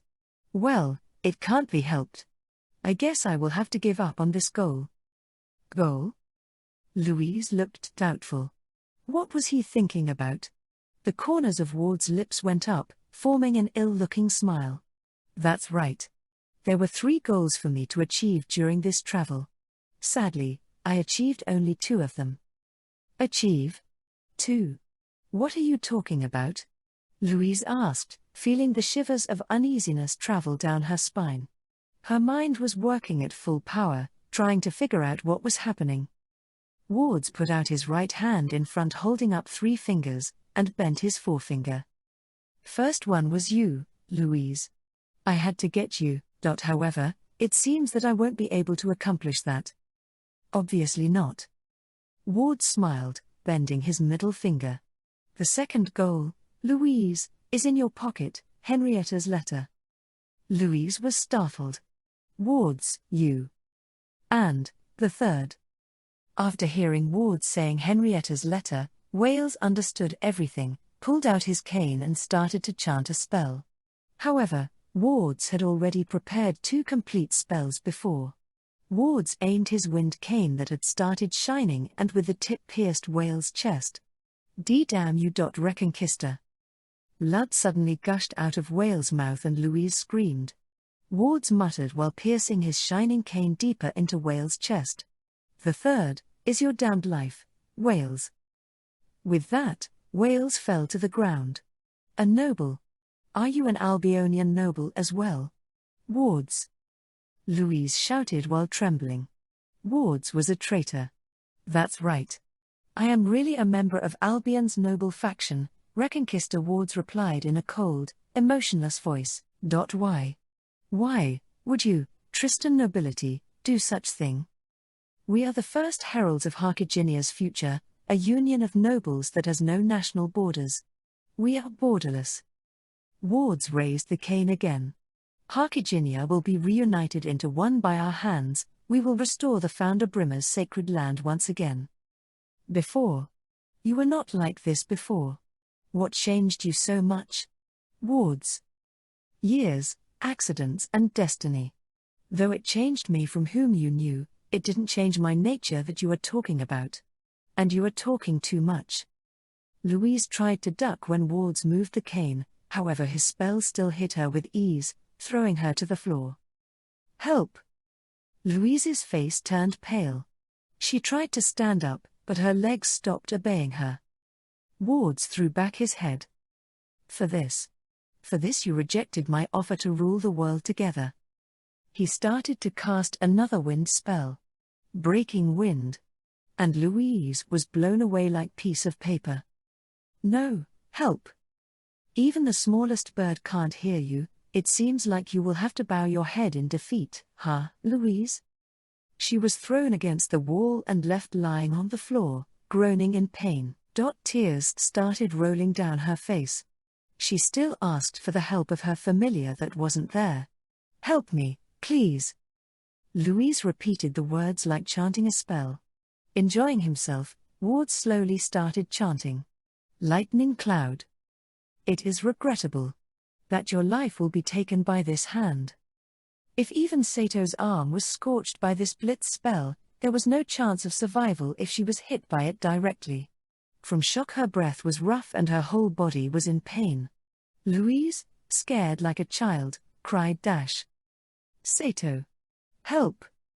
At that moment, Wards finished the spell and lowered his cane, aiming towards Louise and The wall of the chapel collapsed with a roaring sound, and a strong gust of wind blew in from the outside. "Damn you!" Wards muttered. After breaking the wall, Sato jumped in with Derflinger in his hand and stopped Ward's cane. "You!" Sato swung the sword sidewise. Wards dodged it by jumping back. Accidentally, Sato saw Louise out of the corner of his eye. After screaming her last words, Louise had fainted and hadn't moved since. With raging anger in his eyes, Sato glared at Wards. Lust for killing was boiling in his body. Sato groaned while biting his lip hard. Unforgivable. "Why are you here, Gandalf?" Wards asked with a cruel smile on his lips. Not answering, Sato angrily swung the sword. However, the sword only crushed the floor. Wards flew up high into the air, successfully dodging the attack. "That's right, you must have sensed that your master was in danger." Wards crossed his hands while floating next to the founder Brimmer's portrait. Looking confident and self-sure. "You betrayed Louise," Sato shouted, while thrusting the sword forwards. Yet, Wards flew up, dodged it and landed gracefully on the floor. He moved around like a feather. To accomplish a goal, you can't be selective with the means. Louise believed in you. You were her fiancé. She yearned for you when she was young. Such selfish belief. Wards dodged the sword while floating. Then he swung the cane and fired another spell. Though Sato tried to hold it down with the sword, the spell-breaking wind blew him away. Sato groaned in pain as he hit the wall. His injured left arm was aching, and because of it, he could not move as freely as usual. "That's it, Gandalf. Your movements are too slow. At least try and make it entertaining." A cruel smile floated on Ward's lips. At that moment, Derflinger shouted. "I remembered." "What are you talking about, at time like this?" "Right, Gandalf." "What?" "No, from my older times, the hand that held me. Gandalf. But I forgot. It was 600 years ago, old times." "Don't talk nonsense." Wards released breaking wind again. Sato tried to dodge it but was captured by the spell and blown away again. "It's so nostalgic. I could cry." "Right, no, that's what I was missing. My partner, that Gandalf. Cut it out." "I'm glad. Now no one can ignore me. I will show how cool I am." Derflinger shouted as his blade started to shine. Sato was taken aback for a moment and watched Derflinger in amazement. "Derf? Yes?" Wards recited breaking wind again. Raging wind flew out, aiming at Sato as he put out the shining Derflinger in front of himself. "It's useless. A sword cannot stop it," Wards shouted. Yet, the wind, instead of blowing Sato away, was sucked into Derflinger's blade. And the light coming out of Derflinger intensified. "Derf? You? This is my true form. Partner. No, I forgot it. My tired body changed itself. Anyhow, it's a pretty interesting story, partner. Make it short." "Impatient. I forgot. But, don't worry, partner. I suck in all magic around me. That's me, Gandalf's left hand, Derflinger Summer." Wards watched with interest at the sword that Sato was holding. "Indeed. You are not an ordinary sword. I should have noticed that when you reduced my lightning cloud." Still, Wards did not lose his confidence. He smiled thinly when setting out the cane. "Now, then, let's get serious, shall we? It is time to teach you why this magic is called the strongest. Though Sato jumped at him, Wards dodged it like an acrobat and uttered the spell. Ubiquitous Del Wind. When the spell was completed, Ward's body suddenly doubled. 1, 2, 3, 4. Ward's doubles, together with the real body, surrounded Sato. Doubles. It is not only double. It's ubiquitous wind, uneven distribution. The wind is unevenly distributed. The place where it blows is not just a matter of appearance, but it has a substantial power too. One of Ward's doubles suddenly pulled a white mask from the cloak and wore it. Sato's body trembled. He was shivering with anger and fear. The masked man was Ward's. The man who was standing next to Fouquet. The one who hit Sato with a blitz was none other than Ward's. The masked man. You. Then it must be you who helped Fouquet to escape too. What a treacherous and useful spell. You can appear anywhere. Indeed. More so, each one has the power of the original. I told you, right? Wind is unevenly distributed. One of the Wards jumped on Sato, while the other uttered the spell, making the cane shine. Air needle, the same spell that pierced Whale's heart before.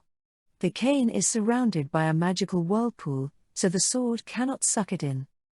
The cane was shaking as the whirlpool was rotating around it, forming a blade, of which tip was aimed at Sato's body during the attack. Derfelinger blocked it, but the impact of the blow still hit Sato's injured hand and he fell down. Wards laughed. Not bad for a commoner. After all, you are the legendary Gandalfur. However, this is where it ends. You are no match for my ubiquitous wind spell. Gradually, Wardices surrounded the fallen Sato. Hey, legendary sword. The one that Gandalfur used. Durf. That's what I am. What is it? If you are so legendary, then do something or else we will be killed. Well, I am shining and sucking in enemies' magic, am I not? No, not that, something more? Like some special attack? Like blowing the enemy away with a single hit? What?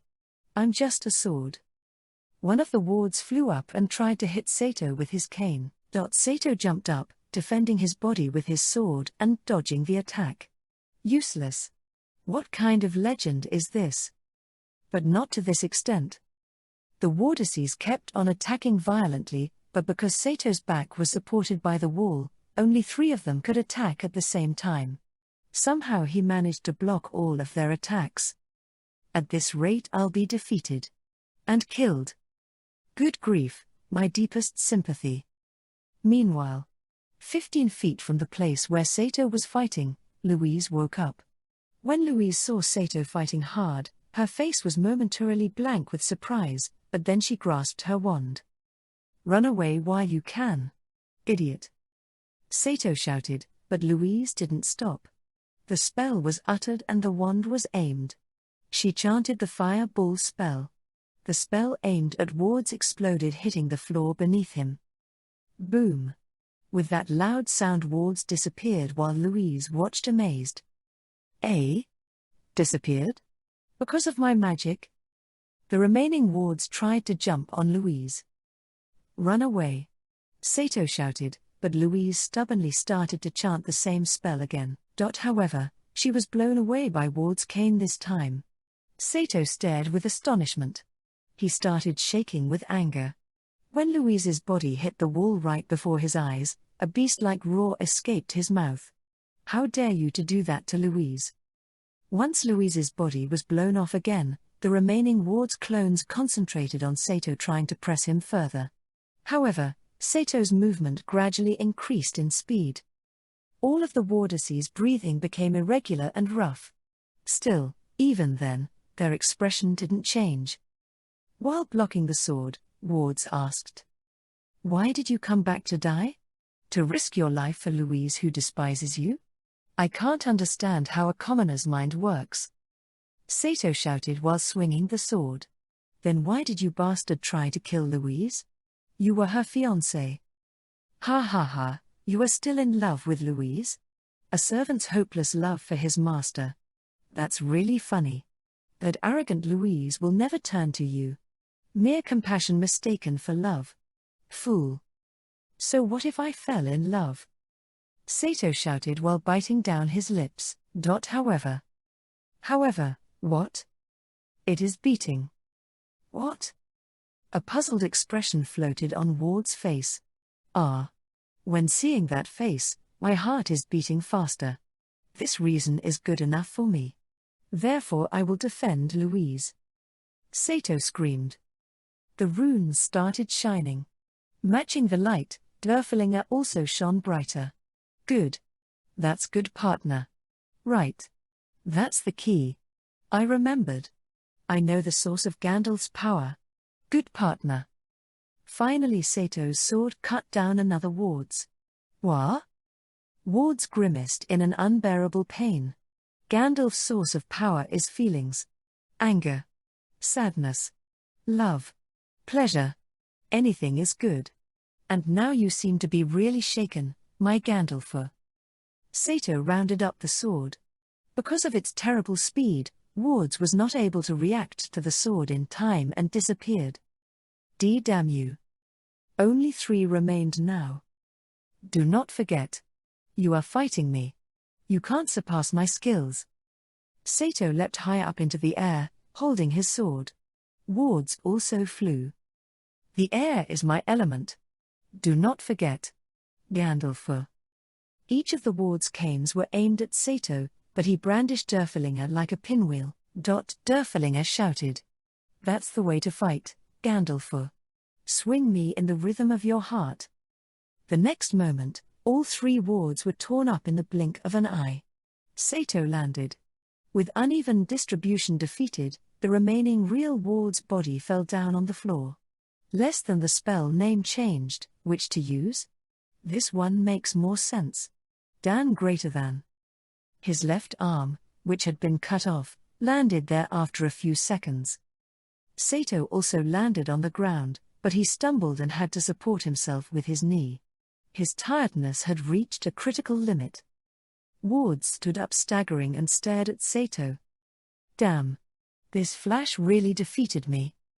Sato tried to stand up and run up to him, but his body stopped obeying him. Coup. Partner. Don't act foolishly now. Gandalf cannot move after wasting his energy. That's because this familiar was created to defend his master while the master chants the spell. Durflinger explained. Wards gripped his cane with his remaining right hand and floated upwards. Oh dear, it seems that I managed to accomplish only one of the goals. Anyways, now you are mine. Gandalf. A large army will soon burst in. Hey! Can you hear the sound of horses' hooves and dragons' wings? Indeed, one could hear the noise of cannons and sounds of fire magic explosions outside, as well as the roaring voices of nobles and soldiers mixed up in a battle. You and your foolish master will be turned to ashes. Gandalf. Throwing those last parting words, Wards disappeared through the hole in the wall. Sato, who used Durflinger as a crutch for support, stumblingly walked up to Louise. Louise. Sato shook Louise, trying to wake her up to no avail. Sato put his ear to Louise's chest in panic. Thump, thump, thump.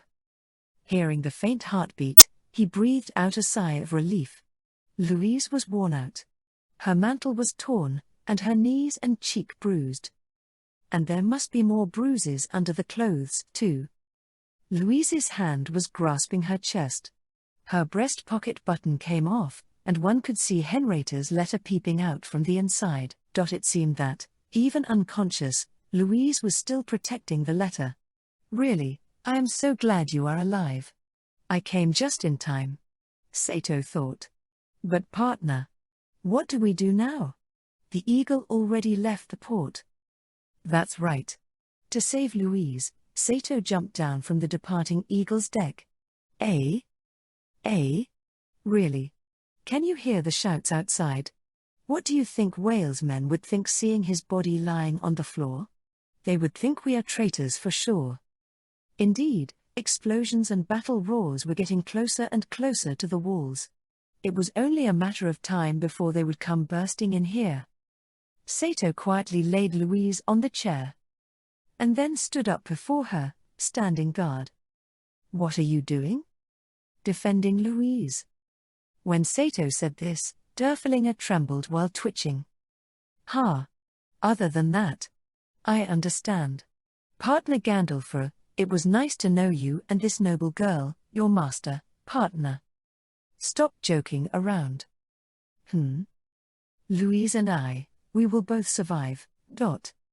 Were you listening to the king's speech? There are 50,000 enemies. Doesn't matter. Sato, with his last remaining strength, grasped the sword. Even 50,000, even 100,000 he felt like he could win.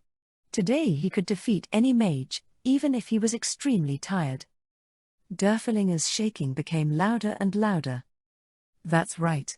That's the way I like it. Who cares about 50,000? Let them come to us. And Sato, holding Derflinger, stared at the entrance of the chapel. They waited, for sooner or later an enemy to come. But then, the ground, near the place where Louise was laid, rose up. What? Sato watched the ground. Is it an enemy? Digging under? He lowered the sword towards the hole, out of which a brown animal soon popped its head. An? And then that brown animal started groping Louise's body that was lying nearside. You are the huge mole Verdandi.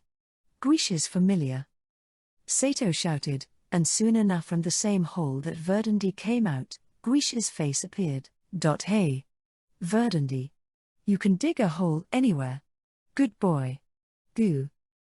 Guiche turned his soil-smeared face from Sato and noticed Louise lying nearby, then said pretending not to know. Ha. You are here. What are you doing here? Sato shouted. Not that. After winning the battle against Fouquet the crumbling earth, and after a short break, we decided to follow you. It is our duty as Princess Henrietta's honor depends on it, right? But this place is in the sky. How did you get here? Then, near Guiche, Kirsche's face popped out. Tabitha's sylphid. Kirsche. We reached Albion successfully, but since it's a foreign country we didn't know where to go. But then, Verdandi started digging a hole all of a sudden, so we followed him. Meanwhile the huge mole was pressing his nose to the ruby of water that was shining on Louise's finger. Guiche nodded. Indeed. He followed the smell of the ruby, and started digging a tunnel to here. My cute Verdandi, because of his love for jewels he was able to follow from La Rochelle and dug a hole to get here. Sato opened his mouth in amazement. He surely never planned to be saved by a mole. Are you all right? I almost captured Fouquet again, but she made a narrow escape. That woman, though being a mage, surely does run away a lot. By the way, darling, what are you doing here? Kirsche asked while wiping off the dirt from her face with a handkerchief. Sato laughed nervously. Ha, ha, ha ha. Dear? Is something wrong, dear? We'll talk about it later. The enemy will burst in soon. Let's run away. Running away, and the mission. What about Viscount Wards? We have the letter. Wards was a traitor. Return back now. What? Well, I do not understand it, but it seems everything ended already. Kirsche said in nonchalant voice. With Louise in his arms, Sato slowly made his way through the hole. But then he remembered something. He left Louise in Guiche's care and hurried back to Wales in the chapel. However, Wales had already died. Sato shut his eyes and silently said his prayers. Hey. What are you doing there? Come back quickly. Guiche called Sato back. Sato looked at Wales' body. He looked for some keepsake to give to Henrietta. He noticed a big ruby on his finger.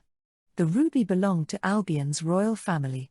Sato removed it from the finger and put it in his pocket. Brave prince. You won't be forgotten. Sato muttered. I swear to you that I will also defend the things I believe in. Sato said, bowing down, and ran back to the hole.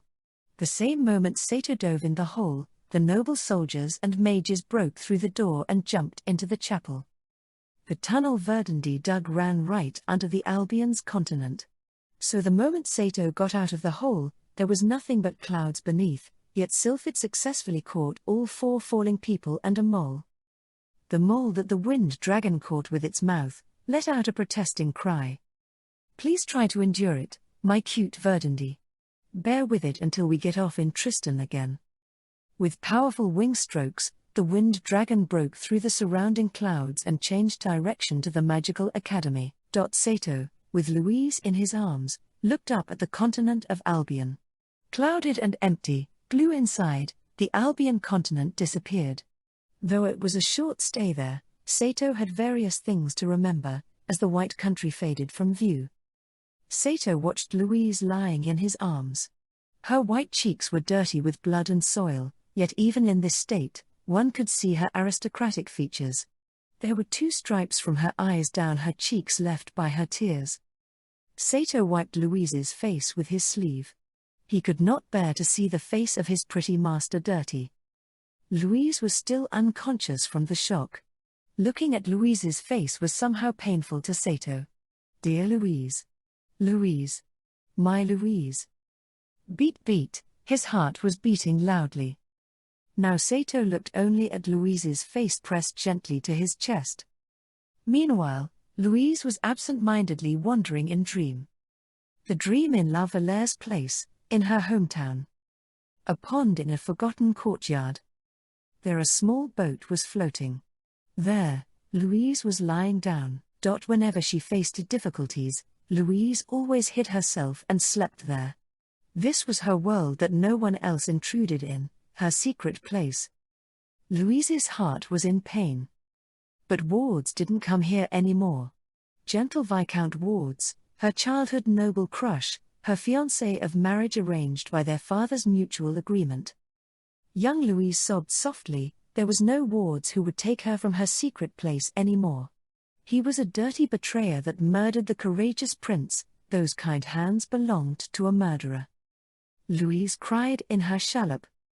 But then, someone came. Is that you, Viscount? Louise asked in her dream. But she shook her head at once. No, the Viscount didn't come here anymore. Then, who? It was Sato. The sword was hanging on his back, when he, without hesitation about getting wet, stepped into the pond and approached Louise's shallop. Louise's heart throbbed. Sato picked up Louise out of the shallop and held her in his arms. Have you been crying? Sato asked. Louise nodded childishly in her dream. Stop crying. Louise. My Louise. Louise tried to get angry. This familiar, how dare he call me my Louise? But when she opened her mouth to scold him, her lips were closed again with a kiss. Though she wriggled in rage at first, the strength soon left her body. Louise woke up on a wind dragon's back, in Sato's arms. She became aware that she was held in Sato's arms. They were sitting near the wind dragon's tail, and Sato sat there embracing her. She stared at his face from the side as it seemed like he didn't notice that she was awake. Kirsche, Tabitha, Guiche, all 3 of them, were sitting on the front of the wind dragon's back. The wind was blowing against her cheeks. Ah, this isn't a dream. Then. I survived. Louise's mind was filled with feverish thoughts. I was almost killed by that traitor Wards, but then Sato jumped in. Then I fainted. Then I woke up again and chanted some magic. After that, though, I lost consciousness. Maybe Sato won again. But only we survived. Maybe the royal army was still defeated. Wales died as well. The happiness of surviving mixed with sadness almost made Louise cry. However, not wanting to cry in front of Sato, she closed her eyes. She was also ashamed to say thank you.